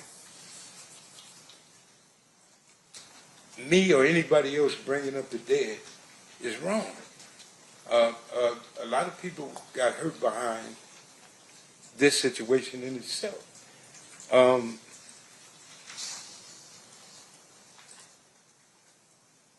Living the life and how we lived in Compton is one thing. You bring back all of the guys that made it, like me, I'm 61 years old now, to rehash and relive this situation again. I told every attorney in here that tried to get me to come here, you better treat me as a hostile witness. And I think that's where I'm about to go now, because you're asking me questions, I can't answer those questions. Okay, well, let me ask you this. Then I'm not going to speak on Orlando. Let me ask you something about yourself. There was a rumor that Tupac had knocked you out one time. I'd have killed him. That would have been your response if that happened. Yeah, I'm being honest with you and everybody else. I said it on my podcast show. Him, Suge, and my brother. I'd have shot all three of them if he touched me. That's how I was living. Why is that? That's what I was back then. And so, is it fair to say that your reputation and your standing in the neighborhood would require you to do something if you're going to get punked by somebody like Tupac? You don't have a choice, or you can't be there. I'm sorry. We're doing some side talking. No, that's my fault. I asked, that being in the life that you were, if somebody like Tupac is punking you, like by punching you in the face or something like that, you would have to retaliate, or you would lose your place in the neighborhood. You would have to go back home and fight everybody that called you a punk. You would have to go. There's some rules that you roll with, and some rules you just got to handle. Certain things need to be dealt with, adjusted, living that life. And when I was living that life, it wasn't no ifs, ands, or buts. It wasn't no, oh, you get a pass. No, I was shot him, to be honest. So then you had mentioned, I'm not going to ask you to go into any specifics, but you had mentioned that after what happened here in Las Vegas, there were issues between the neighborhoods. How long did that last? Was it like, all right, one day we're good, everything's done, or did it last for longer than that? No, it was tension in the air for quite a long time, until I guess both sides, and he might agree, just said, let that shit go. Because it really wasn't our beef. This was between Suge Knight and Keffe D. And people put themselves in situations, like myself. I'm guilty as everybody else. Like myself, I put myself in a situation to protect something and somebody that didn't have nothing to do with me. I did it for a paycheck. I did it on some just because. I'm older now. I get it. But we did things for all the wrong reasons at that time, in them days.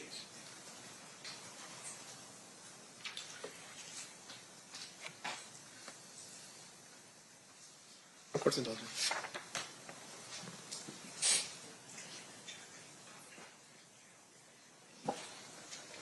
Your Honor, Steve will pass the witness. Okay. Cross-examination, Mr. Sims. Sir, have you ever met me? Excuse me? Have you ever met me before? No. Have you ever spoken to the district attorneys prior to your testimony here today? Once. And is that what you're referring to is the time that you told them, like, hey, any attorney here is better treat me as hostile because... Yeah, I told them I didn't have nothing to do with it. Now, a couple questions for you, sir. This is more for clarification. So on the night of the murder, you were working as the head of security for 662. Yes. Explain for us a little bit about the club. Was that Suge's club or was it somebody else's club? Suge, to my understanding. Okay. And when you were there as head of security, were you there, had you worked there as head of security prior to this particular night? We did an event there once before. Yeah, same thing. Okay. And on this particular night, was this an event like some type of fundraiser or something for police officers or anything like that? Do you recall what the event was for? We wouldn't have been there. Okay. No. What was the reason for the event? It was Mike Tyson fight. Tyson was coming back. Tupac was supposed to perform like other people, and we was there for that. Okay. Can you describe for us how big the club is so that we can... 30 years ago, a little bit bigger than this room. So it's relatively, it's not like a two-story. It's no, not, it's you know. small. All right. And in terms of the club itself, you were there and you were sharing with us that there were other people that were there. Yes. Law enforcement as well as I don't know, people from your side of town. Oh, law enforcement was outside. The Metro would say, "Why y'all put words in my mouth?" Sure. They were outside. Okay. We were on the inside. Wasn't no law enforcement mingling with us. So, as far as you know, law enforcement wasn't hired by Reggie Wright to provide additional security? No, at this was Club Metro 662? posted up all over the place. And so they were there specifically just to, like what, harass or just send a warning or what? No, they were there. Like when you have events in Las Vegas, everybody knows. You're going to see Metro here, every block. Yeah. They was posted up, which they do all the time. But you're telling me that as head of security, you do not know or you don't believe that Reggie Wright hired the Metro officers to come in? I know for a fact he didn't hire the Metro police. Okay. Do you know how many people were on the payroll that night from your security team? Well, y'all do paperwork different than we did. Our paperwork was getting cash money. Our paperwork was what they call under the table. We had at least 30, 40 of my homeboys there. Reggie Wright Jr. and his security, his company, the people work for him, didn't have nothing to do with what Shield paid us for working. So that was two different entities, Reggie and Shield. The homies was there for the Shield night. Reggie Wright hired his company to watch over Shield night people. Right. So his security did like the right thing. My security did what they ain't gonna do. You get what I'm saying? I get it. The police gonna walk you out of there. Mm-hmm. We gonna drag you out of there. So it was a difference, but not on the same paper. Sure. And once again, the intent was to protect 662, right? To protect the club, protect the patrons that were going to go there, that kind of thing. Yeah. Okay. Now, in terms of your knowledge of what happened on that night, fair to say you weren't present when the shots had rung out. No, I wasn't there. Okay. And your testimony is that you had heard from other people initially that, hey, Tupac had been shot. Yes. And you had thought maybe other people were maybe relieved, thinking like, okay, it's not that big of a deal. He's gonna be okay. That's what came back to 662. People that went to the scene, and everybody said Tupac was talking. So everybody came back to the club saying he's gonna be all right. So people just went back to, me. Right. Now, in terms of the that night, you go back to Compton. You live in Compton. Yes. You still live in Compton? No. At the time you live in Compton, you go back to Compton, and you tell us that there was a lot of tension. Can you describe that for us when you went back in terms of what kind of tension we're talking about? You sure you want me to answer that? Is it going to be graphic? No, I ain't gonna. I got to raise the word in it, but you asking me a question. I don't. And what I explained to them, I don't want to send him to prison. Sure. Even though we don't like each other. Sure. I don't want to send you to prison. So that's why I'm here where I'm at and the way I am, because I changed my life. I'm raising my grandkids, teaching them never to be like their papa. And here I am explaining to people what I used to be, and I'm not proud of that. I'm not proud of that at all. And you asking me questions that can hurt him. And like I told them, I'm trying to avoid to answer the questions that they might look at me and say, something is wrong. Well, let me put it this way. Let me help you out with this. Thank you. So these people right here, what they want to know from you is, did you see who shot Tupac? I told you no. Correct. So outside of that question, right, the next question I'm asking you is, when you went back to Compton, was it like a Southside Crip shoots a Pyru Blood, and then a Pyru Blood shoots a Southside Crip? Is that the tension that we're talking about? Do I answer this? That's a straightforward question. It's a yes or no answer. Okay. Did you see that? When I was a part of that life, I was a part of that. Once again. And I was, no, because you asking something that's going to hurt this dude. And okay, let me stop.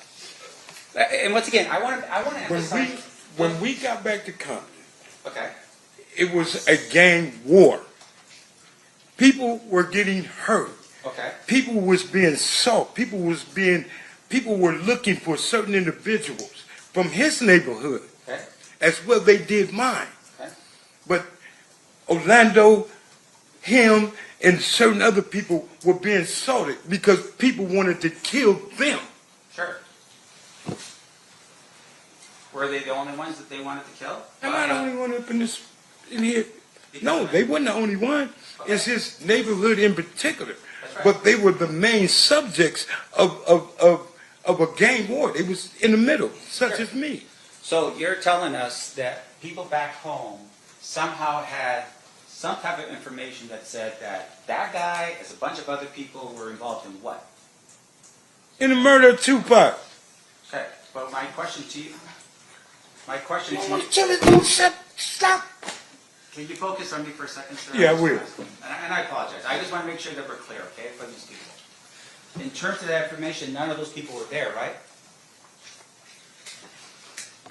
What people you be speaking on? The people that was already in the neighborhood, or the people that left Las Vegas that same night Tupac was shot to go home, bear their arms, and go to somebody else's neighborhood to look for somebody? They had to pay it back. So once again, my question to you is that the information that I'm asking about is the people that back home, you're saying were eyewitnesses to this? How could people back home be eyewitnesses to something that happened in Vegas? No, that's not what I'm saying. The people that were here in listen to my question, sir. The people that were here in Las Vegas, you're telling me, were eyewitnesses to what happened and went back home. Is that what you're telling me? I'm telling you, the people that was at 662. Just answer my question, sir. Yes or no? I can't answer that without a what you call them. You trying to tell me to say something that you're not going to understand if you let me explain to you. No, answer my question. I'm not answering nothing. I don't know what he's talking about. Okay. Okay, Mr. McDonald, focus for a second. I am focused, very. Focus on this. My question to you is this. You didn't know what happened that night because you weren't there. Right? I was at 662. Right. Do you know who was there? I know everybody that was there. Okay. Like who? Talk to your lawyer, man. This dude is tripping. I'm not going to explain that. I can't answer that. Okay, let me ask you this next question then. You are telling us that people back in Compton, for some reason, knew what happened here in Las Vegas. A phone conversation? People found out when people left Las Vegas the same night Tupac was shot, went straight back to Compton. It only takes 3.5 hours to get home. Sure. Yes, it wasn't a problem for people to find out what happened. No problem at all. They got on their phones, they texted people, they let them know what happened here on the night of the shooting? Yeah. They had walkie-talkies, they had all kinds of phones. They had ways to call people to say whatever. But when people left Las Vegas that same night, after they found out and got in their cars and went home, because it was a situation, Pac was shot. Okay. Retaliation is a mug. Come on, man. It was for real, for real. All of this was for real. Now, the night of the shooting, did you have a walkie-talkie, a Nextel thing or something like that? No. Did Reggie Wright?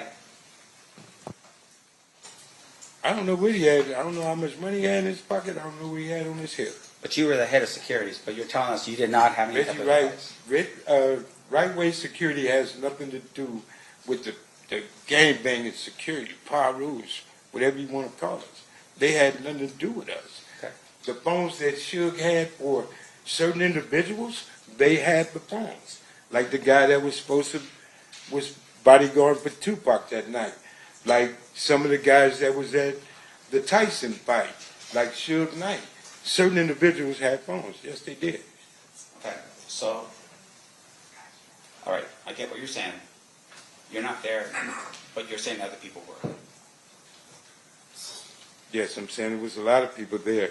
A lot of people were there at the shooting that took place. That was in the entourage, yes.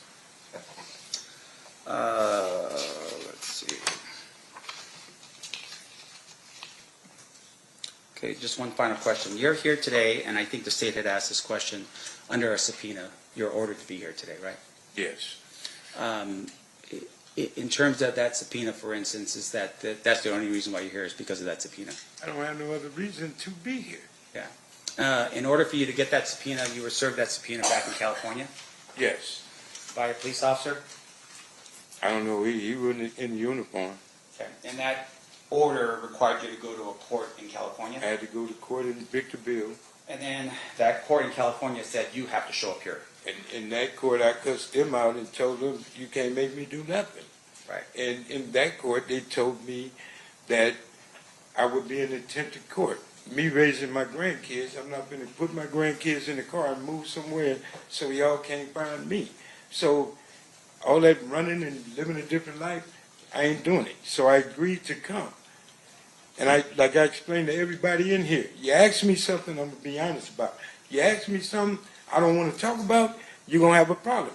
Treat me as a hostile witness. You're not going to talk to me and tell me as a grown man what I have to do up here. I'm not finna send him to prison. You are. So the accusation now is because of the fact that we're trying to ask you questions, you're blaming it on me. You asking me questions. If I just like answer your questions, we gonna have a problem in here, a misunderstanding. And you're asking me something that wouldn't be good for him. Right. And once again, I just want to, look, we're just trying to figure out who shot Tupac. You're telling us that you weren't there to see. That's all I want to know. At the end of the day, that's it. Right? Was I in the entourage when Tupac got shot? No. Okay. Nothing else, right? I was at 662. I mean, that ain't hard. That's easy math. No further questions, John. Anything further, State? Jesus. All right, we've got one more phase, and then we'll let you out of here. Okay. Ladies and gentlemen of the jury, any questions for this witness? Seeing no hands? Oh, we do have one. Okay, hang on one second.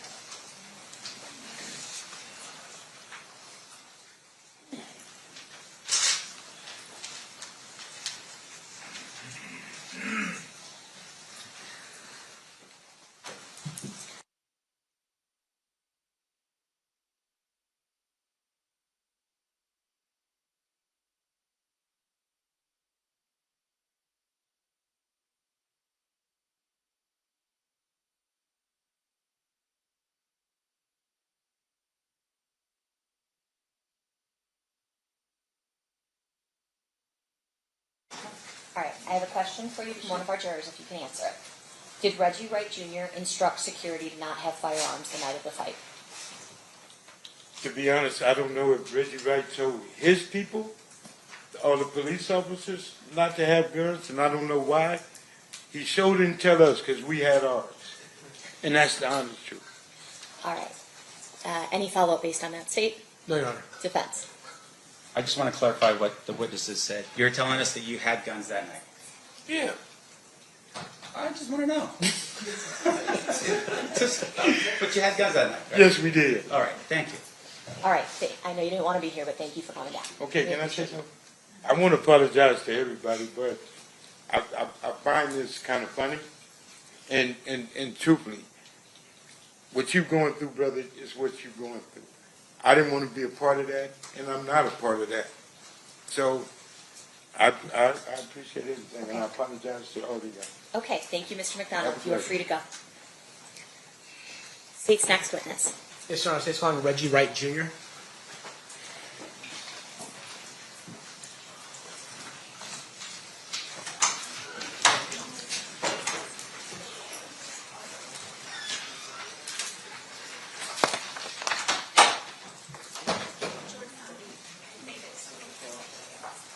All right, Jordan's investigating the burning smell. Anyone like smelling it? The burning smell? Maybe.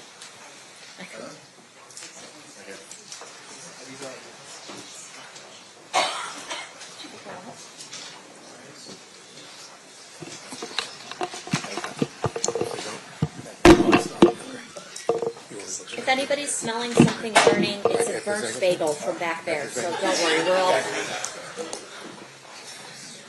Okay.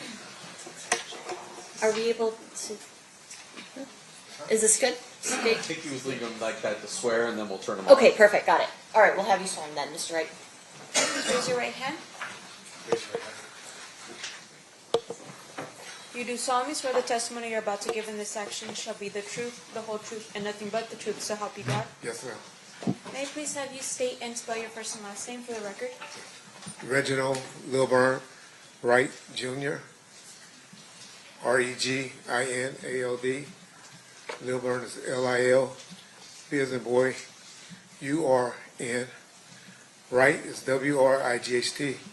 And I'm a junior. Thank you, sir. Whenever you're ready, Mr. Palal, you may proceed.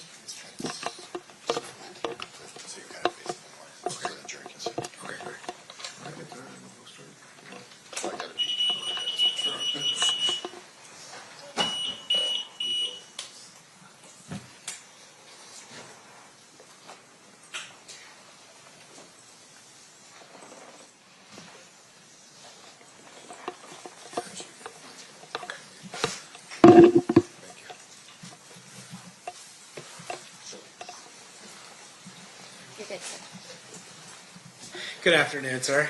Good afternoon, sir. Do you mind if I call you Reggie? Yeah, of course. Okay. Sir, where did you grow up? I grew up in the city of Compton, California. I was born and raised there until about the age of 19. And who is your father? Who's your father? My father is Reginald Wright Sr. And where did your father work? He worked for the city department. And at some point, had he risen up the ranks of the Compton Police Department to become a lieutenant, is it, of gangs? Eventually captain, but during most of his career was a lieutenant. Where did you ultimately become a police officer yourself? Yes, sir. When was that? I was a civilian jailer from 1985 until 1989, and then I became a police officer from 1989 until I retired in 1996. Why did you retire? I received a medical retirement for I have vascular necrosis in my right ankle, but that's not why I'm like this. This is a result of COVID. After you left the Compton PD or took your medical retirement, where did you next work? Well, to be honest, my last year or two of being a police officer, I was employed as death row security, head of security, and also had a private security company. Now, was that something that was called like moonlighting, that officers would moonlight when they were off duty? Yes, sir. Can you explain to us what moonlighting means when you're off duty? Well, moonlighting is pretty much just working off duty on your off duty hours, working for different companies. I worked for several companies. It wasn't just death row. I worked for trucking companies, doing security. Worked at a nightclub, the Raiders Club, that was inside of the Compton Hotel. Worked several video shoots. Just extra money on the side for off duty. Compton PD wasn't paying good? Guess I was really young and greedy. Yeah. And then at some point you said one of the jobs that you had was moonlighting for death row. Is that right? Yes, sir. And can you tell us what Death Row is? Death Row Records is a record company that was based out of Beverly Hills, California. And, yeah. And who ran Death Row Records at that time? A gentleman that I actually grew up with at elementary school, junior high, and high school by the name of Marion Suge Knight. And when you say Suge, is that what he would go by? I call him Suge. So after you retired, did you, well, actually, let me take a step back. As part of your role as a police officer in Compton, were you familiar with the different neighborhoods and the members of different neighborhoods? Yes, sir. Was that part of your job to know what areas were associated with what gangs?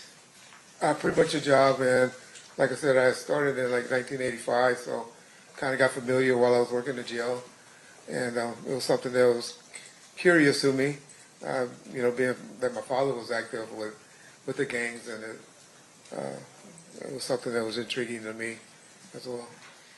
So when you said you grew up with Suge, did you grow up in the same neighborhood that Suge grew up in? Yes, about 2 blocks away. Was that considered Mob Piru territory? That's correct, sir. Were you so when you were growing up, were you familiar with the Mob Piru? They came on eventually later. It was really a Looters Park, Piru area. But then, I guess when I was about in the 7th grade, which would have been like 1978, maybe a little later, 80, they started calling themselves the Mob Piru.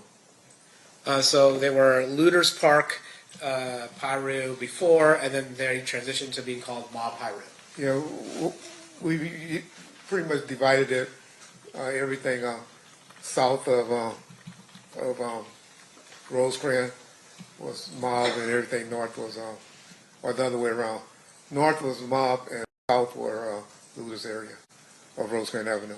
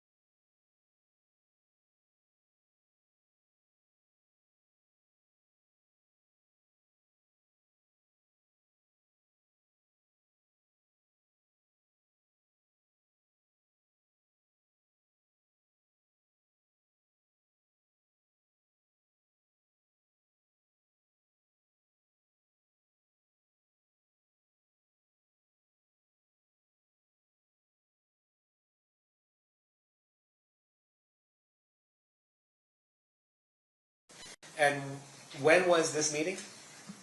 That Friday after they had all came from the town cars meeting, because I took them all to Fridays, and we went and ate at Fridays after that meeting. So it was that Friday.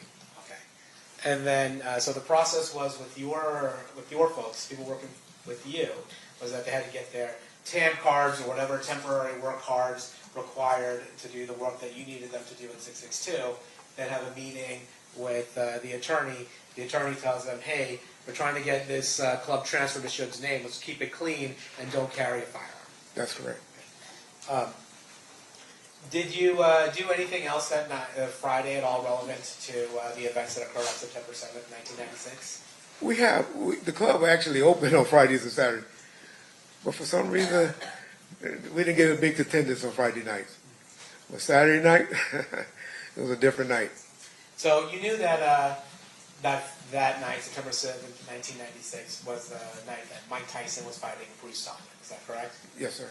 And was that part of the reason why you guys were going to have the club open, because of that fight?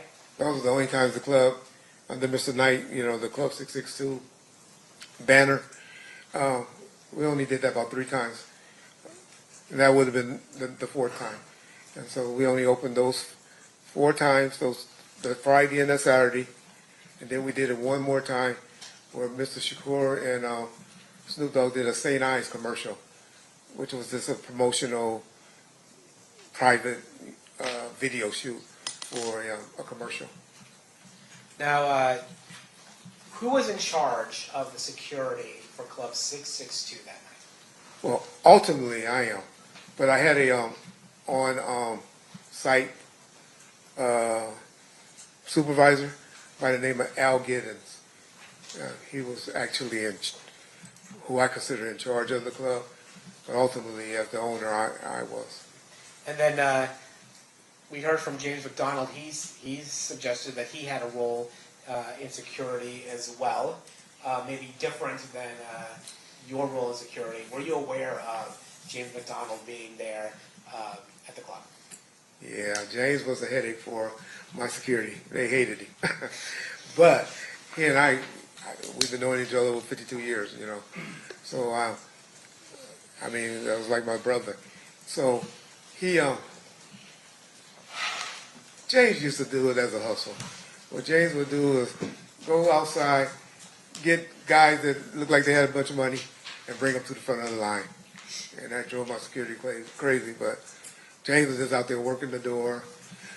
Sugar have a bunch of his homeboys to come and be on the lookout, still, blood related, pyro related, to be around. But James was mainly doing a little side hustle. Now, in terms of as the person in charge, or the person contracted to be in charge of death row security, were you aware that Tupac Shakur was going to come to the fight on September 7th, 1996? Definitely the plan. That was definitely the plan, and there was a reason that I knew he had to come, but that was definitely the plan. Okay, well, tell us the reason why he had to come. So we, Mr. Khalees, who he had something worked out, because that's why we had off-duty police officers. I don't know if they were off-duty. They were in uniform, so I don't know if they was working off-duty or they were on duty. But we had, my guys were responsible from the door inside, where the police officers were responsible for the door and the street traffic control and the parking lot. And so I guess how they got that approved was well, if you're guessing, okay. I don't want you to guess. Were you the person responsible for whatever event control or traffic control that the Las Vegas Metropolitan Police Department did? No, sir. Were you the point of contact? I was the point of contact for the club, yes. Yeah, but you were the point of contact for the club. And then the person, is it fair to say that the person dealing with whatever traffic control or event control or population control, whatever it was that the attorney, George Glacis? He was the one that got them there. Okay. Made the call to get them there. Okay, so you weren't the one that called Metro? No, sir. So anything that you would have said regarding that is just kind of you trying to put the dots together, assuming what that conversation might have been. And the only reason I say that because I knew we promoted it as a benefit for a retired boxer, for a police, or retired. He was a retired police officer that was promoting or had something to do with boxing for youth or something like that. So that kind of is adding to the P's and Q's that make Mr. Knight look better when they transfer when they're trying to transfer this club. Hey, we're also holding a benefit. That, and also Mr. Shakur was trying to work off some community service hours that he needed. I don't know how they made it happen in LA County. And so Mr. Shakur was scheduled to perform that night at Club 662. Is that right? Yes, sir. And so you're telling us that it was your understanding that Mr. Shakur performing at Club 662 at this benefit would help him accumulate hours for community service. Yes, sir. So when was Tupac Shakur supposed to come to Las Vegas? Well, they always came up on that Saturday. I know that they arrived about 4 p.m. on that Saturday, but if they were scheduled to come out earlier or not, I'm not sure. And then at some point, well, who's the security for Tupac that Saturday? Mr. Alexander, but he was out there with me, getting the town cars and everything. Mr. Shakur actually rode up with, I guess, his fiance and a few members of the Outlaws. And who are the Outlaws? The Outlaws is a bunch of people, actually, but it's a group of rappers that works with Mr. Shakur that he was trying to help get their careers going. And was Malcolm Greenidge one of the members of the Outlaws? Yes, sir. And I think he goes by the name Edie Amin. That's correct, sir. And Qatari Cox, was he one of the members of the Outlaws? Yes, sir. And then Afula, and I always get the name wrong, but Mr. Afula, was he also one of the members of the Outlaws? He was as well. Okay. And you said Mr. Alexander was the person that's supposed to be working security, or the person assigned for security for Mr. Shakur, but that he was with you. So on Saturday, was anybody with Mr. Shakur? No, sir. And you had mentioned earlier that after the song Hit 'Em Up had come out, and that was probably, 3-4 months before this, you had assigned 2 security officers to Mr. Shakur. That's correct. So where's the other one? Well, that was Mr. Hackey, Kevin Hackey. He was scheduled to also be attending and writing, and that's who I actually thought was going to be with him, coming up with him, because he normally was with him. You know, him and Mr. Alexander, they kind of worked out who would be with Mr. Shakur. And for some reason, he didn't show up. He now telling me he had a late arrest, and he was stuck at the hospital all day dealing with an arrest. So the fight night arrives. Where are you? Do you go to the fight? I went to the parking lot of the fight, so it was kind of hectic to get inside, but also got a call from Mr. Giddings, Al Giddings, who was my supervisor at the club, and they was having some logistic problems, some problems there, and I elected to go and get things in order at the club. So You get to the parking lot at MGM, see it's a little crazy, and decide to head over to Club 662. That's correct. And was Club 662, it was on Flamingo, is that right? 1700 block of Flamingo, yes, sir. Okay. Actually, can I see Exhibit 2? I'm going to publish Exhibit 2, which has already been admitted. All right, actually, Mr. Wright, you're not positioned great for any of this, but there we have, can you see 662 up there? I don't have my glasses. No worries. I'm sorry. I got you.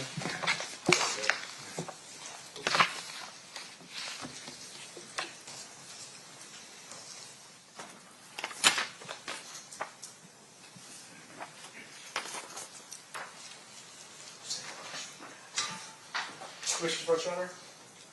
No, Commissioner Brooks? Oh, yeah. My name is about the courtroom freely. Thank you. You see clubs, there's a red 662 club on this map. You see it? Yes, sir. Is that accurately representing what Club 662 was? Yes, sir. So you leave the Las Vegas Strip and head over to Club 662? That's correct, sir. Was it? Did you handle the logistical issues at Club 662? I guess. I'm sure we got worked out. Yes, sir. And then, was Club 662, did you stay at Club 662 or did you head back to the strip that night? No, I stayed there the whole time until I was contacted by some other individuals. Okay, so we'll start, before we get there, how was 662 super busy that night or was it kind of less crowded? The clubs generally didn't start getting crowded until about 11 p.m. I think we were there like 8:30. So it eventually got there, but I wouldn't call it super crowded at that point. And then you said you were there and then you, something changed. Well, we all know that on September 7th, 1996, Tupac Shakur was shot and Mr. Knight was at least grazed in the head by a bullet. Did you find out about that? Yes, sir. How did you find out about that? Two gentlemen, Buntry, true name was Alton McDonald, and a gentleman by the name of Neckbone. Well, his true name is Roger Williams, and his moniker is Neckbone. They came inside the club and came straight to me. It was like, Reggie, Suge and Pac just got shot down the street.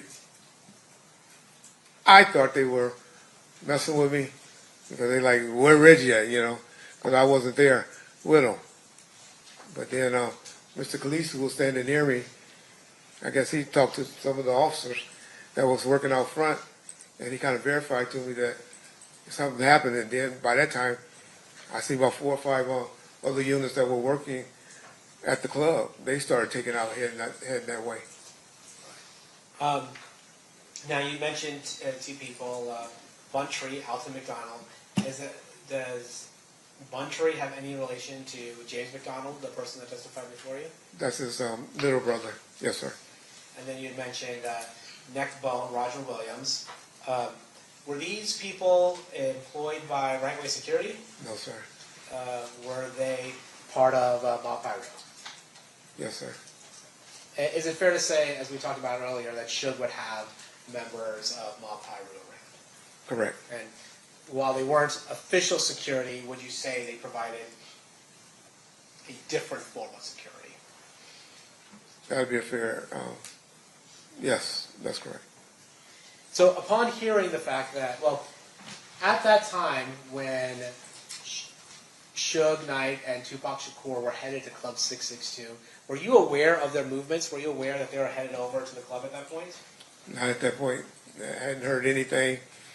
Frank hadn't communicated anything with me, and I just knew they would eventually get there. But no, I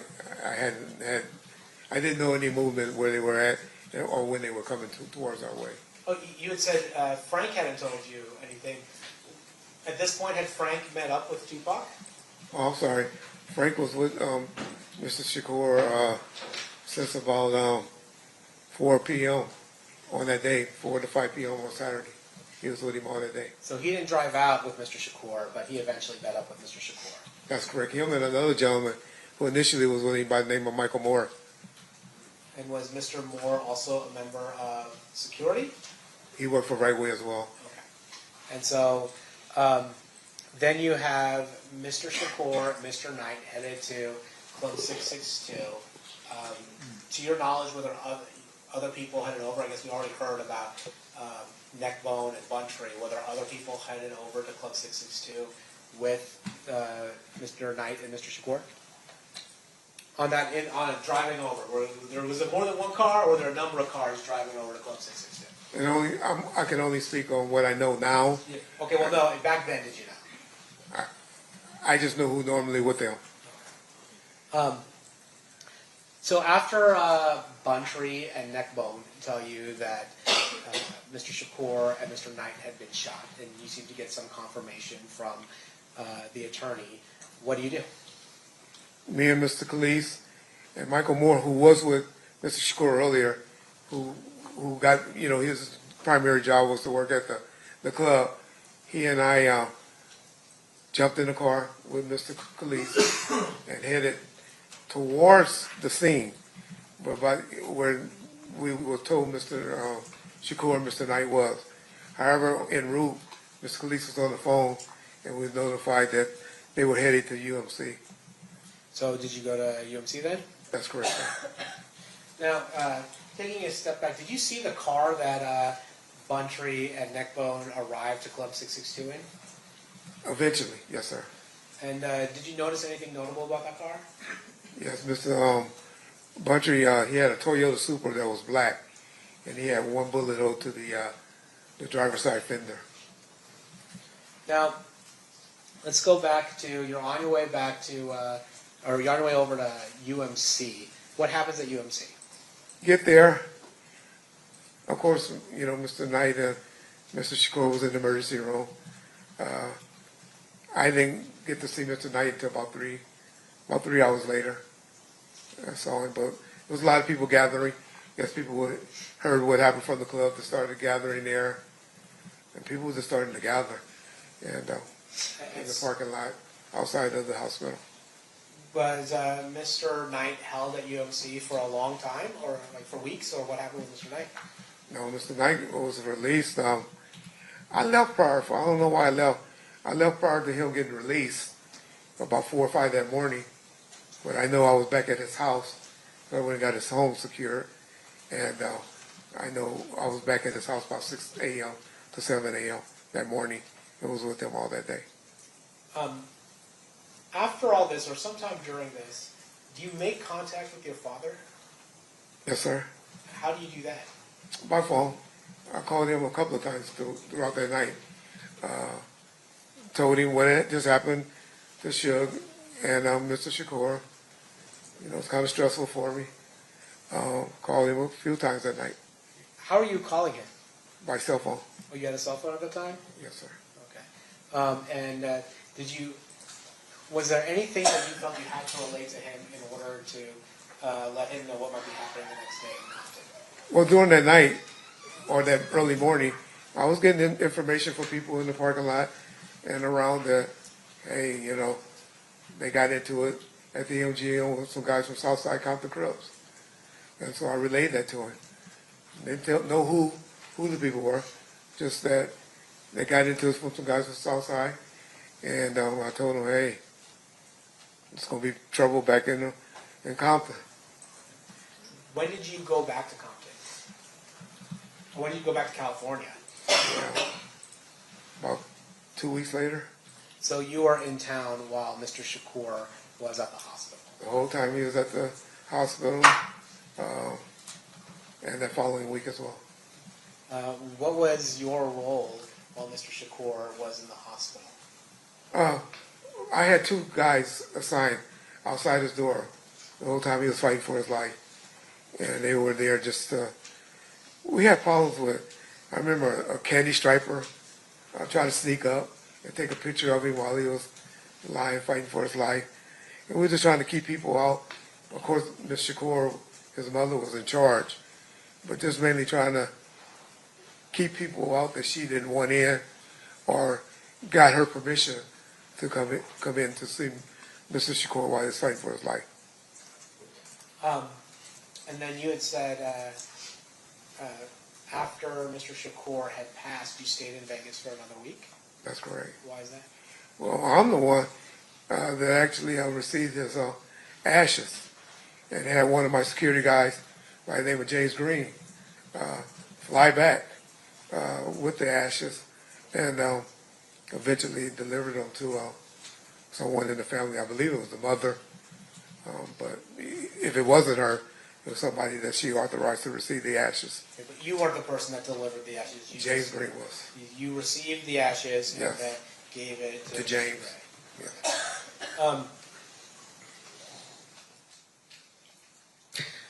You know, I want to ask you this just straight. Did you have anything to do with the murder of Tupac Shakur? Absolutely not.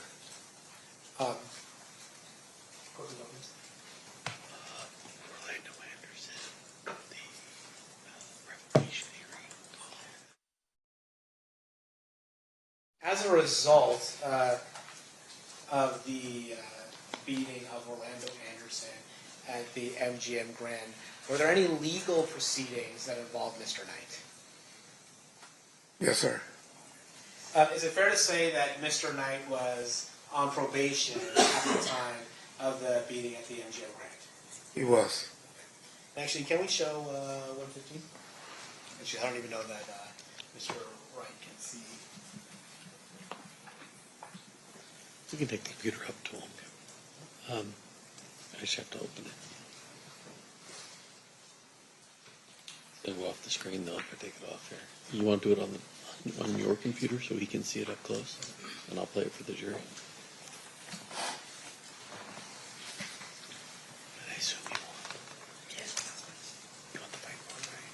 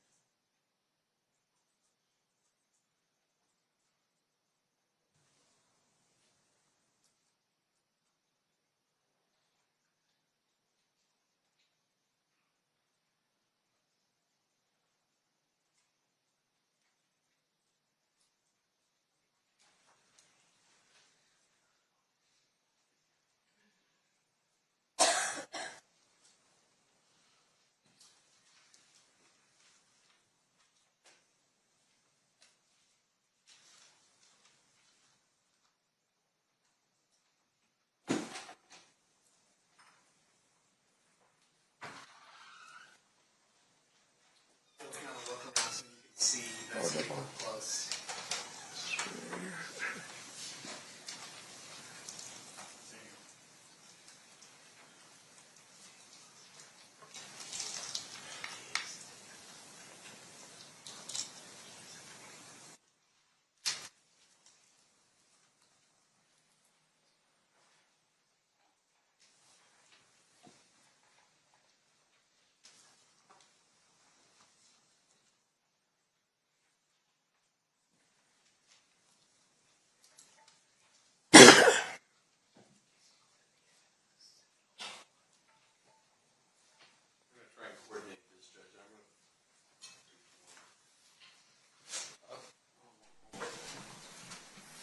I'll show it to you up close, Mr. Wright, while Mr. DiGiacomo shows it to the members of the jury.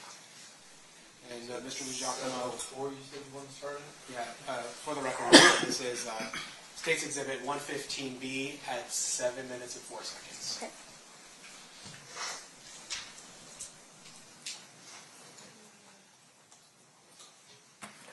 So here, just actually, before we start playing, Mr. Wright, have you seen the MGM video before? Yes, sir. It's fair to say you've seen it more than once. Yes, sir. And that partly because it was part of a revocation proceeding that involved Suge Knight. That's correct. Now I'm going to show you 115B, starting at 7:04. I'm clicking. 1 second, not just yet. I'm clicking right. Is this the video that you've seen before? That's correct, sir.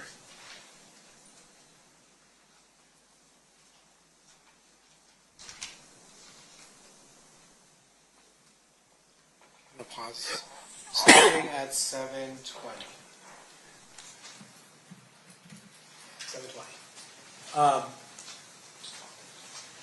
Did you recognize the folks that were hitting Mr. Anderson there? Hitting or kicking? Hitting or kicking, yeah. Yes, I do.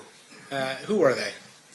The gentleman in the white with the black hat on was We'll try and coordinate this again.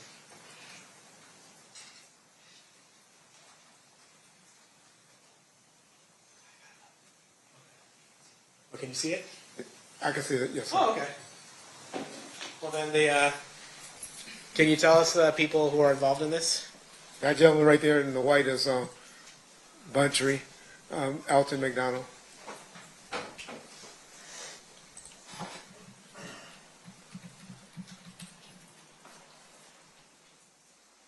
There appears to be somebody in a gold shirt. Who was that? That appeared to be Mr. Shakur.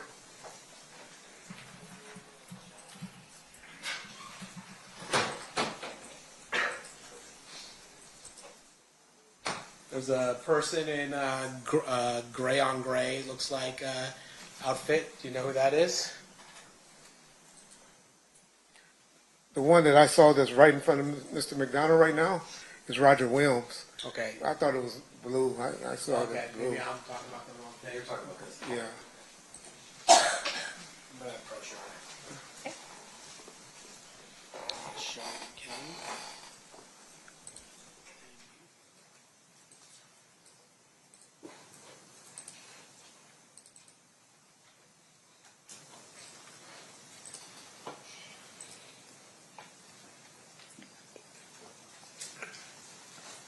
Well, that's Mr. Knight, and then that's Mr. Williams.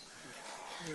And then, so you see Mr. Williams, Mr. Knight, Mr. Shakur. Those are the people that are evident to you in this portion of the video. Is that That's right? correct, sir. And then we have another video of everybody leaving.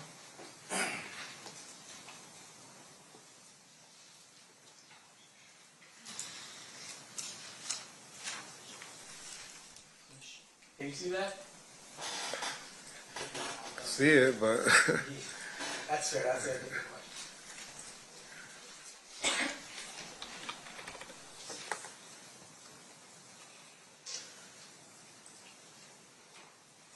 Okay, I'm going to show Mr. Wright 115C.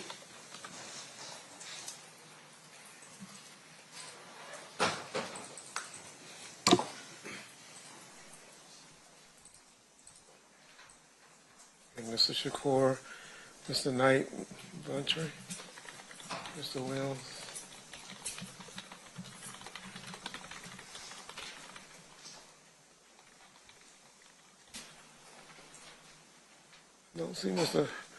I don't see Frank yet.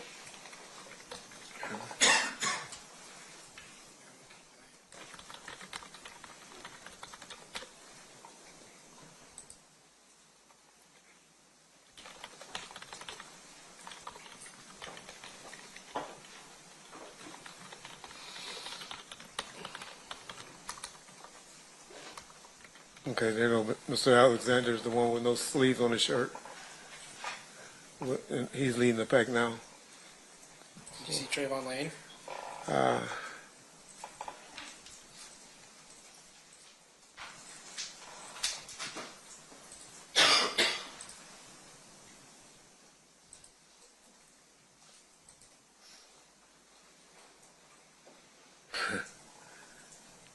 don't see Mr. Lane yet.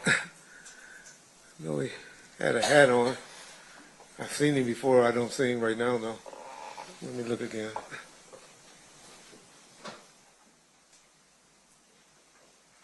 It's Frank. Mr. Shakur.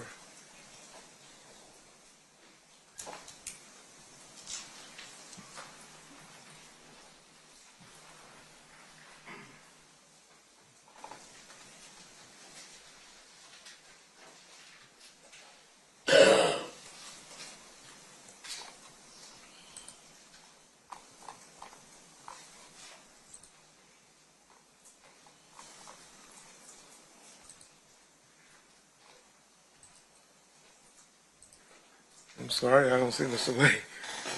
It's all right. I'm sorry.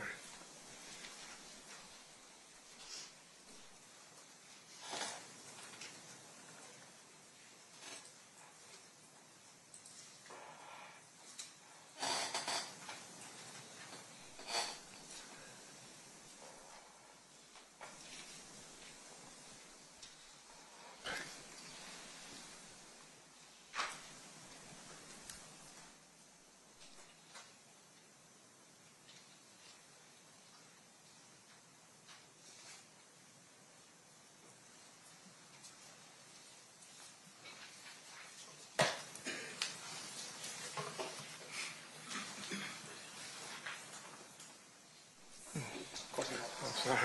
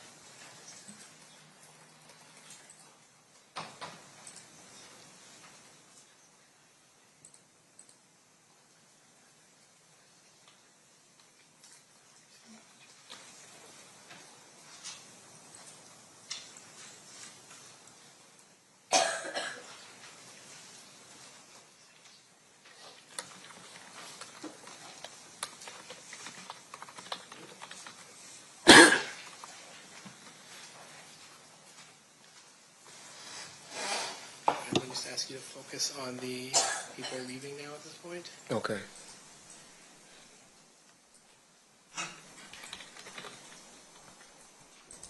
Right there, upper right. Yeah. So you see him Yeah, leaving. he has the hat on. Upper right corner is Mr. Lane. So you see him leaving the scene, but you don't actually see him during the altercation. You don't see him actually hitting I didn't see him, no. Mr. Anderson. I didn't see him do that. But he's with the group that's fleeing the beating of Mr. Anderson. That's correct. I'm going to show you what's been marked as State Proposed Exhibit 16. Do you recognize who that person is? That's Mr. Lane. Do you recognize the person in State's Exhibit 7? Actually, no, I gave you the wrong one. State's Exhibit 2. Yes, I recognize him. That's Mr. Davis. Okay. I'm going to show you the person depicted in State's Exhibit number 3. Mr. Anderson. And lastly, I'm going to show you what's been marked as State's Exhibit 72. Do you recognize what's in that? It's a defo chain, yes.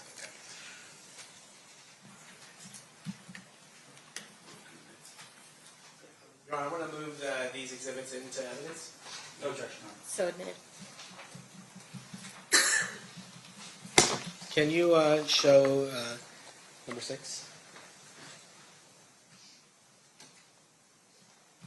Sorry, this is Mark 6. I think it's 06. There you go. Is that the person you identified as Trayvon Lane? Yes, sir.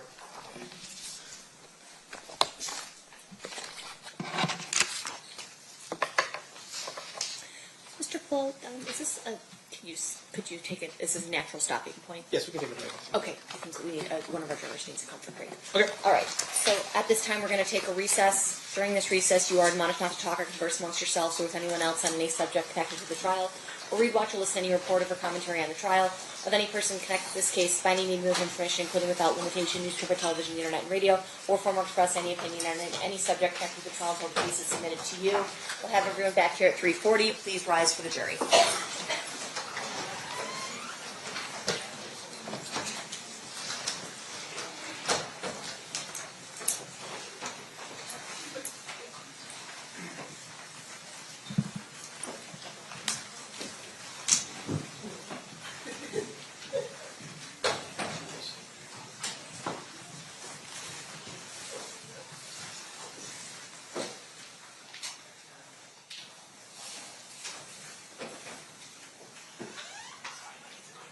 For the record, the jury has exited the room.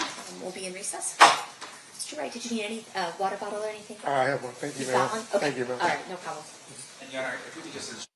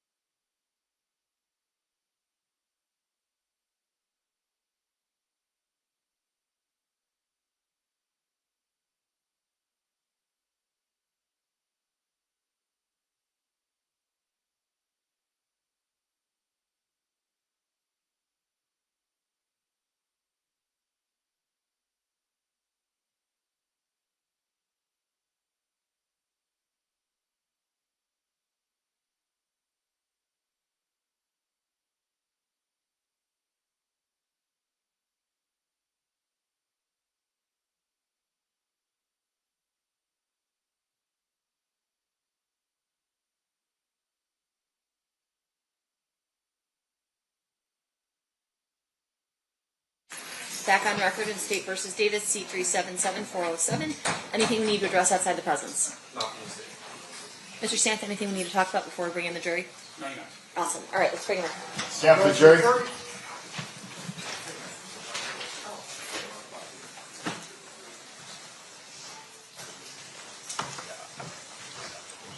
We're on the record and stand for the jury, please.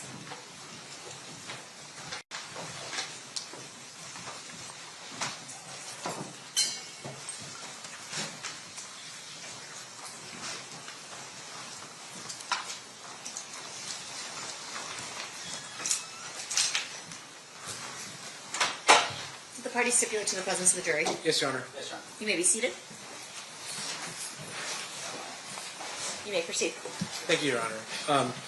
Mr. Wright, would it be easier to look at the monitor on the witness stand, or are you able to see that better? Pictures this size, I can see both ways. Okay. All right. So you're now looking at State's Exhibit number 60. Who is that? That's Trayvon Lane. Right. And can Mr. DiGiacomo, do you mind putting up 62? Showing you State's Exhibit number 62. Who is that? That's Mr. Davis. You mind putting up 63? Showing you State's Exhibit 63. Who is that? That's Mr. Anderson. And then we had talked briefly about it, so I want to just show it. Showing you State's Exhibit 72. What is that? That's a defo chain medallion. And we'll touch on that in a minute. But we were talking about the beating of Orlando Anderson at the MGM. Mr. Knight was on probation at the time you had mentioned. Is that correct? That is correct, yes. And then after you guys got back from Las Vegas back to the Southern California area, did Mr. Knight have a legal problem as a result of his alleged participation in that beating? That's correct, sir. And can you explain that to us? They brought him in. Initially, they brought him in. They said for a 30 test for that he did with his probation officer. But while he was still in custody, they then added the charge of he violated his probation for assaulting Mr. Anderson. So he's on probation. He's on video, at least what appears to be participating in the beating of Mr. Anderson. And so he is charged with violating his probation. That's correct, sir. And do you participate in any of the preparation for Mr. Knight's hearing on his probation violation? With his attorney, Mr. Kenner, I attended several meetings, yes. And then are you aware of a meeting with Mr. Anderson? That's correct. Can you tell us about that? So we met him at his attorney office, Mr. E.D. Fall. It was in Seal Beach, I believe, where his office was. And we met with him. The attorneys had an agreement where I guess they were going to make a settlement or something for and Mr. Anderson to come and testify on Mr. Knight's behalf, where I believe the settlement was for about $60,000 because some of the death row people had assaulted him, and some would say for him coming up and testifying on the behalf of Mr. Knight. Okay, so just to be clear, prior to Mr. Knight's revocation hearing, there was a meeting with Orlando Anderson, the person who was beaten in that video. Is that right? That's correct. And then there was an agreement that $60,000 would change hands between Suge Knight or Death Row or some aspect of that side to Mr. Anderson. Is that correct? That's correct, but that was made between the attorneys, Mr. Kenner, who was also present, and Mr. Fall. Okay. I'm not saying that you're the person that did that. I'm just saying you were that. I was at the meeting, myself and Norris Anderson, who was the general manager of the company at the time. Okay. And then at that probation hearing, is it fair to say that Mr. Anderson said that Mr. Knight was just trying to stop the fight and not participate in the fight at all? That was his testimony, yes. Okay. And that was after he received the $60,000. That part I don't know. That was after the agreement for the $60,000. It was an agreement in place, though. Okay. And then, is it fair to say that the judge disregarded Mr. Anderson's testimony and revoked Mr. Knight's parole? Objection at the meeting. Sustained. Well, did the judge believe Mr. Anderson's testimony?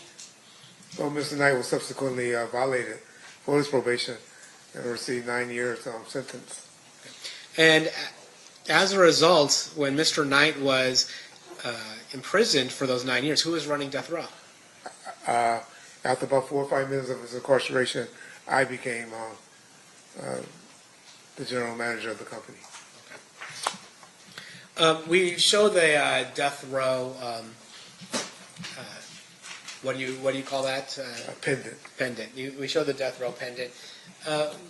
Can you tell us about the distribution of death row pendants to various people that were associated with death row? Mainly the artists received them, and then people, close associates of Mr. Knight, they were given out to different people for Christmas presents of 1995. Yes. Were you aware of whether or not Trayvon Lane had received a death row pendant? He was one, yes, sir. And is it typically wore on a chain around one's neck? That's correct, sir.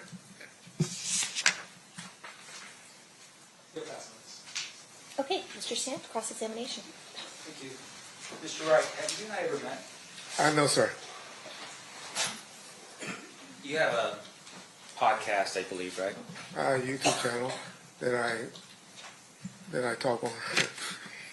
I'm sure you're probably anticipating the next question. In your YouTube channel, you have spoken a little bit about me, for instance, right? That's correct.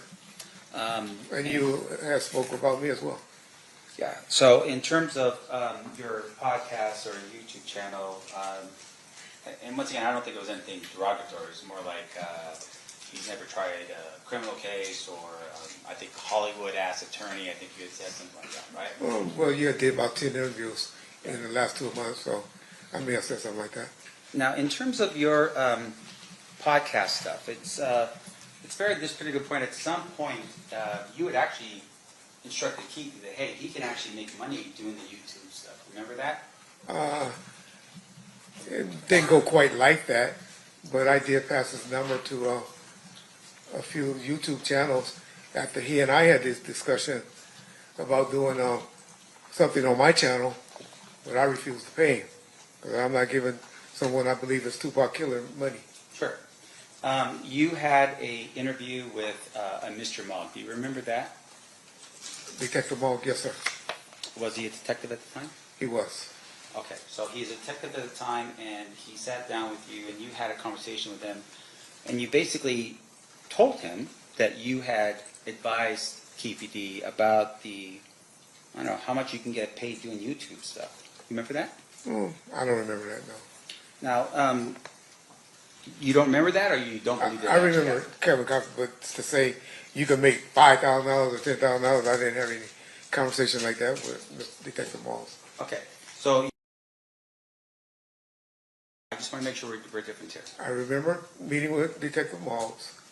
I know I am the one that started passing Mr. Davis' number around to do more interviews to get him to talk. Yes. Okay, so when you volunteered to Detective Mogg, Keffe D's number, you said, I set him up with a couple of interviews. Correct.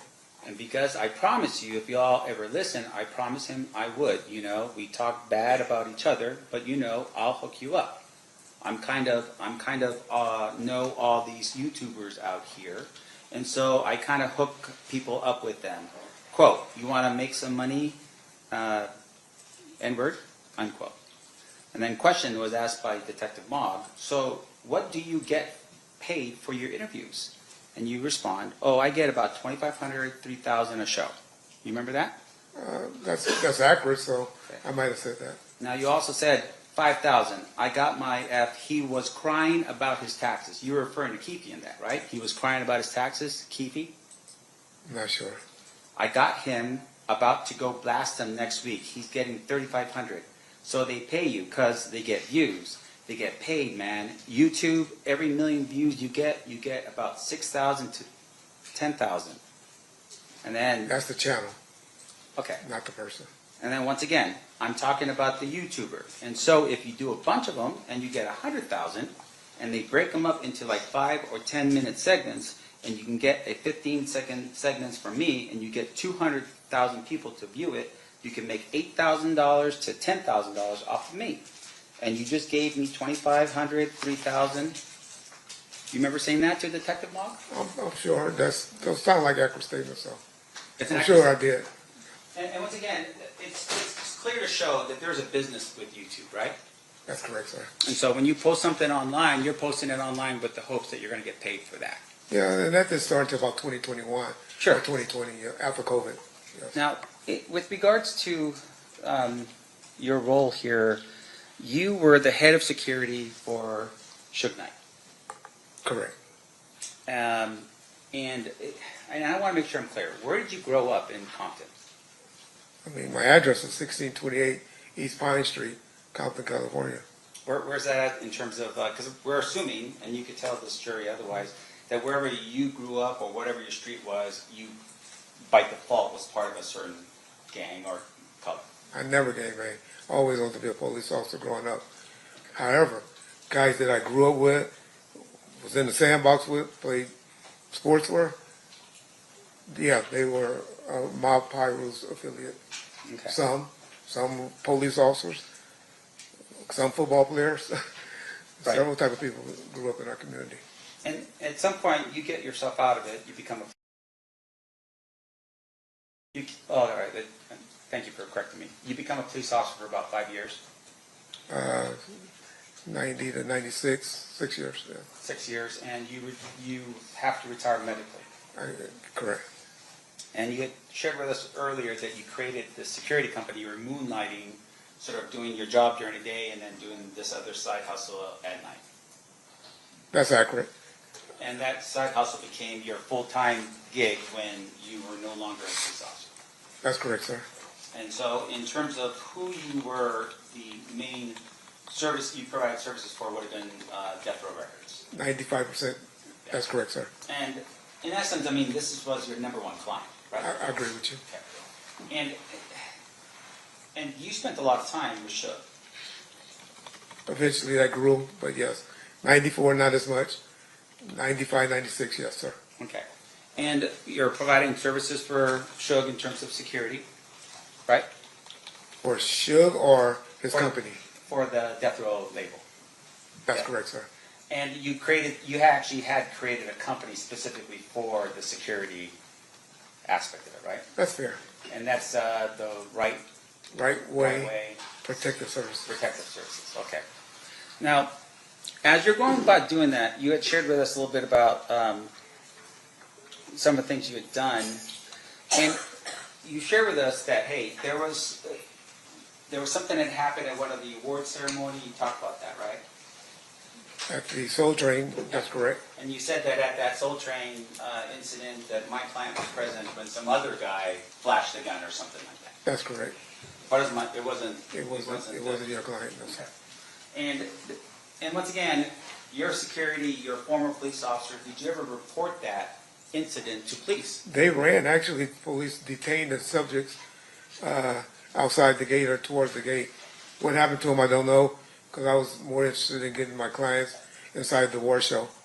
And your father, just to correct my memory, is a lieutenant at the time with Compton? Or was he captain? At that time, a lieutenant, sir. Yes, sir. And his role and what he was responsible for was the gangs in Compton. That's correct, sir. So it would have been information he would have maybe picked up, or you would have told him? That's what people get confused about law enforcement. Compton is a city about 8 to 10 miles away from, well, that's by UFC is where this incident happened. That's about 20 miles away from Compton. And so Compton PD and LAPD don't share information with each other like people think in law enforcement. Right, but you're talking about someone who's from Compton. You're saying that that guy right over there who's from Compton was present at that particular event. Wasn't a big thing. It was just a guy that was some guys that brandished a weapon. Right, so in your mind, it's not about this idea that this is a gang sort of thing. It's just some idiot with a gun flashing a gun, right? I agree with you. Okay. But they were also protecting Bad Boys Records. Okay, well, we can talk about that in a Okay. second. In terms of your role, though, in your company, you, at some point, you obviously are now working with Suge, and there's this idea with Death Row Records that there may be sort of, tension in the air. Was there anything going on during that time period prior to, September of 1996 that was happening that was telling you, hey, I need to make sure that Death Row Records is protected? You always had an element because of incidents when you go out to nightclubs, the party scene. It was always an issue, Yeah. unfortunately.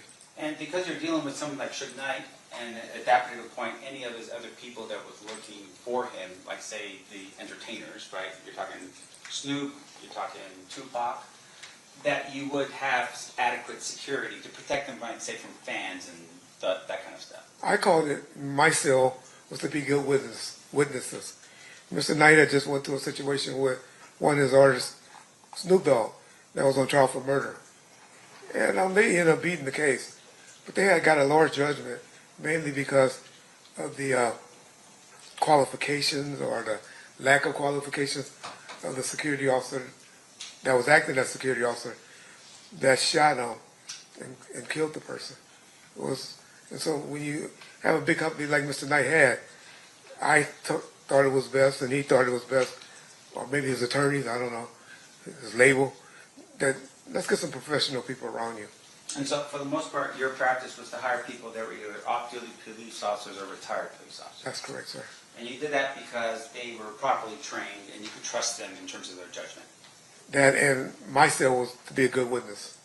Gotcha. Yes, sir. But with regards to their roles obviously, at the end of the day, were to protect the people that were your clients. That would have been Death Row Records and whoever you assigned them to do. As best you can. Yeah. So in terms of what happens here in Las Vegas, right, your testimony is you arrive here to Las Vegas and you're here on Friday. Correct. And you're here to get ready for what's happening on Saturday. Friday night, the Coke Club did open. Like I said, it wasn't majorly attended, but definitely for Saturday night, yes, sir. Yeah. And in fact, Tupac and Suge didn't arrive until Saturday anyways. They didn't come up until Saturday, that's correct, sir. And they drove up. They drove up, yes, sir. So they drove up, you're there, you're working, and you're at 662, right? I'm at 662, yes, sir. Okay. So I'm going to show you here an image, and I'm going to ask the clerk to mark as proposed defense exhibit next in order. See, I think? Yes. See? Yep. May I approach on? You may. You recognize this? That's Club 662, yes, sir. Okay. And with regards to, I'm sorry, and with regards to that photograph, would that have been an accurate depiction of 662 around the time period that we're talking about here? I agree with you, sir. Yes, sir. Now, Your Honor, at this point, I move for the admission of proposed defense exhibit C. Any objections, State? Nope. So admitted. May I publish, Your Honor? You may. I'll show this to the jury here real quick. So this is a picture of 662. Now, you had shared with us a little bit about what was happening on Saturday night. Attorney basically says, hey, we really want to get this club, I guess, passed in terms of its licensing. Maybe we do something that helps the community, or at least does an outreach. Is that what we're doing? I think that was mainly to get the police officers there. Okay. And with regards to that particular night and so forth, you said it's something to do with boxing. This is a Barry's boxing benefit. Is that what that was? Correct, yes, sir. Okay. So this picture would have been taken pretty much at the time of when this event had gone down in September of 1996. I believe that night or Yeah. or that week, yes, sir. And with regard to Barry's boxing, do you know anything about what Barry's boxing is about? Just that he was a retired police officer that was helping young kids in the area with boxing. That was about it. Or association or a foundation to raise money for youth coming up. Is what I remember. So, Mob James just testified a little while ago. Okay. If his representation was there was no event like that was happening in September of 1996, would he be wrong? Let me just say this: they don't be in the know like that. We're not as transparent as maybe we should be with the homeboys.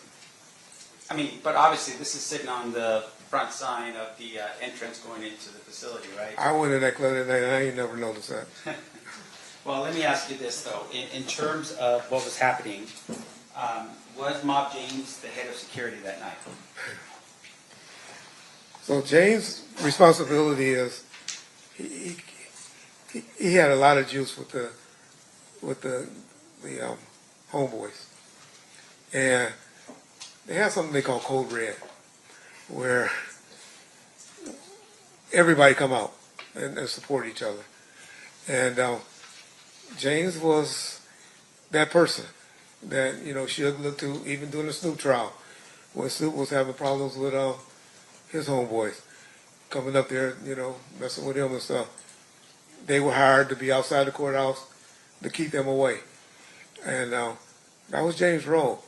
So, and James was with Suge at the beginning, and quite frankly, he might be a little upset that my guys kind of took a lot of their roles or their responsibilities. Right. So on this particular night, there's actually Metropolitan police officers that were they hired by you to be on the outside? Well, I would say Club 662 or under Mr. Khaleesi and the person that was running the club, under their direction. I knew they were going to be there, but I didn't speak to anyone from the police department to say, this is how much y'all going to be getting paid. I need you to do this. I just knew they were going to be working from the door out. So, yeah, okay. Yes. And really the concern at this particular point that you had, as well as I'm assuming Mr. Khaleesi as the attorney, is you wanted to make sure everything was going to go well for the club. That's correct. That's fair. In essence, and to help Suge with passing up this particular club, right? That's correct, sir. So one of the things that had happened that you had shared with us is that Friday you meet with Khaleesi and you learn and you're instructed that your people are not to be carrying firearms. Inside the nightclub. Right, inside of the nightclub. That's correct, sir. All the way up until the time that they get to that door, they're not supposed to be carrying firearms. Inside the club. Are you aware that the Red Alert people from Mob James were all carrying firearms that night? Well, I had problems with that. My guys were strict, law enforcement. They didn't care about, they didn't have a relationship with James and them, as I did. And so they would search them. And if they got one in, who knows? But there was always issues with them about being searched. But my guys would still, they were like, hey, if you want us here, we searching everybody coming in this club. Right, so that was important for you, but Mob James says otherwise. He says everyone was okay. If they snuck them in, and it happens. And yeah, and with regards to your meeting with Mr. Khaleesi, once again, you're there, and do you have at that particular point any ownership interest at all in Death Row Records? None. So you are a separate entity. You are just the security company hired to provide security for Death Row Records. My company, right where it was making money, but I also received a salary from Death Row. Okay. So, and you're in this meeting, and once again, the meeting is to help Suge get this club approved so he can make it happen. That's correct, sir. And your job is, really honestly, is just somebody who's providing the security to the club. On that particular night, but I'm more, some would say at one point, Suge right-hand guy, but my main focus was Suge Knight entities. It wasn't just the recording artist, wasn't just the record club, it was everything that Mr. Knight was trying to invest in at the time. So you're telling us that not only were you providing security, but you're also like an employee for Death Row Records? I was both. Okay. Were you drawing like a paycheck every 2 weeks as an employee? I was, sir. There wasn't no under the table stuff like Mob James would have been telling us? We didn't do that. Right, we didn't do that. And with regards to Mob James being paid, you're telling me that he would have been paid the same way with employee checks and so forth from Death Row Records? Bob James wasn't one of those employees. Like I said, he was just called on special events. I don't think James made his money by guys in the line that were ballers or shot callers or whatever that he would bring to the front of the line. So, just drawing your attention back to let's say around 4 o'clock of Saturday, that Saturday. Okay. Where were you? At the Luxor Hotel. Okay. And did you ever, what happens after 4 o'clock for you?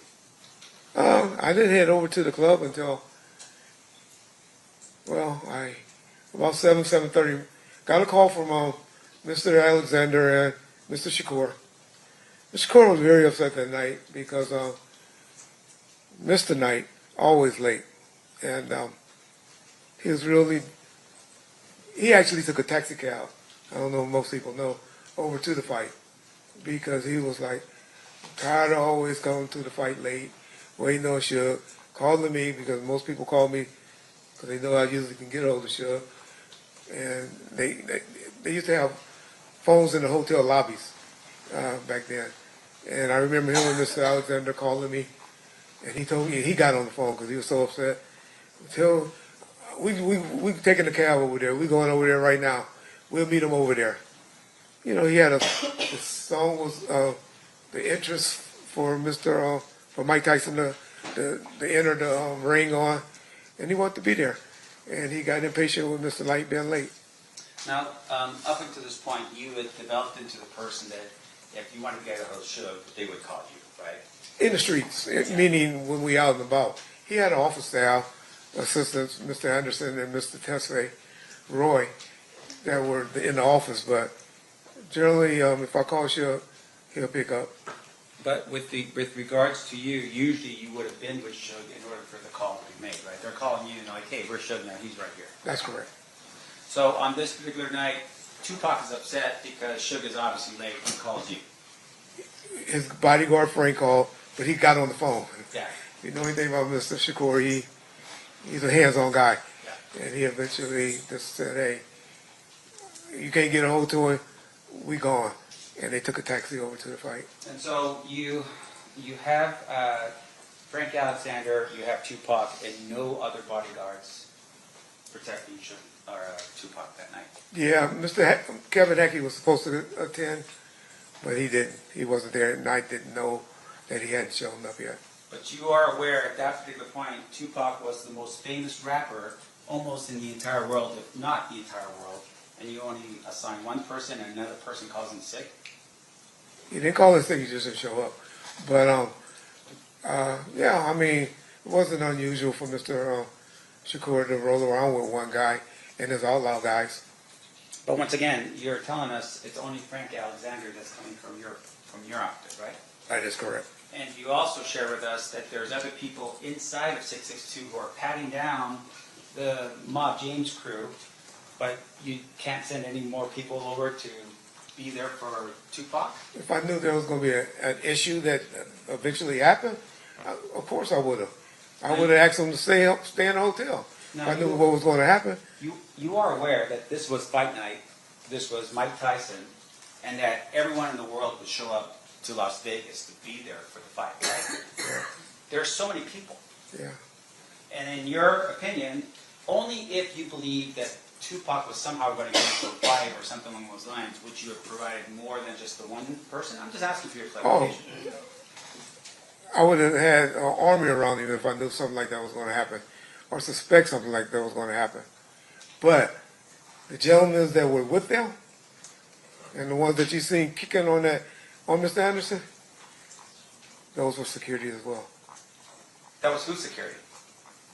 Death Row's staff. But once again, let me make sure I'm clear.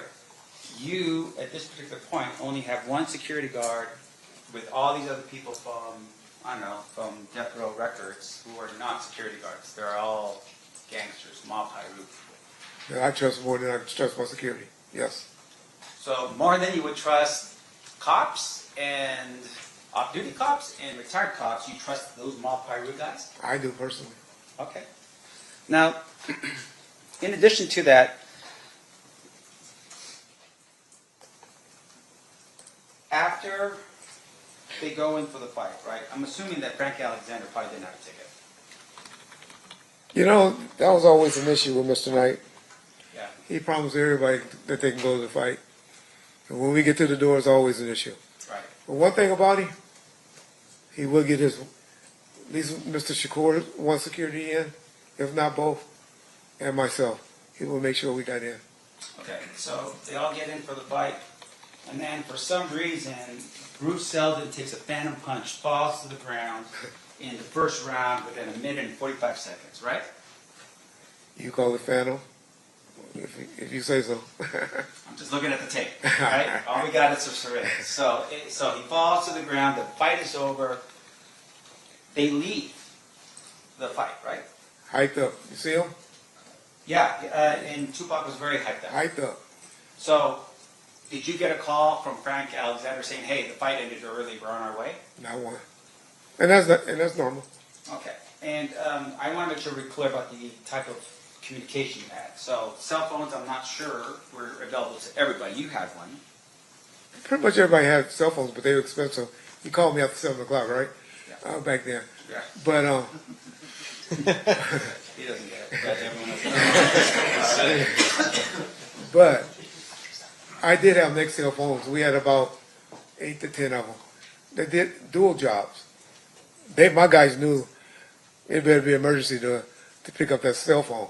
Yeah. But the two-way walkie-talkies on the Nextels, you could use them to call. That's how we communicated. On that picture with Buntree, you'll see one hanging out of his pocket.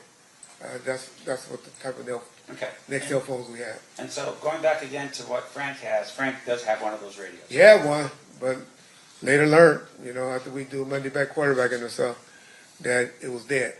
So, he is there, he doesn't call when you leave the fight. Now, does he call you after the situation happens with Fernando Anderson? No, sir. They all rush out, right? They all go back to, I think, to Luxor. That's correct. But you don't know that because no one calls you. Haven't heard anything. Didn't know it was an issue. So you're still sitting over at 662. You're worried about making sure the club passes inspections, and you're there and you're waiting. In the meantime, people get picked up at the Luxor, and then they're transported all the way to Suge Knight's house. I mean, once again, if you don't know, you can just tell me. Yeah. I just assume You don't just. Yeah. I don't know. I don't know. Okay. Now, at some point, they're traveling down Flamingo, and the shots occur at that particular point, right? But you don't know. Correct. And so you're sitting at the club, and you don't know. I wasn't sitting, but yeah. Oh, well, whatever. I mean, I'm sure you're working, right? So you're working, and your concern is making sure the club passes, and that the club passes for Suge Knight. Even though his attorney's present, all these cops are on the outside, and you have the security proficiency of Mob James on the inside, right? And about 25 to 30 of my guys. And so, once again, yes, 20 to 30 of your guys. Correct, yeah. Retired police officers or off-duty police officers. Correct. And they're all there. Correct. And at some point, you get notice that Tupac had been shot, right? I got notified. Correct. Was it through the Nextel walkie-talkie stuff? No, sir. How did that happen? Mr. Williams and Mr. McDonald ran up to me and told me. Okay, none of your people, but two of the people that were associated with the death row people. With the entourage. Okay, and they're the ones who told you that hey, something went down with Tupac. Correct. And so, at that particular point, what did you do? Like I said, I didn't believe him at first initially, but we're talking seconds now. Mr. Khalif somehow, verified that, yeah, something's going on. And then me observing a few of the police cars that were assigned at the working the parking lot or the taking off license sirens going towards that way made me believe that something's going on. Now, that Suge Knight ever appear at the club and continue partying that night? I don't know, but I have heard James say that before, but What about just from your Monday night sitting down with your people and going over what should have been done better? Was there any conversation or any way that you learned that Suge Knight actually showed up to party the night of the shooting? the party was over. The party was over. They probably were still there at the club, but it wasn't like no partying going on, especially after people heard what happened. I can see that. Now, we talked a little bit about the death row chain. Do you recall telling Detective Mogg when he visited with you that you sold your death row chain because of hard times? I had a platinum one. That's correct. Now, later on, when you're testifying in the grand jury, remember doing that? I still have my gold one, if that's what you asked me. So, when the question is asked in the beginning about your death row chains, you never tell Detective Mogg, for instance, that it's a platinum one, right? I don't know. Well, let me just tell me.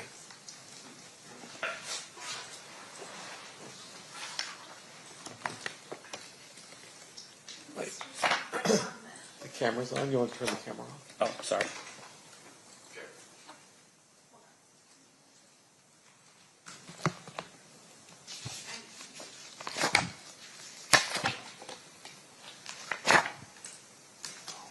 So this would be page 21, counsel, of the surreptitious report or recording. So you say, the question that was asked by Detective Mogg, you were describing the chains as cheap.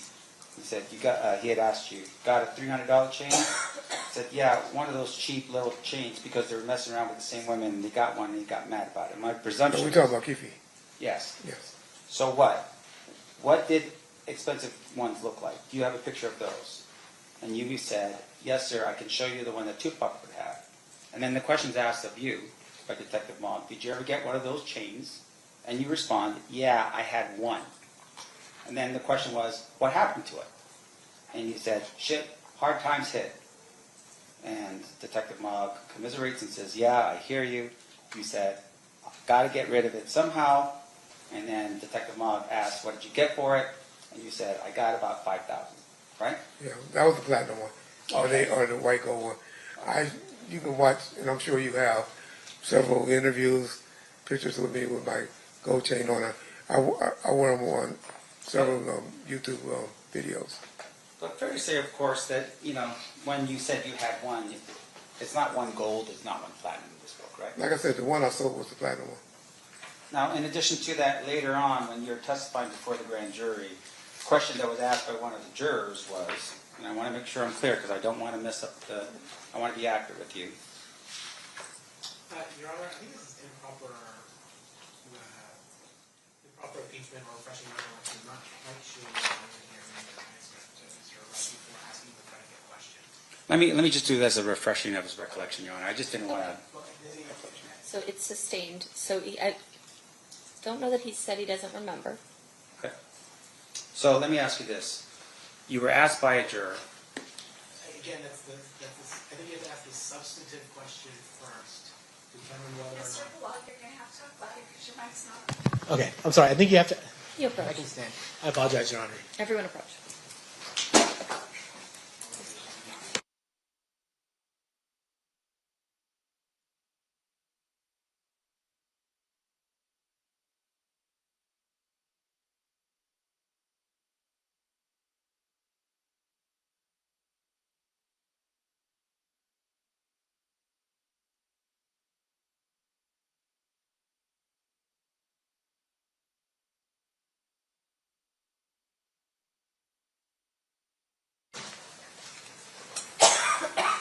Sorry. So were you asked this question by a grand juror?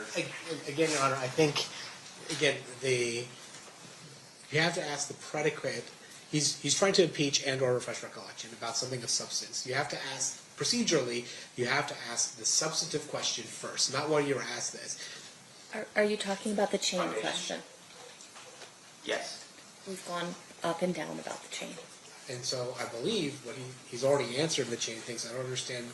Are we impeaching or? No, he's impeaching, saying that he's given an inconsistent statement in the past. So, overruled. He can proceed.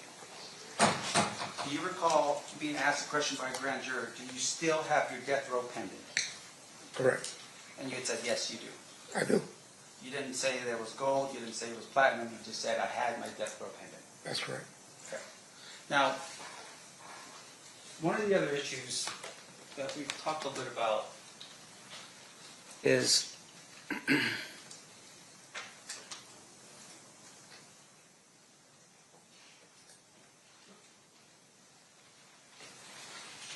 and once again, I apologize. Maybe the state can refresh my recollection because maybe I was thinking about something else. You have been convicted of a crime. I am. And with regards to that crime, it was a felony. It was sales of marijuana. No, back up here real quick. It was sales of marijuana and it was also embezzlement. Is that what it was? No, it money was, laundering? Money laundering. Ah. With money going in. And with regard to those two things, that happened in California. No, actually, well, the reason why I got in trouble because it went across state lines to Memphis. It's actually Memphis, Tennessee. And because it was across the state lines, it was a federal case. Correct. And that happened way after you were a police officer. Yeah, that's 2019, well, 2017, I believe. Okay. And at some point, you become the general manager of Death Row Records. That's in 1997, sir. 1997. Yes, that's correct, sir. So Suge Knight is in Las Vegas, and you were with him every single day, and in September of 1996, he just happened to get in this fray, and next thing you know, he's going to prison, right? I'm sorry? Let me ask you this. Why did Suge go to prison? He violated his probation. Right. So you knew, of course, that he was on probation, right? Before he came to The whole time I was with him. You did? From 1994, yes. Yeah. And so you knew that the number one person from Death Row Records, the primary principal for you, potentially could go to prison if he got into a fight, for instance, right? Correct. And on this particular night, you weren't around for him when he was in this quote-unquote fight, right? I was around with Mr. Knight about 70 to 80% of his life. So I guess a lot of 20%, I wasn't with him. Okay. Public, and when I say that, I mean public. Because a lot of times he laid up, sleep with somebody, and I wasn't with him. So in the most important time of Suge Knight's life, of having your protection, you weren't there for him. Unfortunately not, that's correct. And then you became the general manager of Death Row Records. By his calling, not anyone else. All right. No further questions. All right. State, any further questions? So to clarify that last point, in terms of who determined who was going to run Death Row Records while Mr. Knight was in prison? Sorry. I'm sorry. Who determined, who made you in charge of Death Row Records while Mr. Knight was in prison? He did, and I visited him 4 days a week during that time while he was incarcerated. Nothing further. Anything further on that, Mr. Sanchez? Just one clarification. So Okay. Suge Knight made you general manager when he was in custody? That's correct. No further questions. Anything else?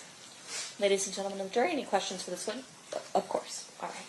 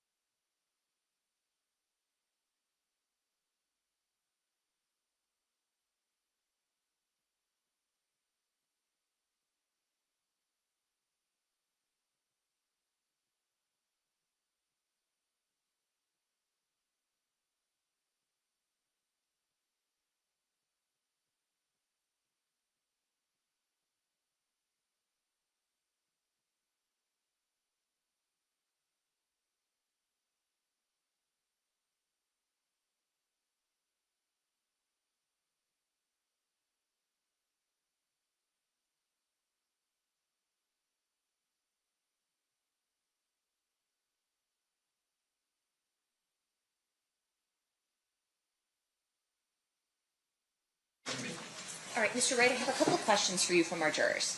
First, if they knew the cell phones were for in case of emergency, why wouldn't they call once the shooting took place? Why did you find out later in person? Not sure. I don't know why they didn't call me. That was Mr. Alexander's responsibility. And I didn't hear from him. Okay. Was there anything in writing regarding the transfer of management power to you over death row records? I wouldn't call it power. Just, dealing with the day-to-day operation. The one that signed people, artists for him. I did everything for him. I dealt with his women. I dealt with his parents. I dealt with pretty much everything while he was incarcerated.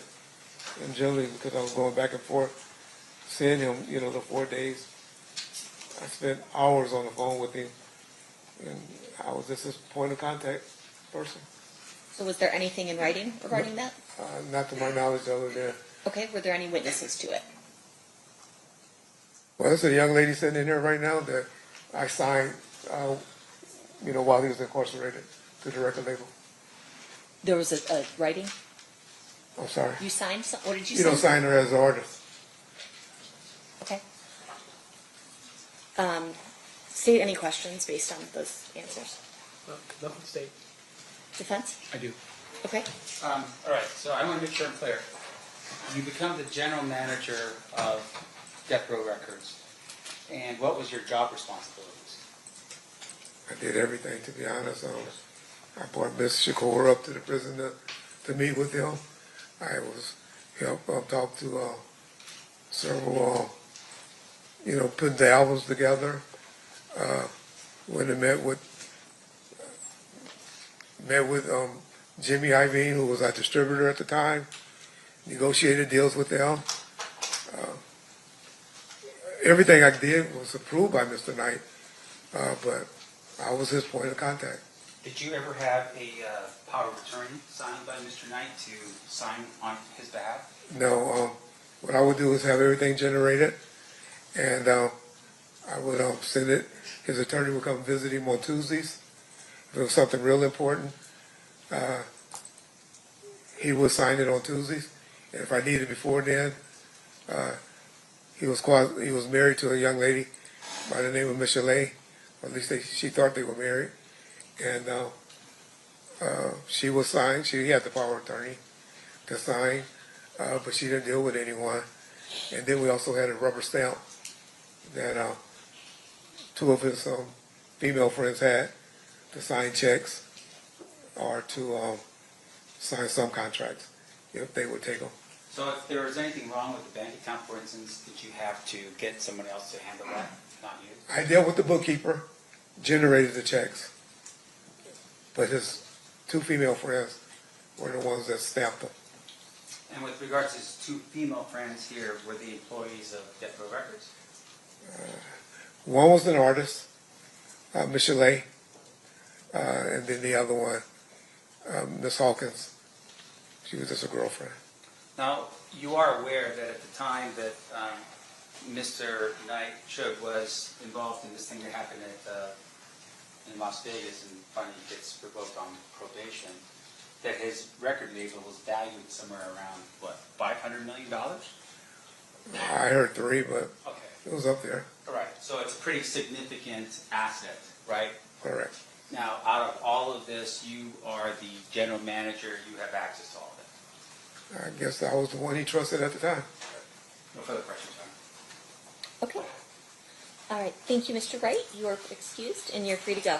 Thank you, ma'am. You're welcome.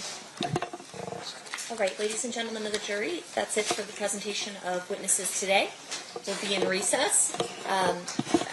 We're going to come back at 1 p.m. tomorrow because I have a calendar in the morning. So I'm going to read the admonishment, and then you're excused for the day. During the recess, you are admonished not to talk or converse amongst yourselves or with anyone else on any subject connected to the trial, or read, watch, or listen to any report of a commentary on the trial of any person connected with this case by any medium of information, including without limitation, newspaper, television, the internet, and radio, or form or express any opinion on any subject connected with the trial until the case is submitted to you. We'll see you guys back here at 1 p.m. tomorrow. Thank you. Right from the jury.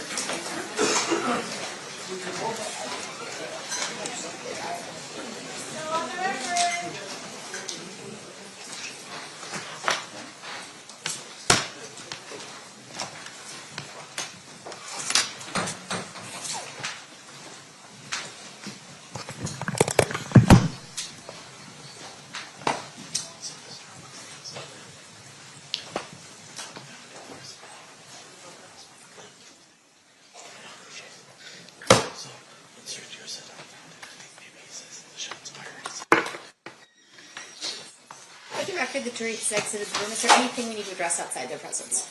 Nothing from the stage, Your Honor. Not from the state. No, Your Honor, I'll be asking the state that are waiting for tomorrow, but I wouldn't imagine. Okay, sounds good. We'll be in recess then. Thank you. See everyone back at 1 o'clock.